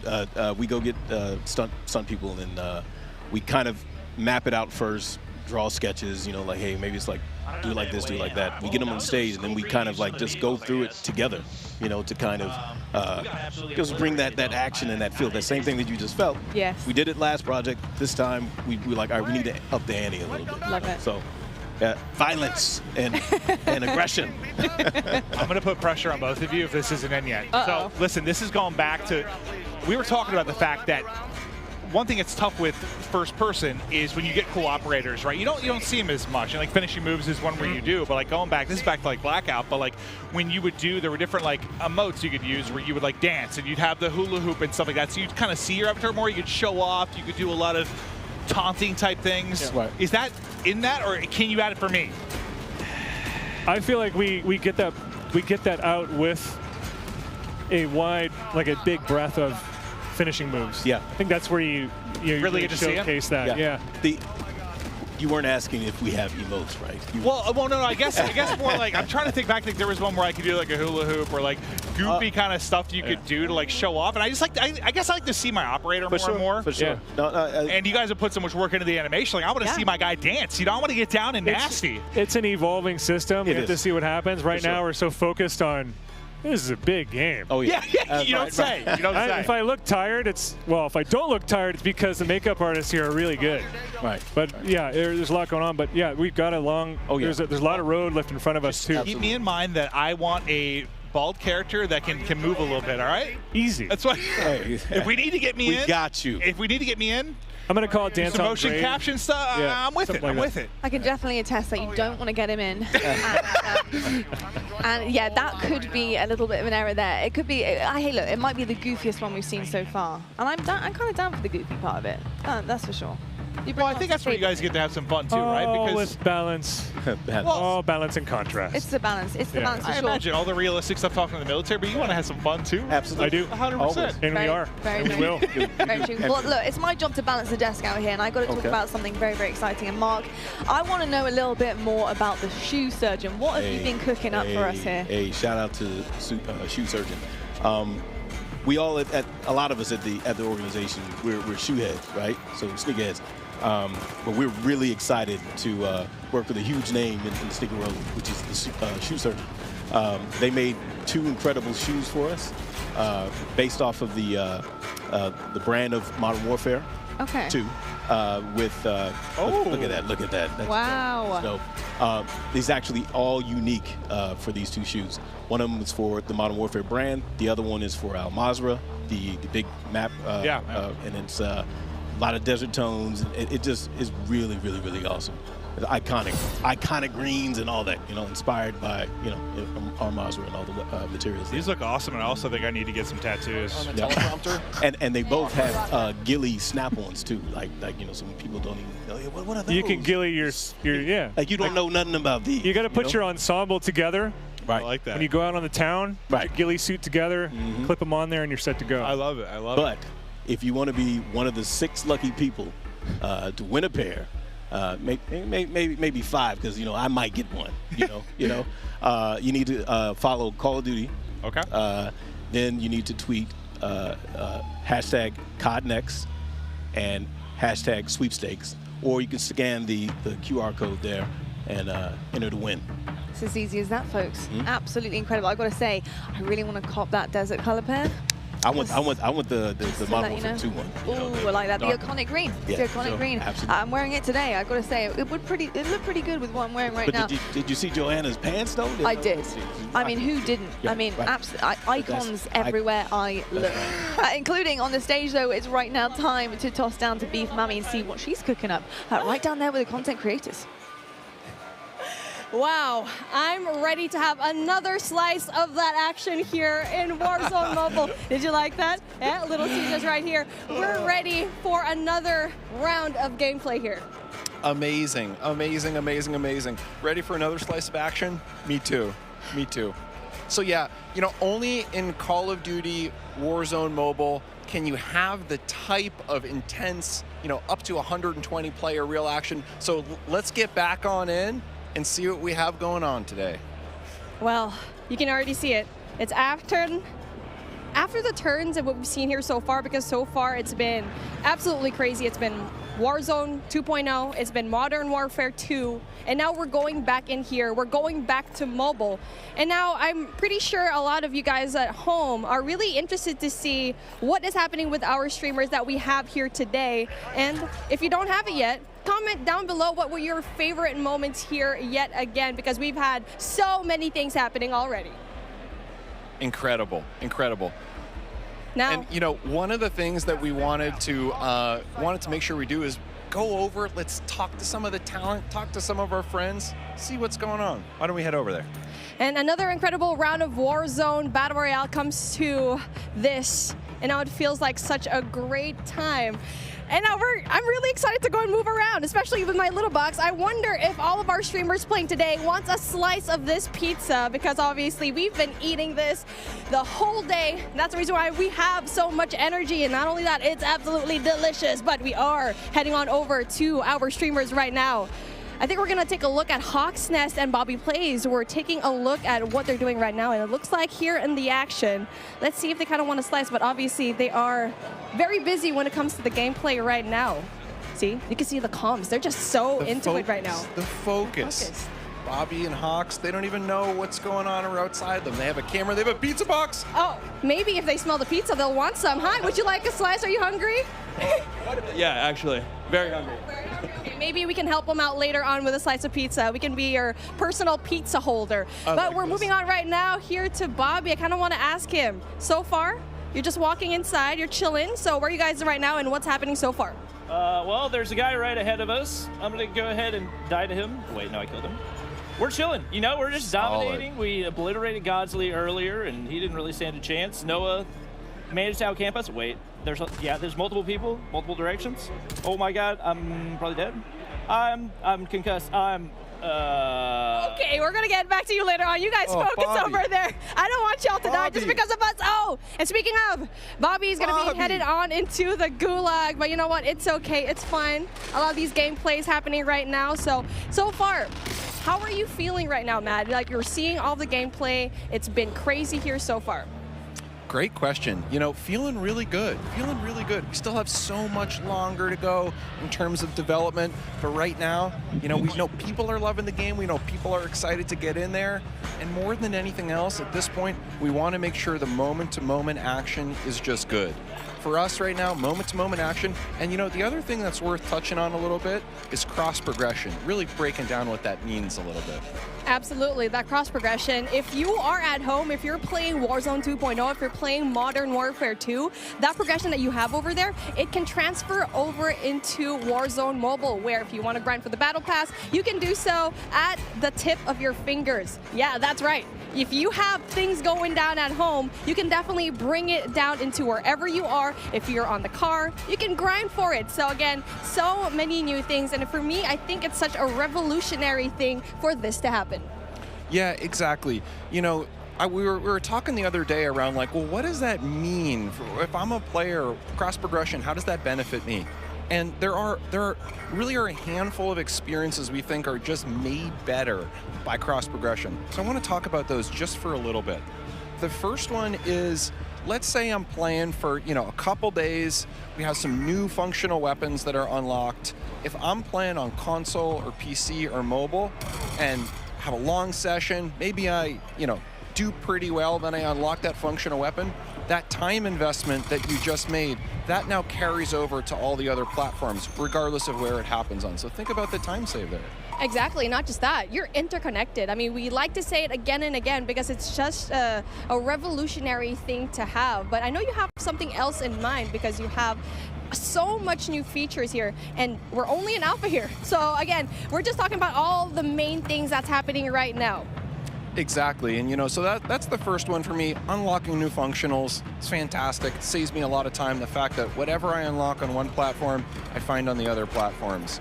The second one for me that I think really is just super cool and also is very player friendly, which is one of the things super important to us, is shared battle pass. So let's say I've leveled up the battle pass on one platform. Say I'm playing on mobile, you know, had an awesome session with my friends.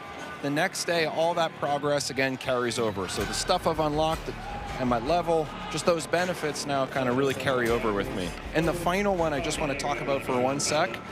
Let's imagine over the years I've built up a group of people. Now some I know in real life, maybe others I've met playing. That friend group, so the chats and the larger social experience, now they're going to carry over across platforms and across our sessions. Why are we doing this? We're doing this because we can, honestly. Other games can't. And also because we just think it makes for a better social experience. And now that social experience is definitely really important because it's the first time that we can cross over finally from mobile to PC and console. So if you're playing a game, you can literally just call up your buddies, message them, and there you go. They're gonna know you're playing. Hey, what are you doing? I'm playing Warzone mobile right now. No way, you're playing us from your phone. That is just absolutely revolutionary stuff. And so with things like that, I'm really excited to see how it progresses later on into the game and really just excited for its launch. And now, speaking of, we're taking a look at our duos yet again. So we're going back into the gameplay where we're taking a look at Jokesta. And with everything so far, I don't think we've touched up on vehicles that much anymore. So, I mean, yeah, the ATV, you got it right over here. You have the classic vehicles that we got to see in Verdansk the first time. Exactly. One thing I love about the Verdansk vehicles too, a lot of differences. Helicopter, slow trucks, fast, quick ATVs. You really have the whole experience. There's nothing better for me too than helicopter. I don't know about you, but I'm a helicopter person. I agree with that. I mean, it's the fastest route to go in there, but if you need to be ready, you have to go and drop right now. Especially if there's going to be a javelin just pointed at you, you make sure that you get out of the helicopter ASAP. But again, when it comes to finding those vehicles, you need to know the map very well. I mean, you can already definitely look online where to find like the great moments and the great spots. And for me, I feel like that's going to be airport. Around airport, you're going to be having a lot of vehicles right now. And so right now for this particular time, now they're slowing things down just a little bit. We've noticed it. And for me, like I feel like for this duo, they prefer just going into the outskirts just a little bit. Exactly, yeah, I think they're smart that way. They loot, they get what they need to do, always staying together, but then occasionally, once they have what they need, they're waiting for the next circle to collapse, they're finding those areas in the map where maybe the action's a little bit lower. After all, you know, last people alive win. Exactly, I mean, it just depends on what kind of gameplay you really like. Are you going to be aggressive? Are you going to be dropping down Superstore, Boneyard, downtown, or do you prefer the outskirts and be on the mountains and try to see what is going to happen when you are going to see just a little bit of a step back? But obviously, it does have its risks. You won't have as much loot going into it, and you won't have as much kills. Exactly. Final thing, getting into Storage Town, circles collapsing. For me, this is the intensity that I'm looking for. Man, it's my favorite.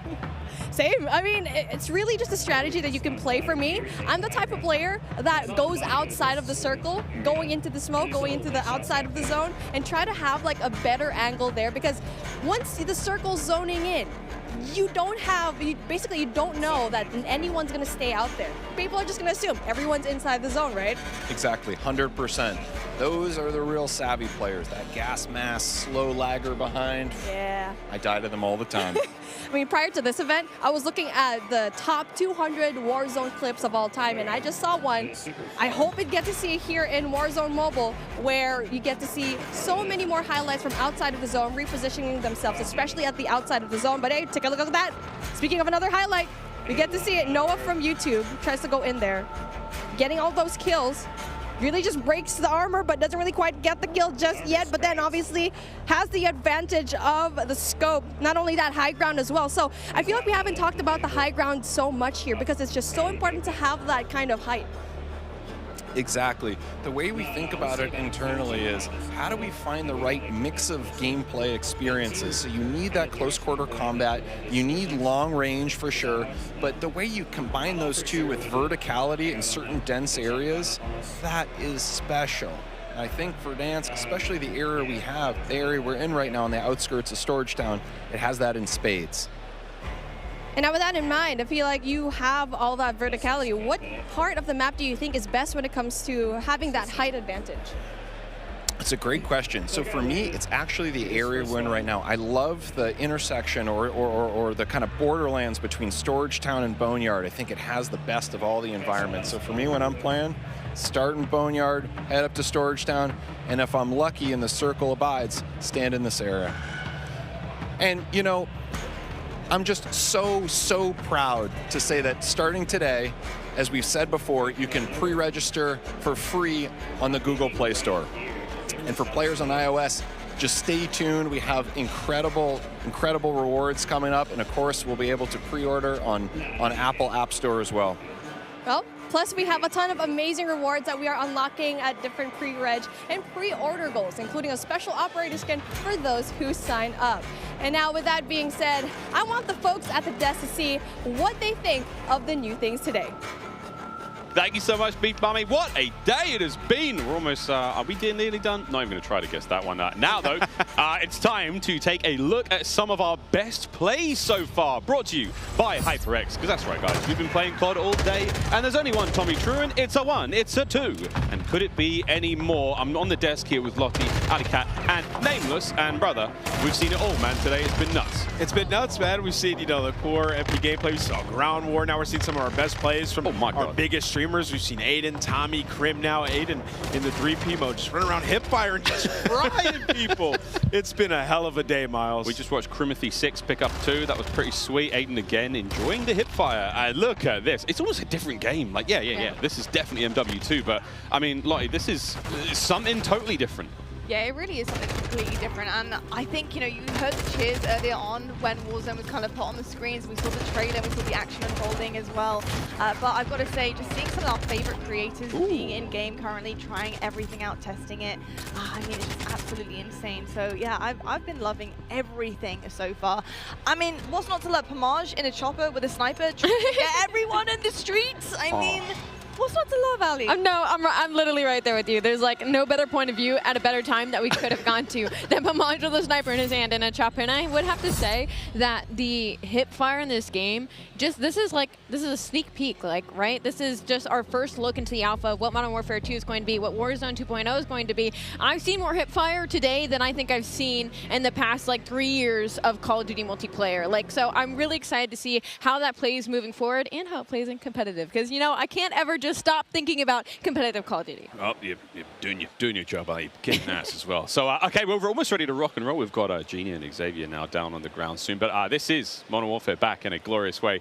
Crazy to see everything going down so far. It's just been amazing. And starting, gameplay that we got to see here today. Starting tomorrow, over the next week, you're telling me that we're able to play all of this in the beta as well. So that's 2 weeks of gameplay. We're all going to be able to get our hands on across all the various platforms. Cannot wait to see how that goes. We're going to take a quick break in between the gameplay now, take a little bit of a pause. We're going to be setting up for, drum roll please, Warzone 2.0. That's right, the debut of Warzone 2.0 gameplay is right around the corner. Stay tuned. But for now, we're going to toss it over to Gina and Xavier down on the floor. Ladies and gentlemen, Austin Creed, Gina Darling here. Now, we got streamers who've been playing Call of Duty all morning. We got computers running. We got production people running around like crazy. It's time for lunch, and it's coming in. This is so good. You already got a slice of this, man. You're going to eat during the... Yeah, why not? It's here. Like, I got all these for myself. Did you get any? Half of this is mine. No, it's not. No. Wait, listen. We got some pizza. We got some Mountain Dew. Shout out and thank you to... listen. I love pepperoni. Okay. Shout out to Mountain Dew and Little Caesars. We love you. Now, we're going to take all this pizza, eat it ourselves, Mountain Dew, drink it ourselves. You guys listen to some words from our friends at Call of Duty Endowment. Okay. Bye. Look, I want to take this. It's all ours on here. I'm going to grab this one. I'm not. You don't carry more. I need more. Xavier. Come on. Xavier. Yeah. Yeah. What is this?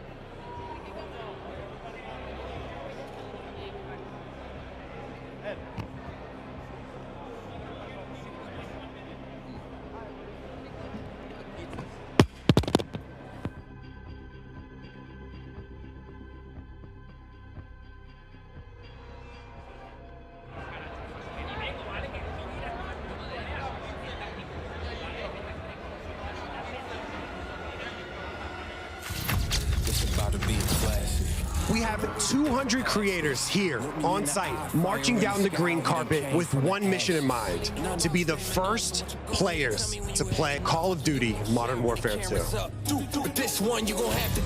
And there is so much in this game. There is almost too much. This is like one of those days where I enter and my hopes are so high. And what are you looking forward to most when it comes to Warzone 2? Prisoner rescue. I'm looking forward to using that inflatable soldier decoy to mess a lot of players. Kill streaks, I think. I'm honestly here just to learn as much as I can to prep for Old Men of Optic, because those guys are very old now. So maybe some OG maps coming back.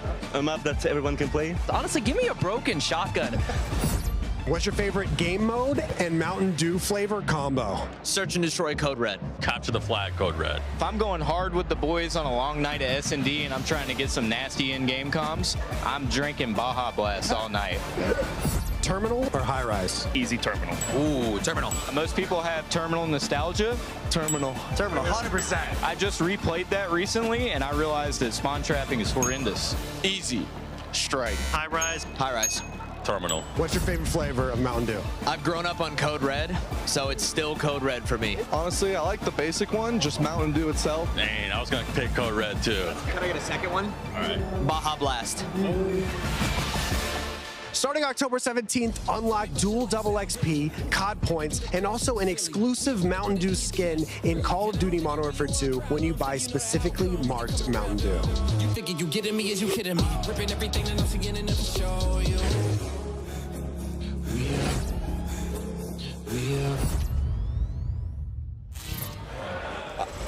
All right, here we go. Dan, it's been a while. How are you doing, sir? It's great to be back with you, Maven. It is, it is. We've got a lot to chat through. Listen, you are here for the Call of Duty Endowment. Tell me a bit about it. Sure. The Call of Duty Endowment is an organization that helps US and UK vets find high-quality careers by supporting groups that prepare them for the job market and by raising awareness of the value that vets bring to the workplace. Through support from the Call of Duty community and our partners, the endowment has placed more than 100,000 veterans into high-quality jobs, becoming one of the world's largest funders of veteran employment. And we couldn't do this without each and every one of the members of the Call of Duty community. The endowment does incredible work. I mean, it's amazing what you guys have done over the years. Tell me why you were so focused on veteran employment. Yeah, so at the endowment, we believe that quality employment provides the greatest benefit for the largest number of veterans. If a vet finds a high-quality job upon re-entry into civilian life, any other challenges become much more manageable.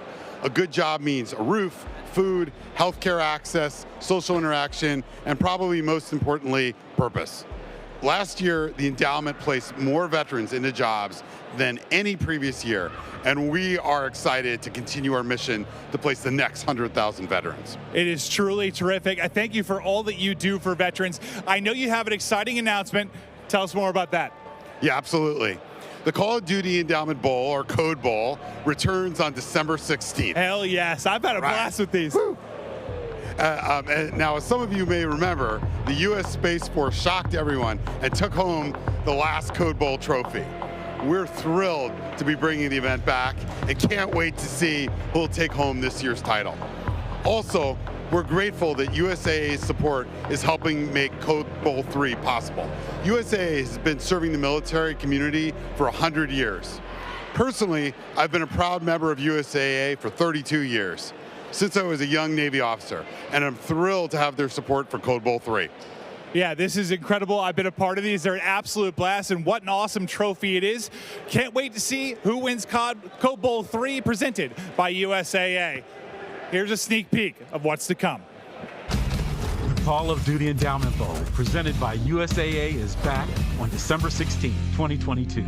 Watch as US and UK military esports teams compete to be the Code Bowl 2022 champion, featuring some of your favorite Call of Duty creators and Call of Duty League players. Super proud of the boys. We're here to represent. This year, the Call of Duty Endowment reached an amazing milestone of placing 100,000 veterans back into high-quality jobs after their service. To celebrate this incredible achievement, the Code Bowl will be bigger and better than ever. Get ready for thrilling Call of Duty competitive play alongside some of the top names in the scene. Be sure to follow Call of Duty Endowment on Instagram and Facebook, and Code for Vets on Twitter for more Code Bowl announcements. And tell us which team you are rooting for. Get ready for Call of Duty Endowment, Code Bowl 2022, presented by USAA. We're back again. Hi. We are so excited to have gotten the opportunity to work with such a huge name in the sneaker world. Woo! Working with Shoe Surgeon. Yeah, we got 2 shoes to show you today. We got the Neoprene Brute. Neoprene Brute. You're so excited. Boot. There we go. So excited. Neoprene Boot. In the iconic Call of Duty green. And also we have sneakers inspired by Al Mazrah. We have parachute material here, parachute silks, and in desert tones. And both shoes come with ghillie clip-ons. As you can see here, you can take it off because, you know, tactical reasons. Yes, exactly. And you could possibly win these. You could be one of the 6, well, maybe 5 or 4 depending on if we get a pair, to win these. But all you have to do is go and follow at Call of Duty on Twitter, and you got to tweet hashtag CODNext and hashtag sweepstakes, or go ahead and scan the QR code below, and you could possibly win these. Good luck. You know you want them. Get a good look. Can we get traveling light? I have to. I'm carrying your weight. Better bring your A game today. That's the only game I got. Try and keep up. Hey. What do you think's in it? No idea, but it's mine. Line starts behind us. Guess you're behind me. Again. Vámonos!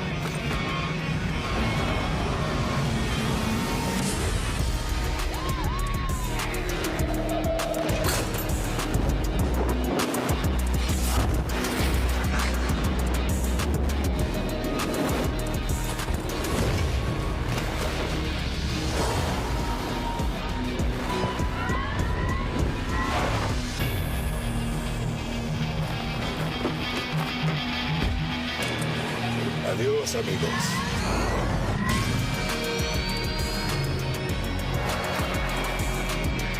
You see any more of those? GMC Hummer EV, reporting for Call of Duty.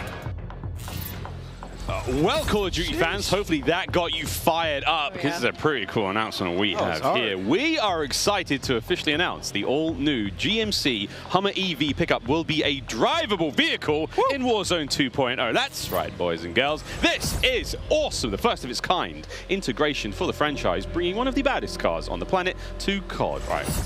Let's just get to the facts, all right? The Hummer EV is the first and only fully electric vehicle in Call of Duty Warzone 2.0. And it doesn't stop there. There are some amazing features to the vehicle in-game too, such as rapid acceleration and a unique sound seating and for the whole squad, off-road capability, and not to mention the vehicle's badass look. So when Warzone 2.0 launches this fall, players should be on the lookout for the Hummer EV in Al Mazrah. And actually, the Hummer EV will make an appearance in MW2's campaign before its debut in Call of Duty Warzone 2.0 on November 16th this year. Clint, a new vehicle for Warzone. The whole squad's going to be in there. We're going to be road tripping around Al Mazrah. I am pumped, man. And as we gear up for Warzone 2.0 gameplay and more Warzone mobile gameplay, we want to emphasize for all the viewers out there again, all that Modern Warfare 2 multiplayer gameplay you just saw, well, you're going to get to play that in the Modern Warfare 2 beta. That starts tomorrow for PlayStation players who have pre-ordered, then goes open for PlayStation players on Sunday through Monday. And don't worry, Xbox and PC players out there, the beta will start for you next week with an early access period starting next Thursday, and with the beta going live for all players next Saturday. The beta is going to contain a ton of content, in-game rewards for playing, and oh, by the way, if you have pre-ordered the Vault Edition of Modern Warfare 2, you get to use the Red Team 141 operators and FJX Cinder Weapon Vault in the beta. There's no excuse to not take part in this, but to make it super easy for you guys, scan the QR code below Oh, and by the way, if we haven't even mentioned, by pre-ordering any edition of the Modern Warfare 2, you get to play the campaign up to a week early. This has never been done before in Call of Duty. Think about it. Getting to give campaign your full attention before diving in on day one into multiplayer. This is awesome. You know what? I mean, that's not all. That really isn't. You've all been seeing a ton of great action on the groundbreaking Warzone mobile. But just to remind everyone out there, again, that you can pre-register for your free download of Call of Duty Warzone mobile now on the Google Play Store. Just in case you needed a reminder, don't forget, get your phones ready. I know you're going to be playing the game on your phone, but check this out. Hey guys, Berg here, and I am thrilled to be one of the first to pre-register for Call of Duty Warzone Mobile. And now, you can too. Scan the QR code at the bottom of the screen to be among the first to drop.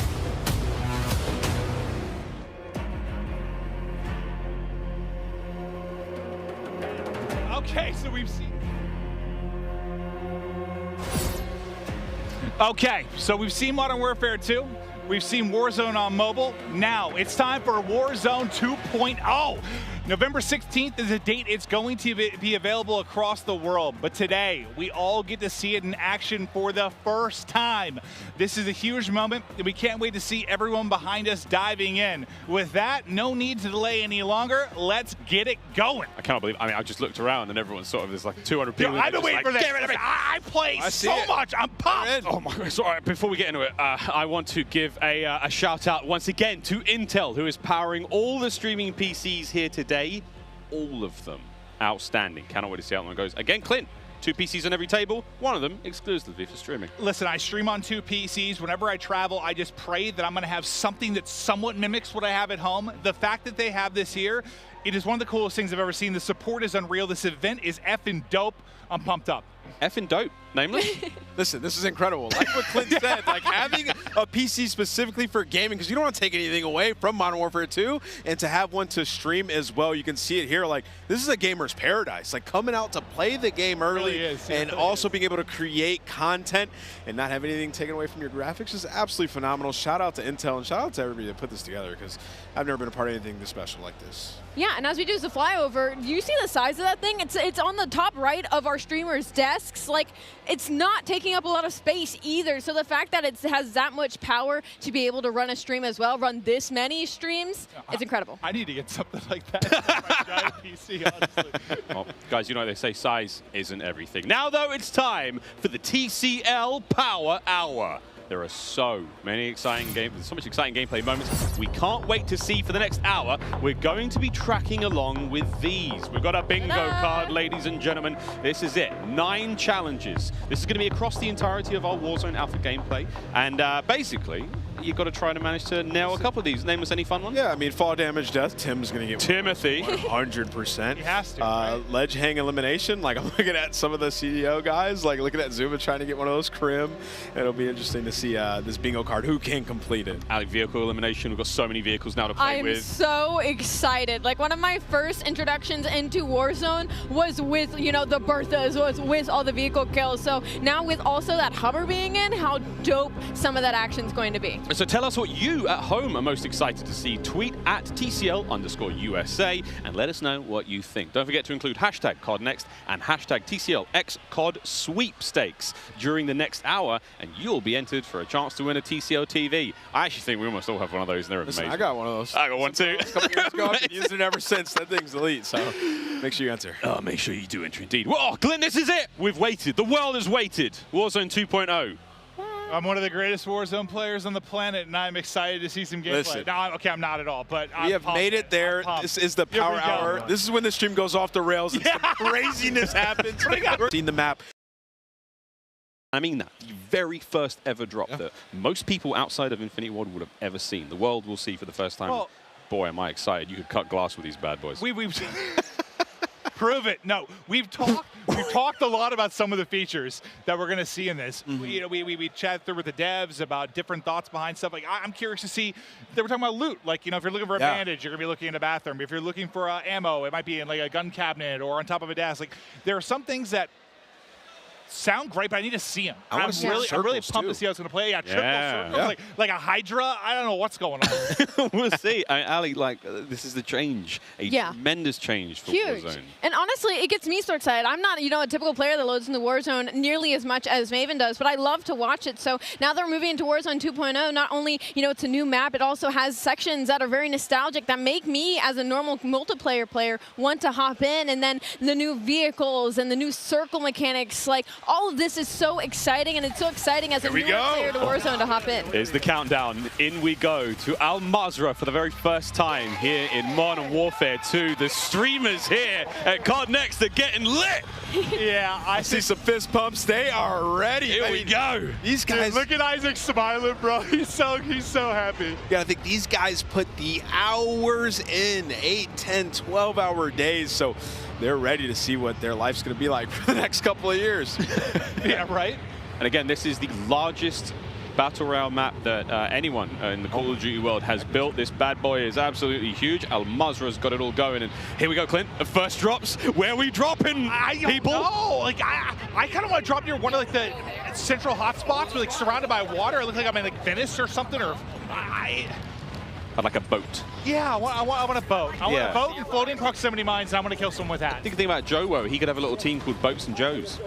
That's good. I stole that from Stephanie Snowden, communications director at Infinity World. Thank you, Stephanie. Clint is foaming at the mouth right now. Can't wait to hop into I just realized I have my face in the monitor. Those at home can't see, but Mr. Evans is very excited. Here we go. The first boots have touched ground, and let's find out what exactly. Again, everything's changed. Loot has changed. All new. I mean, we saw earlier, I was like, loadout or high loot spots, it's going to have AI around it that you have to kill. Dude, I thought maybe fall damage there. That was maybe the first I think he did. No, he did. Definitely did. So there's still loot crates. Looks a little bit different in the UI when you open it up. Okay. Oh, you can pick what you want? Okay. We're all learning here, by the way, It friends. doesn't just pop out when you open it. Like it's a list, and you just pick it. Yes, I kind of like that, because one of my complaints lately has been like the sheer amount of like clutter that'll be on the floor. It sometimes have like gotten me killed. Yeah. Because there's so much loot on the ground. There's like somebody laying in there. It disrupts like my visual line of sight. I mean, whoa, that's a first aid kit on the wall. Okay. I just grabbed a self-revive. Now that toilet was lit, by the way. That was 2 stims and a self-revive. Wow, first one we see. That was fantastic. What a bounty that was. Again, so we are still playing at home for those who the TCL Power Hour. Does this? Oh, my hello. God, you can use the elevator? That's Where are we dope. going? What floor are we headed to? Do we have elevator music? Oh. Wait. Did Jorge decide the elevator? No way! Please keep your arms, legs, and heads inside the elevator at all times. Oh, sorry, George. That is how TST first gets into the new map. Hitch killed Jorge with an elevator. Oh, it's going to be a good few years. I didn't even see what happened. Like, his leg just get chopped off? Was he a little too close to the door? I just seen him dead, and then I it just saw him creased, dead. like he just started dying laughing. That was great. Oh, man. First looks again of Al Mazrah here in the Warzone world. Warzone 2.0 already. Content. Nothing but content, Ali. I'm not over it. I'm still not over it. So guns are still on, like, just on the floor. Okay. It seems like it's not as much, like, all over the ground, though, which I actually dig. I guess I'm just curious to see how much loot there actually is, because obviously you need enough to loot everybody up in the game. I'm also interested to see what happens when we kill a player. You know, we see their belongings will hit the ground. I feel like that still has to be a thing. I just wonder if there's like a item sorting thing to it. Maybe. If it's all over the ground. I don't know. Yeah, really interested to see how that one goes down. Again, already liking the the quality of life, the user interface changes there, the way plates are laid out. Everything is a real item that sort of sits in the world. That's dope. Cha-ching! Just cashed out. Just literally robbed the register. I love that. Everything has meaning here. You can find it in the spots where you'd expect to, which is really cool. I like these changes. You know, it's just like reimagining what Warzone already is, making it better. Yeah, I think it's one of those things that, like, it'll probably seem a little bit slow right now with like players doing it for the first time. Oh. Yeah, they're right. Ripped and dropped. Iceman Isaac hitting his shots. I want to see somebody maybe try some of the objectives that are there on the map. Like the stronghold. I want to see that because I know they mentioned AI earlier around the strongholds, and there's going to be like high loot spots there. So interested to see what you can grab. I thought that was proximity chat for a second. The down guy was screaming at him. Help me! Yeah. That will be a thing, though, eventually. I mean... Whoa. That's the ledge hop. There's a ladder right there. Oh, nearly. Isaac, smooth moves, a little bit of parkour. Into the gulag, first time. Here we go. This it's is 2v2. Wait, And it's now they have to pick it's up? with a random person. Wait, so They have to Go Mingod, to the ground? Mingod has apathy. There's weapons on the floor. Loot up, get into the fight. Here we go. How big is this map? Sir. No, so there's also AIs in here too. Oh my distraction AI. God. What? That's not a real person. That's a Wait, distraction. whoa. It doesn't make him any less dangerous. Wait. Apathy. Help him. Help your teammate, who's not really a teammate. So not only do you have a teammate now, there's distraction AI bots, and you have to pick up loot off the ground. This is wild. This is way dude, different. you could see like question marks on his face. That's the first time you've been in there. Sorry. Yeah. So it's 2 versus 2. You can have a random enemy team as a teammate. Yes. Then plus I didn't realize there were AI. Yeah, I in there didn't realize as well. that either. Spicy. It didn't look like you could kill the AI either. Like as many shots as he put into it, it just kept pushing at him. You got to earn your way back for a second life. You got to fight your way like back in this one. Here's the first look at the heartbeat sensor with the battery life. So this is something we've been talking about for so long. Players who, say rely on the heartbeat sensor a little bit too much. That battery life, oh, she's dipping. Okay, I was actually very anti heartbeat in Verdansk. I was. It was like an unlimited UAV to me. What do we call it? The baby monitor. Yeah, the baby monitor. But now with the battery life, This that's seems interesting. stacked. And we saw the buy station for a moment there, but didn't get too many looks on it. We'll get a look at that later on. But now, first look in the vehicle, we have a fuel gauge. Again, this is a big deal in the game. Your vehicles will run out of fuel. You have to visit a gas station. Wow. Check out the prices, of course, before you go in there. You've got cash to be spending. I actually don't know if you actually have to buy it. And also, if you're running that GMC Hummer EV, I mean, it's a recharge station, surely. Gas prices like mimic real world prices. There's a surge this summer, unfortunately. Just can't fuel up. Yeah, the vehicle meta kind of dies for a week or two. Everyone's on foot. It's just so expensive right now. That would surely be something. But yeah, I mean, I feel like that's kind of the big takeaway so far. I don't even want to say, yeah, I guess you could say a realism thing to a degree, but just more logical, I guess, is almost the thing I would say. Like, it's more logical loot. There's money in a register. Yeah, exactly. Exactly. I mean, if I open the register and there's like a shotgun in there, I'd be surprise. surprised. Oh, howdy. Adios. And this looks like it could be a stronghold. So was that an AI? That was an AI. Yes, combatant. it looked like it might be, but I don't see it on the map. Which is, okay. Okay. Yeah, yes, we do. We see it on the right side. Buy station over there being marked as well. Also to note, the backpack down on the D-pad there on Pamage's screen. See what that looks like if he presses it. Pamage, let's go, bro. We've got a lot of people to infotain right now. Yeah, it's true. We haven't really seen what that looks like. Here's Tim. Maybe got a pistol. He might have already fallen to his death once or twice. Not entirely sure, but Tim and Ninja. Look at this dynamic duo. Wow, what a duo. What is this? Tim's just excited, happy to be here. It's like a looting system, bro. You gotta pick stuff up. I love how he's explaining That's it. a good assessment. You got to pick stuff up. Tim's like, okay, you can't just put the food in your mouth, you have to chew it. Yeah. You have to chew it before you swallow it. Like, yeah, man, you got to pick it up, brother. He cannot get through this window. Ooh. Is that a bot? He shredded that guy. That was the AK-74U. First time I've really seen that played with today. Tommy Kluxy and Swag. What a fun team that is. They have activated something on the top side of the screen. I've got no idea what this is. Jack, Jeff, Joe, if you're here, we need you. We are excited, but we are ignorant. Yeah, this is one of the new objectives. And I just saw your text about assisting you with your situation. I was also mid-segment. Just FYI, I wasn't ignoring you. I just saw that. Thank you. I just looked at my phone for 1 second and needed help with travel. That's my guy right there. Yeah. Just look it out. Just let you know I was thinking about you, buddy. Looking out. We have actually got assistance here. We might be able to get some IW folks up here to give us a little helping hand with what looked like it could have been in a contract, but I am completely making that up. No. I mean, it must have been some sort of objective. Like Miles, you are a cerebral genius. Yeah, I'm just really like mastermind. The circles, how they play out. Very, very smart. The skull's up to here. Aiden on the right-hand side of the screen having a good time, just, running around, flowing. Actually, he might be in the lobby. He's pretty Chatting it up. He's pretty dead. Yeah, I think right now, I mean, you're seeing everyone kind of learn and explore and just... There we go. Gas circle splitting soon. Okay. Look at that icon. This will be new. So is this going to be a 2 split You're then? trying to jump the fence. But just go around. The end is literally right there. Just please. Wait, why can't he jump? Yeah. I don't know why you can't jump it, but like just go around I at feel that like point. he should be able to mantle that, and maybe that'll be something. Maybe chest from the side trying to mantle it. Booyah doesn't. Oh. Well, Gotta hit those shots. Booyah doesn't have the hops or the shots, apparently. Got the bushes. Nice new bushes. A little bit of bush action. Miles, this is where you spend. Yeah, dude, you see me dive into the bushes. As soon as the trouble hits, the Australian outback. Oh, but then I'll Dude, pounce. Clint, these are deep bushes. I'm Yeah, gonna no. lose. I'm gonna get composure if I absolutely die. torched from one of these. You know, I'm looking at this and I'm just thinking Molotov. Dude. Do you think the fire spreads? Oh, we'd have to ask about Do you that. think the fire spreads? We when go back toss a to, like- Molotov. That'd be a lot of fun. That would be At awesome. that point, you gotta have like destructible environments. You're like shooting a building and it's falling apart. So what are we thinking of the map right now? It looks some pretty cool points of interest. Like It looks clean. I mean, it looks great. I just kind of want to wander. I mean, I feel like a lot of them are in the mode I would be if I was playing. What? Now. Oh, it's a bot. Yeah, so there's quite a bit of bots. Like whenever That just you like find a protect building with some loot. Yeah. That's a lot different. Like Yeah. Well, I think the main thing is just the audio, maybe from the act of like killing one. Like you're going to loot, it might alert somebody that you're there. They wouldn't have otherwise noticed. Oh yeah, Gulag coming up. This full squad's not down. We have 47 minutes, give or take, remaining here on the TCL Power Hour. Don't forget, we've got a lot to get through. And that bingo card, don't forget you can get involved as well. And we have to catch it on the main stream. Wait, he got paired with Krim. No way. Method's got paired with Krim. no way. And they're going up against Ocean Ops and Almonds. So, I mean, if they're picking Warzone players, I'm picking them. Guns up. Here we go. What a duo. Zuma's up top watching them.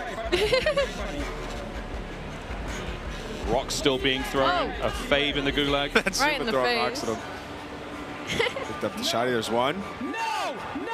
Oh, they got smoked! Cooked. They're not making the case for the pro players, all right? Oh, CDL got to represent. Just Oh got God. Wait, here we now go. we have to watch Zuma. Oh, hello. Oh, the chopper looks clean, brother. Okay, so this is Joe brought this one up because like, one of my favorite vehicles is this like big badass chopper. The whole squad Look at that. can get in there. You're gonna be able to load up flares. You got countermeasures to deal this with is any fun. kind of anti-air. Oh lordy! There we go. That's our first 3-circle split. We're also seeing here. So this is gonna get dicey very quickly. That looks like downtown. Oh yeah, that battery life is gonna go soon. Is it? Do you think like every time it pings, that's like a percentage of the battery life? It could be. That would be a lot though. That'd be you'd get 100 pings off. Well, I'll of tell that. you right now. That's a full game. When people use the heartbeat sensor, they're spamming it. Yeah. Oh. See ya. Well, let's see what happens again. I wonder if you can go to a gas station, find batteries maybe, or if you just have to put that thing down. Maybe just sort of steps gets it going, or maybe the sun recharges it. We'll find out. Go to Hydro Dam. Hydro Dam. Suddenly got a socket and a USB-C. Yeah, the UI of the loot and all your stuff in there looks super clean. So that looks like the backpack as well. So again, a different loot, different sort of inventory system than we're used to. That's the backpack. That's cool. So you can pick up a different. Yeah. So you can hold on to a ton of stuff.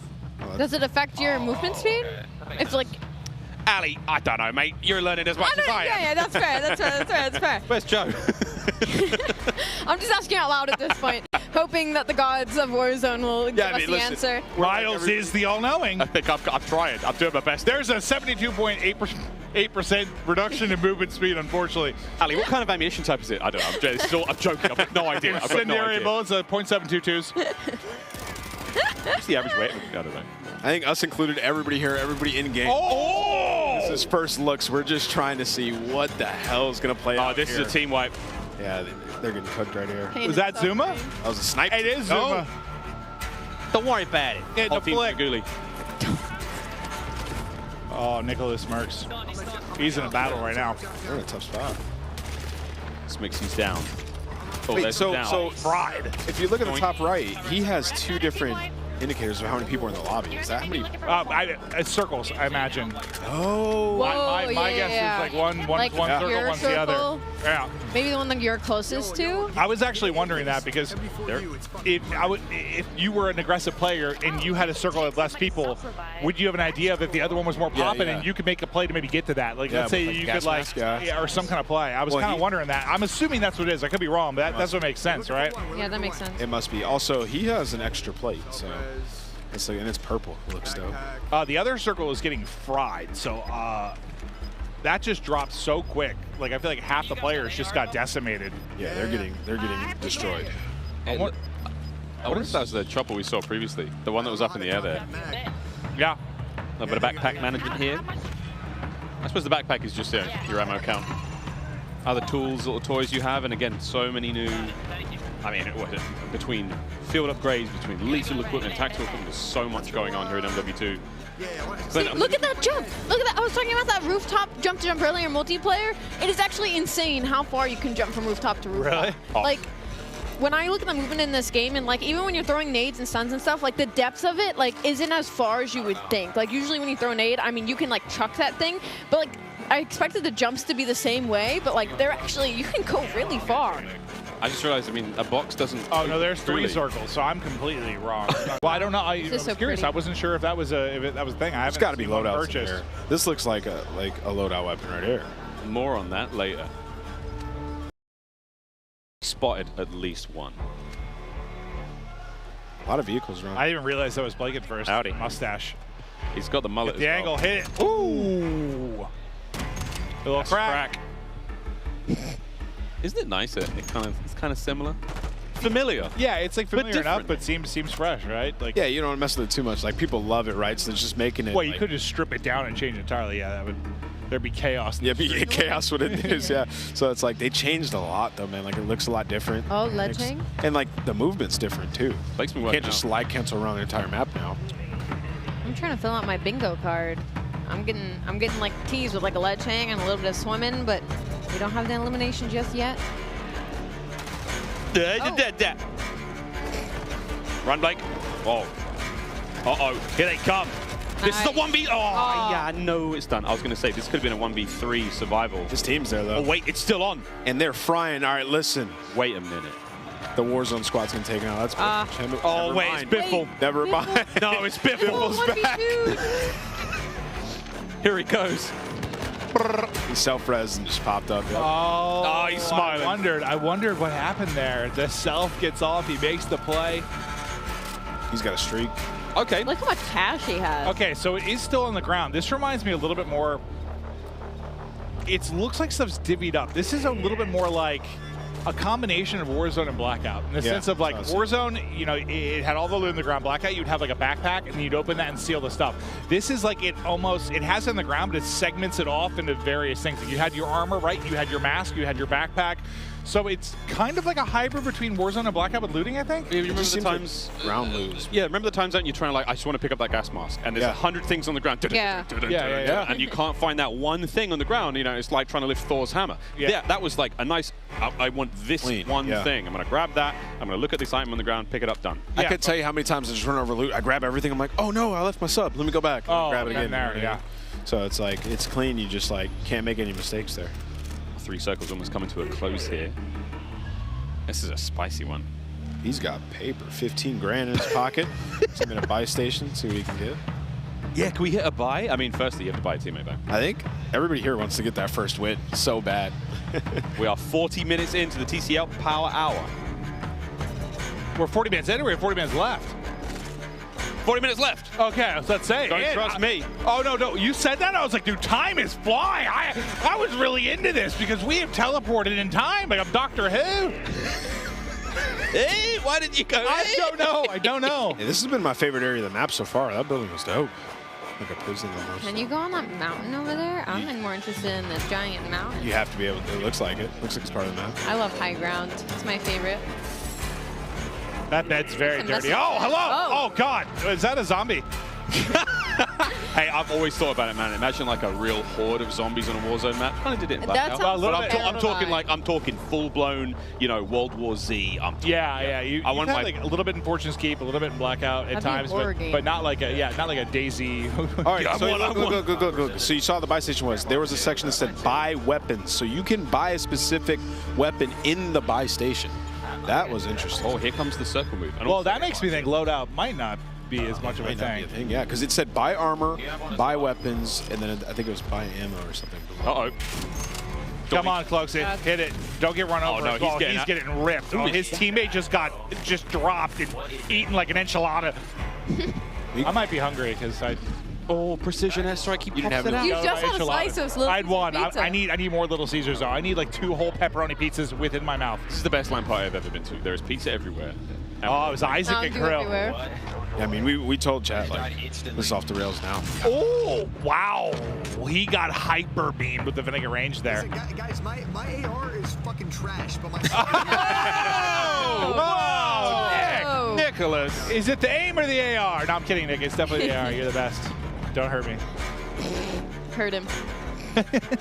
Dude, this is Cloaksy and Swag versus Biffle and Champion. This is actually a lit. Racked. Like, wow, these are. Wait. 1v1. Wait for it. Key. Jail key drop. Wait. Recover the key and escape. Get the key. Get the kill. Here. Oh. Oh, he sent it, and Swag just shot him in the forehead. Now down to a 1 versus 1. Is the key? Wait. 25 seconds. So I guess that's kind of like how in normal Gulag you'd get to that flag or whatever when you went to like OT. Maybe the key's kind of like there it is. Freedom. Oh, did he just dip? He dipped. Curious. There was a door at the back. He cracked the key. Just walked out. He dipped. Awesome. I'm not sure. That was great. He picked up a key and just ran for it. I'm out of here. Okay, so that's actually pretty cool. I would lose full though. Nah, yeah. If somebody did that to me, I'd be so mad. Dude, imagine that. Like you just it's lose. a 2v1. You're like, where is he? He's got the key. It's another cool little area of the map. Again, it's a big old map. Yeah, it is. Al Mazrah. Bring comfortable shoes. Word to the shoe set. Well, there's a lot of vehicles on the map. I've been seeing them on the mini-map. I just haven't seen many people hop in them. Oh, we saw SEAL Team Crim6. Yeah, we saw that. Pull up and absolutely destroy. But I want to see the Big Bertha, see what it looks like. Well, there's different kinds of vehicles. So there's like little sedans, family wagons, whatnot. You know, they're all going to have different properties, which is really fun to think of. If you have like a military class vehicle, get in the hatchback, Jack. I feel like there's somebody close. You can see like buy weapons, and you can upgrade your weapons. So I'm really. Oh, the clutch up. He gets Bop with his teammates back. Yeah, I'm intrigued to see how that works though. It's like, what do you like? Buy a weapon with some of your attachments, then upgrade it to the attachments that you have, or is it attachments that the game sets for you? So we'll see. Oh, so many questions. Yeah, I have so many. I'm seeing a lot of highways as well. This is a lot of fun. We're going to see, I think there's a little bit more of a lean towards vehicular combat, which I'm very, very excited about, given the fact that like there's 19 ways to battle each other in cars now. Well, the one thing I'm kind of digging, like, yeah, there's going to be some new versions of combat, but like at least what we're seeing so far, it doesn't look like you have, and that might be the loadout change too, but I think just with 5 attachments, like you can't beam someone with an AR 400 meters. Like it's going to force closer range combat. You're not going to be terrified to cross any open gap, which I think ARs have been too easy to shoot. Like this, I mean, that has more recoil than I've seen in 3 years. Yep, that M16 was kicking.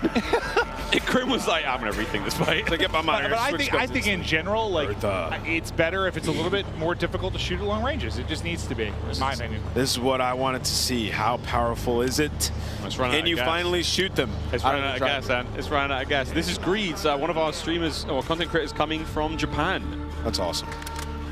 Also, though, man, shoot them tires. I'm just thinking out. I mean, my mind's going forward. Solo YOLO is going to look real different when everyone's driving around with vehicles with no tires and like running out of gas. Yeah, running out of gas in the end. And it's like, and there's one person at the end that's got this like super high-tech military vehicle, or who has the Hummer EV? Who's got the Hummer EV? It's like, I don't need gas. Oh my god, that's the meta, dude. Find having the the eco-friendly vehicle. Go green for the green. This is a duo. The Hummer EV. Big Bob. He's got a key. Wait, what is this key about? Wait, you see the key on his head? I'm not sure. Bobby's got a key. He's got the key to my heart, but that could be one of the sort of special loot locations. There's some subterranean spots. Chilling, dude.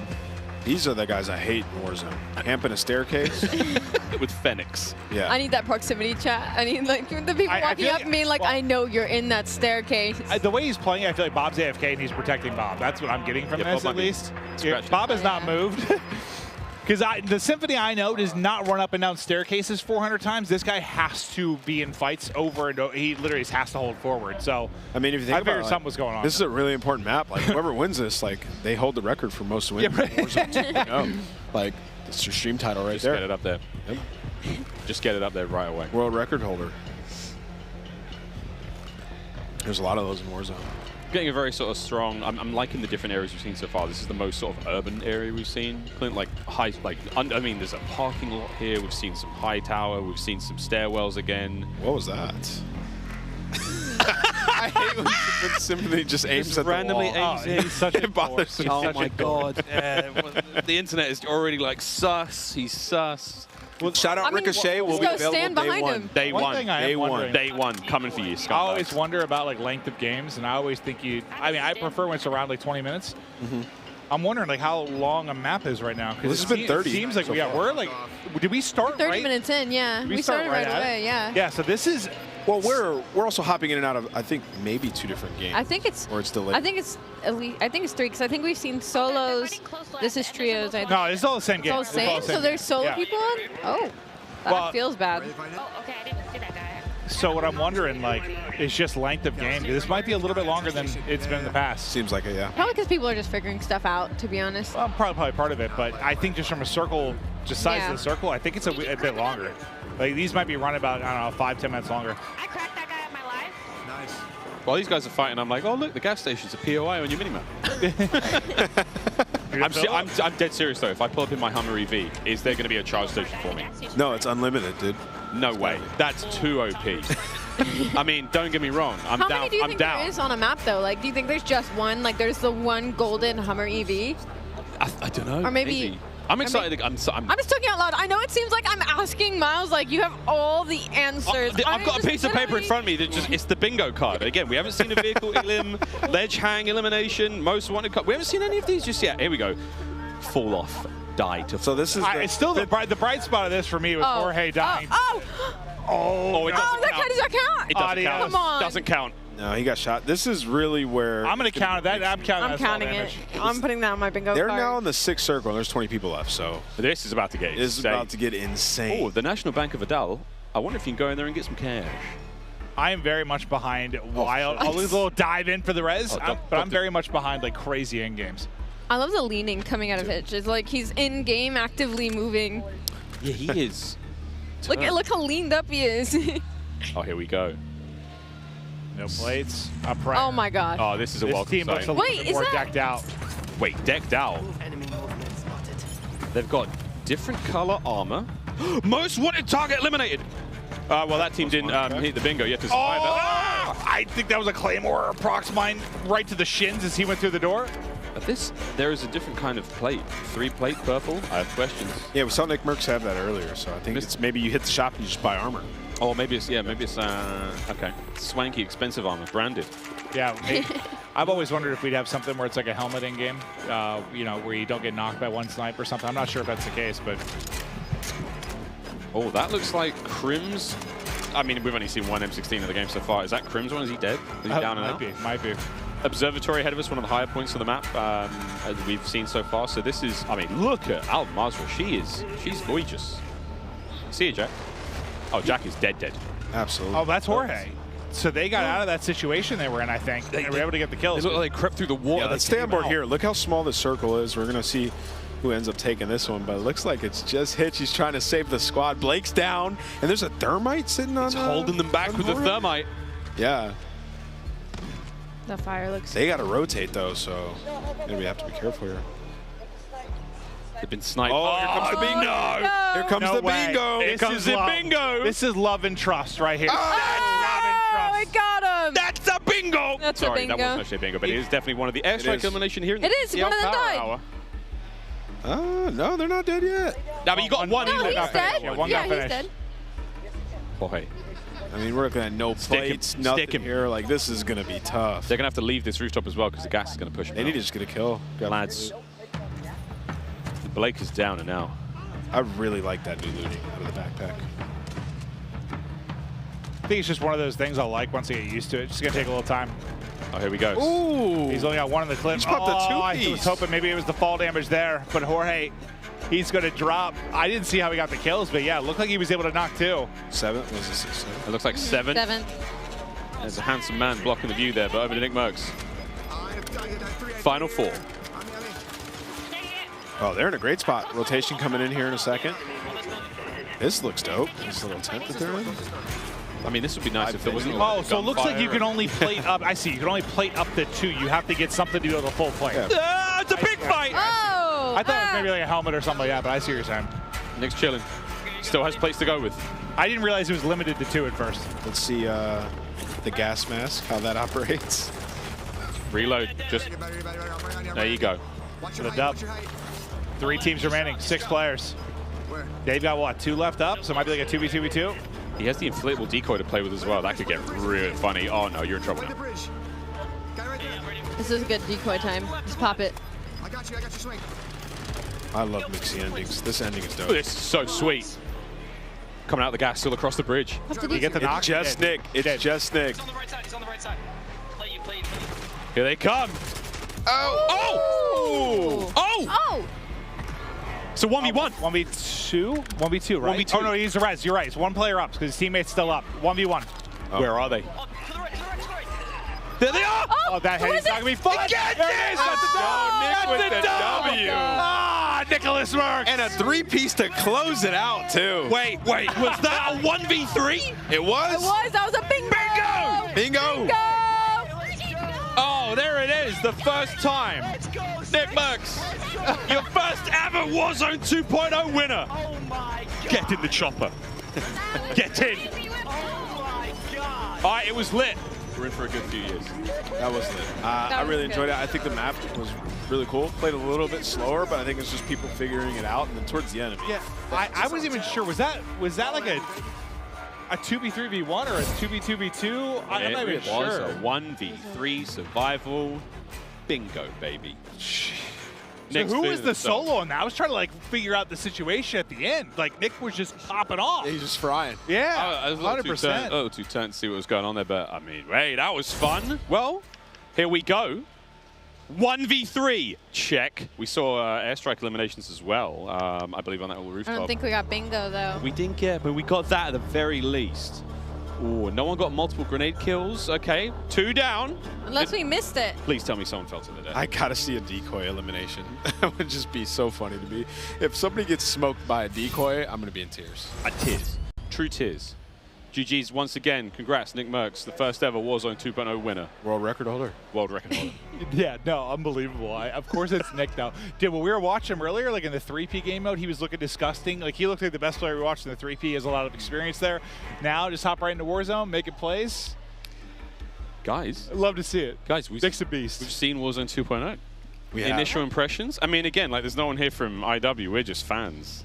Yeah, no, I'm having a blast. It's just to me, it seems right now like a bit slower pace, but I can't tell if that's a circle thing or people learning and kind of exploring the map. I imagine it's a little bit both. Like it's new. Yeah. It's going to play a little bit slower at first, but it's neat. Yeah, I think my favorite thing about it right now is like the way the looting is, where the loot is at. Like it's on tables, it's in cabinets, the backpack down. Like there's less stuff obscuring your view. Like you pick up your loot, you keep it going, you're looking for the enemies, right? It feels nice, it feels smooth. The AI part of it, I don't know that I would get yet.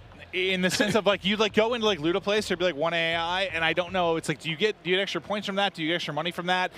They drop stuff. I can think about like it's people are gonna hear that. Obviously, it's not as quiet as looting, but that was the one thing I want to understand more of what's going on there. Yeah. It takes things to come. Ali, any sort of takeaways from you? First game of Warzone 2.0. I'm excited to load in. Like I said, I don't really play Warzone that often, but this new 2.0 Warzone, I'm very, very excited to load in when it drops. Well, now we get a quick look at that first win. We're going to see the POV of Nick Merckx once again as he goes up in that 1v3 situation. Thanks to the guys at Elgato.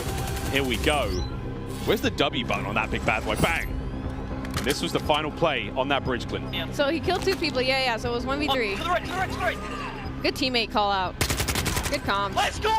Dude, he is just. I was worried like if Storm wasn't as close to him as it was, like he was gonna get on that heady and just smoke him, but he was so weak. He got like 1 bullet and just fried him.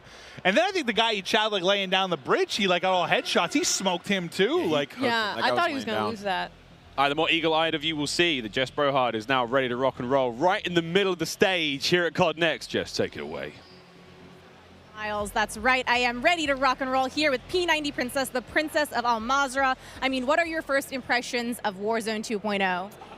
So far, I'm really liking it. I used to play PUBG, so this is really exciting because it does have that tactical feel to it. But what I'm most excited that I've discovered is the vehicle enhancements. You can get on the roof. You can jump out at any moment. You can switch your seats, which is exciting. That kind of has the vehicle, tactical play style that you can throw in there with every match and kind of mix things up a little bit. So I'm really excited about that.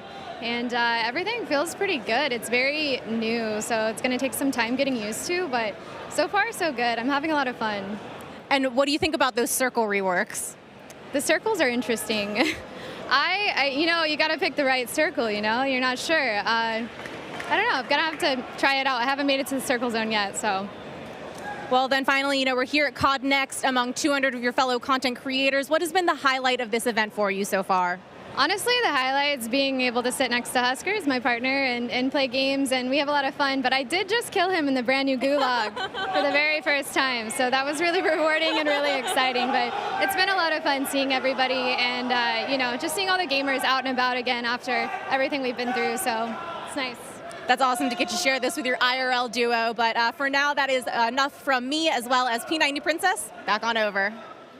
Thank you very much, Jess. Well, we're back at the desk. Jack O'Hara joining us once again. Hey, mate, we could have done with you a minute ago. We saw a lot of things. We had so many cool questions. Stuff. Yeah. Very, very fun, though. Super excited to see more of that later on. But first, if you are just joining us, Jack Links have an incredible giveaway. Here are all the details. Each Jack Links supply drop includes a brand new copy of Modern Warfare on the platform of your choice. Delicious Jack Links limited edition products, epic in-game items, and check this out on how to enter.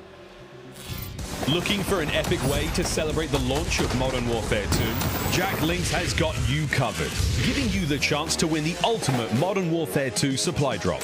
Keep an eye out during the broadcast for the Jack Links Sasquatch to appear on screen. If you see it, grab your phone and scan the QR code, following the prompts to qualify for entry.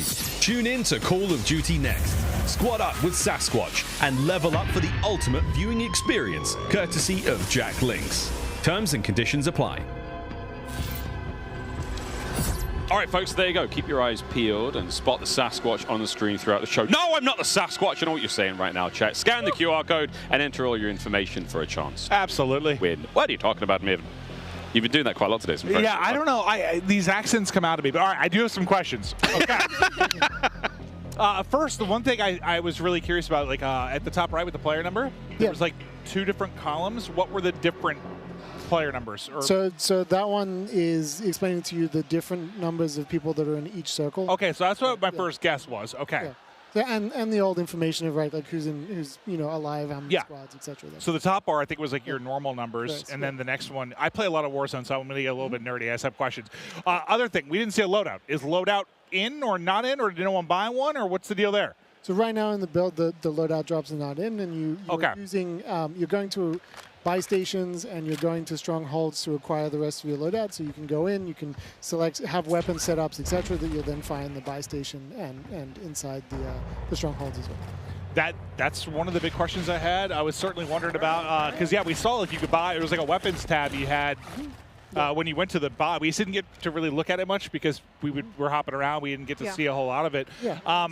What with the AI that were in different buildings, like when people were going to loot something, there'd be a random AI in there. Well, I guess I want to know, what is the impact on game? Because obviously, if you have to fight that, someone might hear the shots, right? You're not like looting silently, but what is the impact on the game within that, like, I guess, system? So we have obviously the AI that's concentrated around the strongholds, etc., and then we do have some smattering of AIs for the buildings that are there as an extra target that you can kill. You can get their weapon, you can get some ammo, etc. The little extra loot. Yeah, and then they can also serve as a warning that there is another player there. So right now we're experimenting with having them in various different play spaces and seeing where they're the most effective and the most entertaining, basically. Jack, as far as armor plates go, like a little UI thing here, there's a full-plated character has a purple colored armor plates versus the blue ones. What's going on there? So there's 2 sides of armor plate carriers, essentially. So you're picking up the 3-plate carrier, and that means you can go to 3 plates, essentially. Okay, that's a lot of fun. Okay, all right. Now, I also noticed within the backpack, we saw Nick Merckx carrying C4 while also having, a frag grenade and a smoke grenade. So if I've got a backpack, is that a separate pickup on the ground as well, or is that something that your character comes equipped with because they're already a badass? So what you have is you have the strip at the bottom, which is your loadout, and then your backpack, you have a starting backpack that is a certain size, and then in that you can put extra items and you can hold duplicates of things that you want to keep. That's a lot of fun, yeah, because we saw him run a C4, and at one point he's like, yeah, I don't feel like C4 right now. This is very useful. He's able to swap that out in real time, and excellent. Oh, my God. So I know in a lot of ways, Blackout was the first iteration of this, and you have Warzone come out, which improved on a ton of things from a quality of life standpoint, but it feels like there's, like, at least from a looting standpoint, some similarities there, because you used to have, like, the backpack where you could carry multiple items. Then we shifted, like, everything on the ground. This seems to be, like, a middle ground to kind of meet both qualities of life, which I find pretty dope.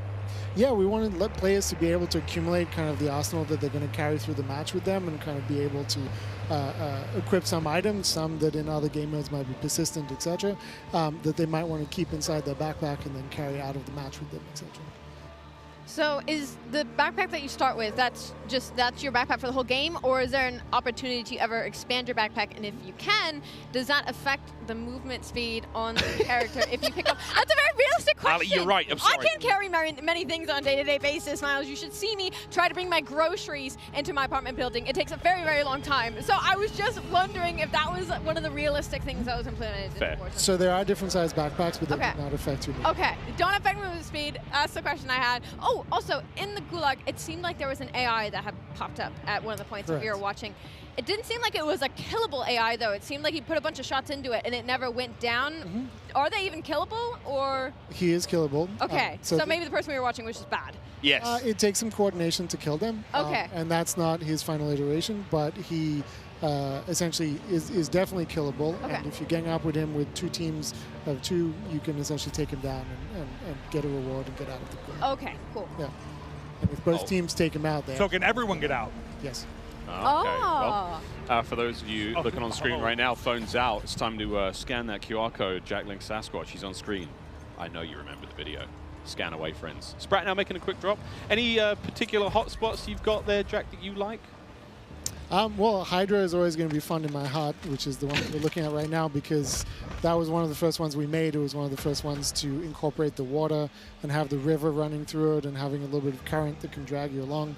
And obviously a ton of fun boat chases through it, etc. It's a good place to find a boat. So this one's always going to have some funness in my heart, and I'm sure that the rest of the development team as well, just because it was the first one. It's really sweet. It's kind of like the heart of Al Mazrah, where it all kind of began. Exactly. Are there any sort of fun Easter eggs that you guys, as a development team or the art team, have maybe put in the game that we can find as players? So there's definitely a few locations that you might recognize. Maybe. Some in downtown, some in the airport, and some in the quarry. And then as you start playing the game, you'll discover little locations that are kind of little secrets and places to explore. Yeah. I check out off the coast. There's some wrecks that are underwater and places to swim. Wow. So, I mean, depending on how, if you hit... Sorry, Maeve is just... I don't know whether it's... Listen, I came in with a question. I need to go back in time to the Gulag, but I nearly choked on a piece of pizza. But now I'm okay. While you guys were talking, I put down 3 of those. Very, very impressive. Thank you, Little Caesars. But, oh, my God, I'm okay now, Miles. Shout out to Little Caesars, yeah. No, it was amazing. I was eating way too fast, though. But I want to go back to the Gulag real quick. Can you kind of take me through, I guess, the various ways you can get out? Like, what are the combinations of it? Because you were kind of saying both teams can get out. How does that work? I guess I want to get a little bit more understanding of how the whole ecosystem of the Gulag works. Can I pause that? Is this a stronghold, Jack? We'll get back to the Gulag when someone's in there. This looks... I saw flags. I've seen sort of markings, and there is an assault now. Tim's down! Oh, no. Okay, so at the same time, this looks like a stronghold. The icon on the top side of the map, is that telling you what's going on there? Correct, exactly. What does the little skull mean? To the right of that. That was his teammate that just went down. To the right of the stronghold icon in the sort of top center of the screen, just underneath his compass. Oh, there's just underneath his compass. That's indicating that you can go to a black site essentially. Oh, okay. And this is one of the more sort of secret locations, high-level loot. Okay. Okay. Do you need a key for that, or is that sort of first come first serve? Once you've accomplished once you've taken down a stronghold, then you will be able to get a key to the black site. Yeah. I mean, Jack, one of the problems, I suppose, is you've all created this game with a million things inside. It's so fun. You've got 3 sort of excited children here who are going to be constantly pestering you for the duration of this game. That's okay. I mean, we wanted... I'm a very old child, but yes. We all are inside. Yeah, right. We wanted to make this thing where, as you keep playing, there's just more and more things to do, right? So we're just always looking to put some depth in there, some things that once you've played 50, 100 matches, that there's new things for you to go and explore and try out, etc. I think this is... Well, you can already see the pace picking up a little bit. I don't think we saw anyone with more than like 1 or 2 kills. Aiden on 7, and I think as people get more comfortable, the pace of play will obviously pick up. But, I do want to say, okay, I'm just going to say it. The first iteration of Heartbeats pissed me off because he just, listen, every time I would die and spectate, just Heartbeat over and over and over again. 400 times in a row, just Heartbeat, Heartbeat, Heartbeats, little rodents crawling around, just doing it over and over. And I was just like, listen, it lasts for, it's like a UAV you have forever. The battery life almost made me sing for joy, so thank you. It literally almost made me sing for joy. How does it work though? Like what? Like how long basically is like the timing of the heartbeat center's battery? Does it have a timing? Is it by the does. times it pulses? It's how long it's been out essentially. So the battery's just going out the longer you're holding it out. So is 100% like 100 seconds, or is it? I forget the exact time. Okay. But it's somewhere around there. Got it. Ali works in true specifics. Yeah, sorry, I'm specific. the analyst on the desk. Ali, My brain is like. You are not alone, my friend. But it might change once. My question is: there a solar panel on it? So if I'm outside, does it last long enough? And once the battery is one of those ones that you can't take out. So once you're done, you're done. It's a one and done. A very important question around the fuel in the cars, though. So, like, are they tied to real-life market prices? So if there is a surge in gas prices, is it going to be more difficult to get gas in game? I mean, we don't rule out making a game mode about that. For now, the gas prices are consistent throughout the. I'm seeing in the future like Mad Max tie-ins and it's vehicles only, and fuel is the most important resource on Earth. And oh my goodness, when it does come to the gas station, though, do you have to pay for the gas? No, it's all free. Oh, that'd have been great fun, though. Yeah. Everyone like cash up. We need to get gas, gas, and some Jack Link's jerky. All the homies in the wagon just bumping music to the gas station. Oh, look at this. Oh, that's a good parking job. That was actually impressive stuff. Mingod is just sort of sneaking around. I'm really enjoying the sort of the layout of blue on the ground. It feels a lot more organic. It feels a lot more sort of we're leaning more towards realism than sort of floating colorful guns on the ground. See, I don't even know if I say realism as much as like, because sometimes I think things being too realistic. For me, I sometimes don't like. Like, I want it to be arcadey in a video game. Sure. It just seems more logical to me. Like, it's just like, this is where you would expect this type of thing to be. A cash register has cash. Yeah. And, like, I'm sure there's realistic ties, but to me, it's just, like, more logical. Yeah, it's where things make sense, right? Yeah, so it's just, you go into a store, like you're going to go in this gas station, you're going to find cash, the cash register, and loot on the shelves.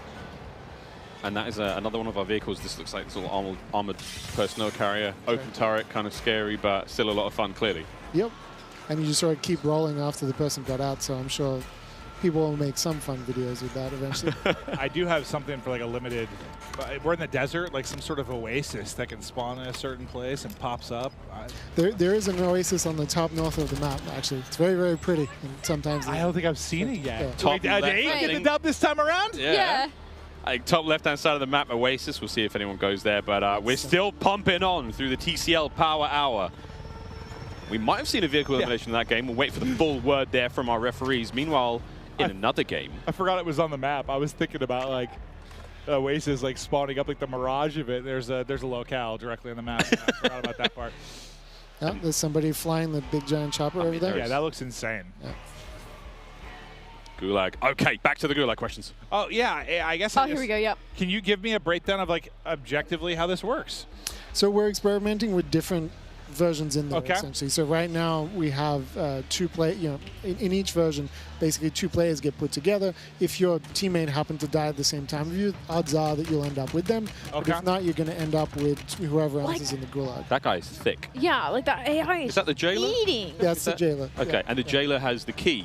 Correct. If He's you kill holding him, the key. Yeah. you can sort of buy your freedom. All right, Hitchcock. Oh, he's gone. He's gone. And I don't think he's realizing that's one of those things you need to group up on. Like, if you're going to do it, it's almost like, will proximity chat work in there or not?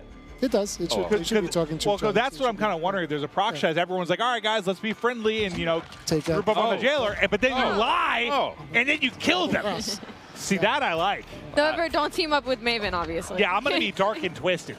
Less than 10 minutes remaining in the TCL Power Hour for all sorts of fun stuff still to happen. We've yet to see a ledge hang elimination or a multiple player grenade elim. That's a 2-piece. I think we like to call it in the CDL business with a single greniche. We don't call them greniches.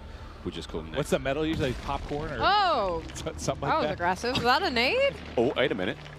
Precision airstrike? I think it was precision airstrike. Yeah, that was a precision airstrike. And that looked like sort of side lean. So how many different like models of vehicles are there? Because we're so used to, you had what? You had the buggy, the Jeep, the ATV, and the Bertha, basically. You had those 4, and they were big set skins. How many different variations do you have now? It seems like So there's more variations. It seems like it, right? We have the 4x4, which you just saw. We have the colloquially, I'm trying to find the right word. Maybe I can't say it on stream. No, it's okay. That's okay. I understand. The vehicle, but there's more variation that's for sure, a little older and a little bit more beaten up. Yeah, yeah. So you have the little car, you have the 4x4, we have the armored 4x4, we have the big helicopter, little helicopter, ATV, Tack Rover, which is like a four-person like UTV kind of off-roader. There is also a crop top 4x4 as well. So that one's fun, you know. I have to ask now: is there a car showroom where we can sort of see all of these vehicles in a single There is place? not, but maybe we should put them in. Yeah, it turns into like a Gran Turismo like showcase room where you have all your vehicles, you're decking them out. I see potential there. That would be cool. honestly, Like a little pimp my ride type thing going on. Well, we've seen, we know vehicle skins will be in the game. They're in the menu right now, so that's going to be a lot of fun. I have to, I mean, maybe you can't answer this one, Jack, but of course the GMC Hummer EV, different skins, right? Yeah, eventually. Of course, why wouldn't we? That'll be a lot of fun there to see that go down. And also, do we know how the refueling situation works there? So the EV situation is that there are electrical power stations at the gas stations as well. That's great. I'm very relieved. Yeah. Because I was thinking, you know, surely get to the gas station. There's a socket. I wonder how good the parking jobs have to be. Like, do you just have to be in like the vicinity, or like do you got to be right up next to it properly? You got to be pretty close. You can't be like 10 feet away. Yeah. And if you have a chopper, dope. you have to come down in close and like either be landing very precariously between them or hover just. Oh wow! Wow, that'll be cool to watch. I didn't even think about refueling the chopper. Yeah. Okay. Yeah. Well, this is going to get stressful. Many Eclipse content abound, friends. Ninja on your right-hand side of the screen here, still rocking and rolling in the TCL Power Hour. How many kills has he got? And has he checked his private messages? I'm sure somebody had to have walked up to him today and been like, what was that about? Hey man, we got beef? Yeah. What are you talking about? Super Evan on the left-hand side of your screen, one of the more lethal Warzone players, especially... Bad boy. He's a dangerous animal, isn't he? He's also very tall, surprisingly large. Yeah, he's like 6'5". Looked like he just popped his DDoS. So any and all electrical equipment in the nearby, claymores, you name it, everything just got sort of tickled in the worst possible way. Actually, Jack, does that also affect players? Can they, if you as a player have been DDoSed, are you able to use any sort of equipment at that moment in time, or? No. Is it things that are already in play in the world? Well, things that are in play in the world, disabled. Vehicles can also get disabled as well. So it's a pretty powerful experience against that too. Okay. Well. Yeah, that's good, because sometimes vehicles, there's a lot of them. It can be frustrating. You need a good way to deal with them. That sounds like it can be for sure. Say that's the circle. All right, so this might seem familiar to people too.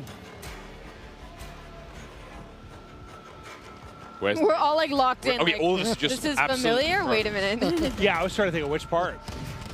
It's just an MP map from the time gone by. Oh. It's funny. safe I can like picture them all in my head, and Lord knows I can't like name them. Is Mason frying or getting fried? But the look on his face, he's doing fine. Jack, the safe cracker there, what was that? Is that another sort of a contract? Yeah, so it's a new contract where you pick up the contract and you have 3 safes. You have to kind of crack the safe. You place an explosive on it when you walk up to it, and then they explode. There's some rewards inside each one individually, and then you get an overall reward as well. Excellent. So there's a time limit as well, so you kind of press to go do them as quickly as possible. Hey, one thing we sort of really enjoyed, again, Clint, the variety of contracts in Warzone has been so fun. I mean, whatever it may be. Oh, okay. Ocean's 11 right now, starring Iceman Isaac. Ocean's 1, not as exciting. Still sexy, though. I thought it was like a booby trap at first, but no, just taking the actual, what do we got in here? M4, some cheddar cheese. And that kind of makes sense. Like, it's a safe, right? You might have some rare loot, some extra money. Goodies. Yep, there's a train. Kept that one secret, Jack. That's right there. That's right. Kept that real quiet, mate. That looks great fun. I guess is that a sort of similar situation to what we had in Verdansk? A lot of toys on it. Yeah, and you're actually going to see some more things that are train related at launch. The fun one for me is being able to jump up on the roof of a car and then jump to the moving train. Oh, we're talking like Wild West style. Oh, like, wow. all right. This is going to be fun. Bobby Poff is absolutely lit, ladies and gentlemen. It's so funny just watching them kind of learn, hear them talk through stuff. So Dude, Bobby's voice, by the way. He's found the key to a stronghold, though. So does that mean? So Jack, you have to kill the combatants around it, and then get inside and get Hit the it. goodies. Hit it. Get the key and then go to the next one. What does the key do? The key helps The you keys get to in? the or- black side. Okay, all right. That's the chain event between the two. So the second number, is that the team's like in a different circle outside of the one you're currently occupying? Crack. There's the one. There's the knock. That you're in. Okay, so it's the one that you're in. That makes sense. Okay. Oh, Mason. Ooh, nice shots. Oh, God, now there's tank bullets, giant bullets from this vehicle. Oh, they're pushing. That counts as a vehicular elimination if they get the kill with it. There it is. Bingo. And it's Hunter TV. Well done. He got the knock on the one. I don't think he was ready for the second to swap right into it. Still got the ghoulie, though. I love the idea of getting a key and just sort of like, you know, I'm not going to fight this one out. I'm just going to hit the door wherever I may be. Symphony and Nick Merckx versus Pornyhoff and Mingod. So what were you aiming for, like, time-wise? I'm just curious. Like, are they a little bit longer right now? It feels like. The matches? Yeah. We right now, because we're playing around with the length of like how long each circle lives before they collapse. You know, it might feel a little bit longer. Yeah, it felt like it was like closer to 30 minutes than like 25 somewhere. Just felt like a little bit longer. The circles do something interesting where sometimes you get a little bit more of a pause in the middle as each circle kind of resolves itself before collapsing. So it can lead to some like different flows. Interesting. That's kind of cool. A little variety. I've got a question, Jack, a specific one. Can we sort of like perform a takedown on the jailer? Not right now. Okay. It's a good idea. We'll hold on to that. Imagine you're going to take him down, then I get behind you and go to take you down. And then we get a takedown conga line and it gets real awkward. Yeah. And meanwhile, our other teammates are just sort of staring at us. In party chat, like, hey, did we go to college together? I'm like, oh, maybe. How many kids you got? I'm like, help me. Prox chat alone. Help me. Prox chat is going to be something. I'm coming for you. Come on, Isaac. Show me something special. What did you guys have?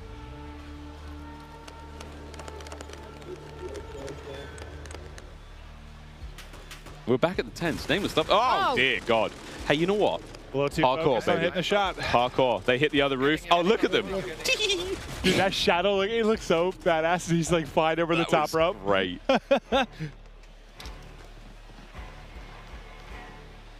Well, there we go. TCL Powerhouse still rolling, friends. Actually, we should be nearly finished with that one, but we've definitely had hey, we've had a couple of bingos. We'll get back to those in just a moment. Yeah, sorry for the bombardment. I'm not sorry. Questions. Not sorry for that bombardment. That was great, Jack. You're a beast. Well done, mate. I do believe that we are ready, possibly, to toss to Gina. Gina, what's going on down on the floor? Hi, how y'all doing up there? Look, I'm here with a very good friend of mine, Diesel. What's up, dude? It's been a while. It has been a bit, yeah. Look, the energy here is palpable. Everything has been going so crazy. How does it feel to be here today? It feels good. I mean, we've been talking, I've been playing Warzone since it came out, so it's good to finally get your hands on Warzone 2, which feels incredible. Everybody will get to play it eventually. It's a little bit different than I was expecting, but all in a good way. So you are definitely no stranger to Call of Duty. No. So many things were announced today. What are you looking forward to the most? Probably just playing the beta with Old Men of Optic. just us getting together and playing again. It's been a bit since we played regular multiplayer, so the beta tomorrow will be a lot of fun. So looking forward to that. So, there are tons of streamers here today, all around the world. Who is someone out there that you're hoping to get into a friendly little firefight with? Probably May. Yeah, who's my girlfriend? She's playing back there, so running up, that would be a fun car ride home, I think. Yeah, I think it would be good. I'm going to tell her you said that, and we're going to be looking out for that specifically. Shout out to May. That's all from me here, y'all. Let's go back to the desk and see what's going on over there. Thank you so much, Gina. Guys, once again, we're going to get into another drop. Before that, though, each Jack Link's supply drop includes a brand new copy of Modern Warfare on the platform of your choice. Epic Jack Link's limited edition products. And check this out on how to enter once again. Looking for an epic way to celebrate the launch of Modern Warfare 2? Jack Links has got you covered, giving you the chance to win the ultimate Modern Warfare 2 supply drop. Keep an eye out during the broadcast for the Jack Links Sasquatch to appear on screen. If you see it, grab your phone and scan the QR code, following the prompts to qualify for entry. Tune in to Call of Duty next. Squad up with Sasquatch and level up for the ultimate viewing experience, courtesy of Jack Links. Terms and conditions apply. All right, so this is your last chance. Keep your eyes peeled. Spot the Sasquatch on screen throughout the show. Scan the QR code, enter all your information for a chance to win. You saw the goodies. You won all the goodies. Platform of your choice. And all the yum-yums. Can't wait. Guys, one more drop, one more big one, and we're going to roll onwards through the show. It's been a sensational day. Call of Duty next. I mean, good God, I'm pumped for tomorrow. Listen, man, we've seen everything. It's a lot, far, right? dude. It's a lot to take in. Like, I was looking at that Warzone game that we just watched, and I was like, man, Warzone 2.0 looks sick, but then we got mobile, MP, the new game modes, new weapons, new Gunsmith. Like, it's going to take a while to get through all this when we get to the beta. Telling me, mate. Well, again, we want to say massive thanks once again to TCL. The Power Hour comes to a close. TCL Power Hour was a lot of fun. And, hey, while we were waiting, I do believe we got another one. That's right. A vehicle elimination went down, and we may have some footage, ladies and gentlemen. Let's see it. Let's have a little cheeky peek at how that one went down. Again, there's plenty of vehicles, whether you get run over, dropped on, exploded, and taken care of.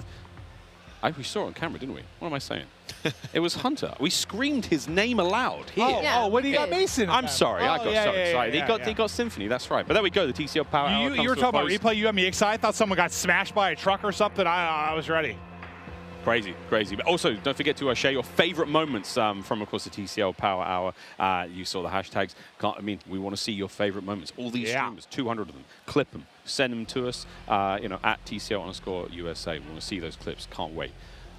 Twitter's going to be popping. I mean, I've already seen some crazy clips. Popping. Dirty got like the first quad feed. He tweeted that one out. He got a couple of them already. They're spamming the timeline. I'm sure. You go on there right now, you're seeing clips left and right. It's going to be good. We've got one more drop, guys, here. As you can see, the Timothy, the Tatman. I do believe this is it. The last drop here in Warzone 2.0 before we will say adieu until November 16th when you get to play this for free at home. And oh, looky, Sasquatch. Phone's out. Scan the code.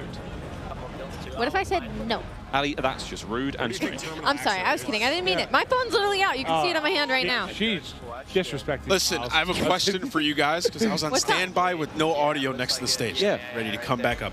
Did you get an answer about the loadouts? We got a lot of answers, actually. I think in the current build right now, no, but they plan to be. You can upgrade your weapon. Yeah. All sorts, dude. I mean, what we are seeing now is still alpha gameplay. Yeah. A lot of this is likely to change. Stephanie Snowden was up here earlier saying the Gulag's likely to change. They've gone through different iterations.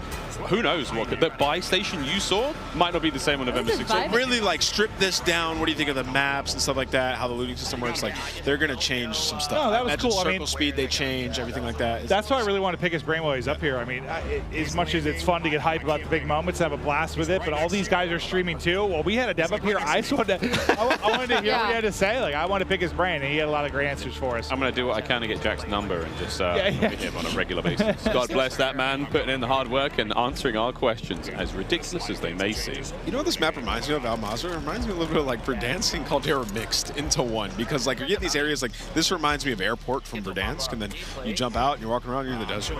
So I don't see a ton of skyscrapers, so I'm happy. Yeah. Personally, I just thought there are too many tall buildings, but in this there's like, I don't know, 2 to 3 story. There's a couple bigger ones, but nothing too wild. Well, we haven't actually seen this. I think there are 2 major city locations in the map. Yeah, we haven't been there too much. Haven't really been there? I haven't seen how tall those are. You're right. Again, there could be some big ones. Again, I'm loving the buffer. Yeah, I was literally going to say that. I love the first aid kit on the wall. Again, it's the logic. You brought this up, Clint. It's not necessarily that the loot's crazy or anything, but the idea that I can visit a location that I know is there and go, all right, I'm looking for this. I need armor. I need ammunition. I'm looking for money right now. The idea of like regain. We talk about that when, like, let's say your whole team's been wiped. You're the only one to survive the Gulag. Now you've got a game plan almost. 100%. I mean, I feel like you have to. I just don't know. I don't know if there's anything like with the AI, if there's like rechargeable loot or anything like that. Like that became a thing, like rechargeable chests in regular Warzone. I find myself, I get so used to like ballooning everywhere that it's like weird for me not to even see balloons. Like it's just a big change. When this comes out, Clint. Like when we drop into the map. Like, oh no, I will destroy you. I will. I definitely aim straighter than you. You might have a better mind for combat, but like you just never. I just had to put that on broadcast. You were never very talented. Clip this. Oh. Whoa.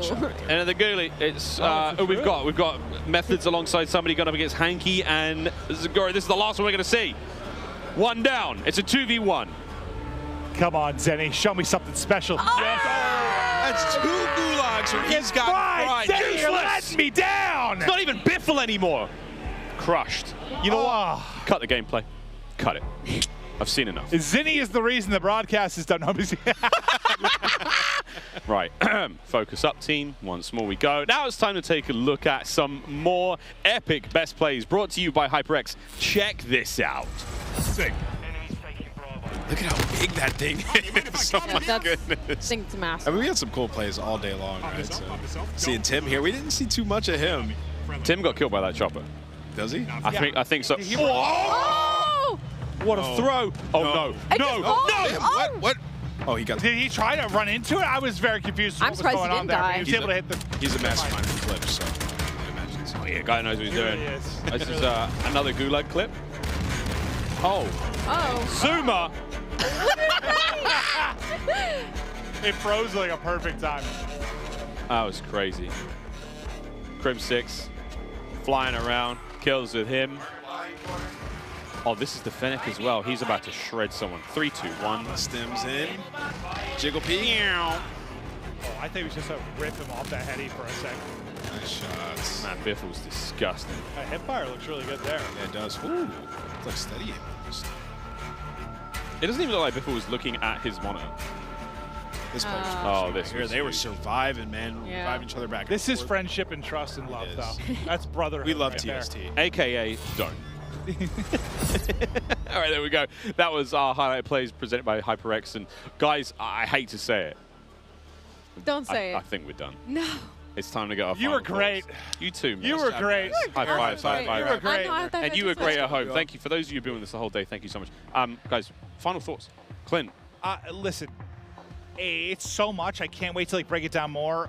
It was so cool to hear the devs' thoughts on stuff. This was like perfect to me because not only did we have the streamers here doing their thing, getting the gameplay, we had the devs to break down and give us some of the more nerdy stuff we want to talk about. We got to cast a little bit, ask some questions.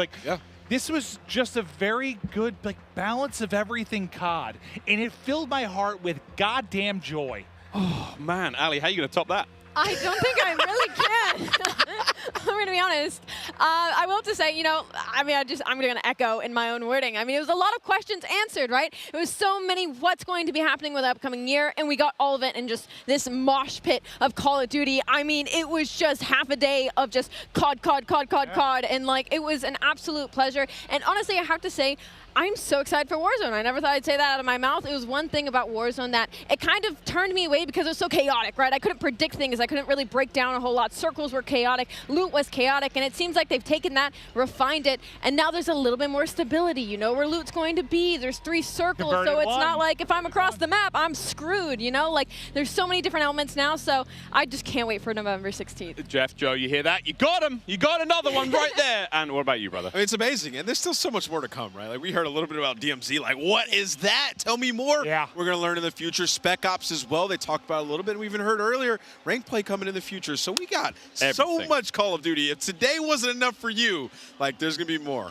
So much more. We do want to remind everyone, though, one more time that Modern Warfare 2, it launches October 28th, but is available to pre-order right now. Pre-order and get early access to the open beta that starts tomorrow on PlayStation and next week on Xbox and PC. Don't forget that the pre-order Vault Edition, if you get that one, you're going to get those amazing-looking red Team 141 skins you saw today, but not only at the launch, you get those in the beta as well. So that's lit. Also, the FJX Cinder weapon vault. You guys have seen that in action today. That's the fully decked out M4 weapon platform, and that's certainly something you're not going to want to miss out on. Insane. Oh, and also, don't forget, pre-order any edition of Modern Warfare 2 and play the campaign up to a week early. I'm a campaign guy. Absolutely love to do that. You all saw this Warzone mobile action live today as well. And don't forget, you can also go right now to the Google Play Store and pre-register for your free download of Call of Duty Warzone Mobile. I mean, frankly, guys, there's a lot. Whatever platform you're on, it's all yours. But that is it for us, guys. On behalf of myself, Maven, Alley Cat, Nameless, all the other talent here, everyone behind the scenes, thank you so much. We'll see you on the beta.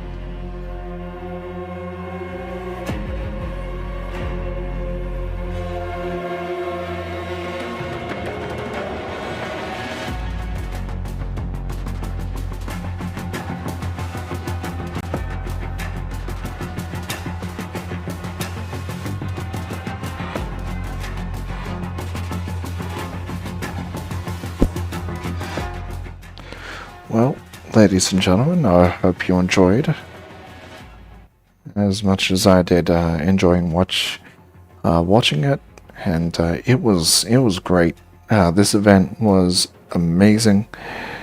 Next up is the Call of Duty Warzone 2.0 and beta streams, so be sure to be on the lookout for that. That was fun. Unbelievably fun. I enjoyed it.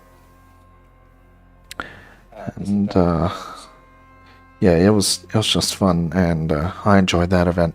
I hope you guys have enjoyed it as well. This has been me, Discord A Lot of Chaos, signing off after a long ass stream today. And yeah, it's been fun.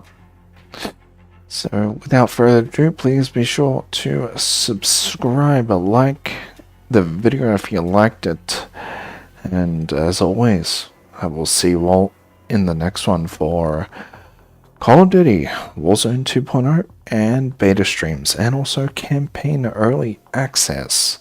And if you haven't already, please subscribe to Chaos Box, where I'm doing live gameplays of Call of Duty Modern Warfare 2 2019, 2022, and all those other Call of Duties and FPS titles. So thank you for tuning in. I've been Discord, and I will see you all in the next one. Bye bye, my friends.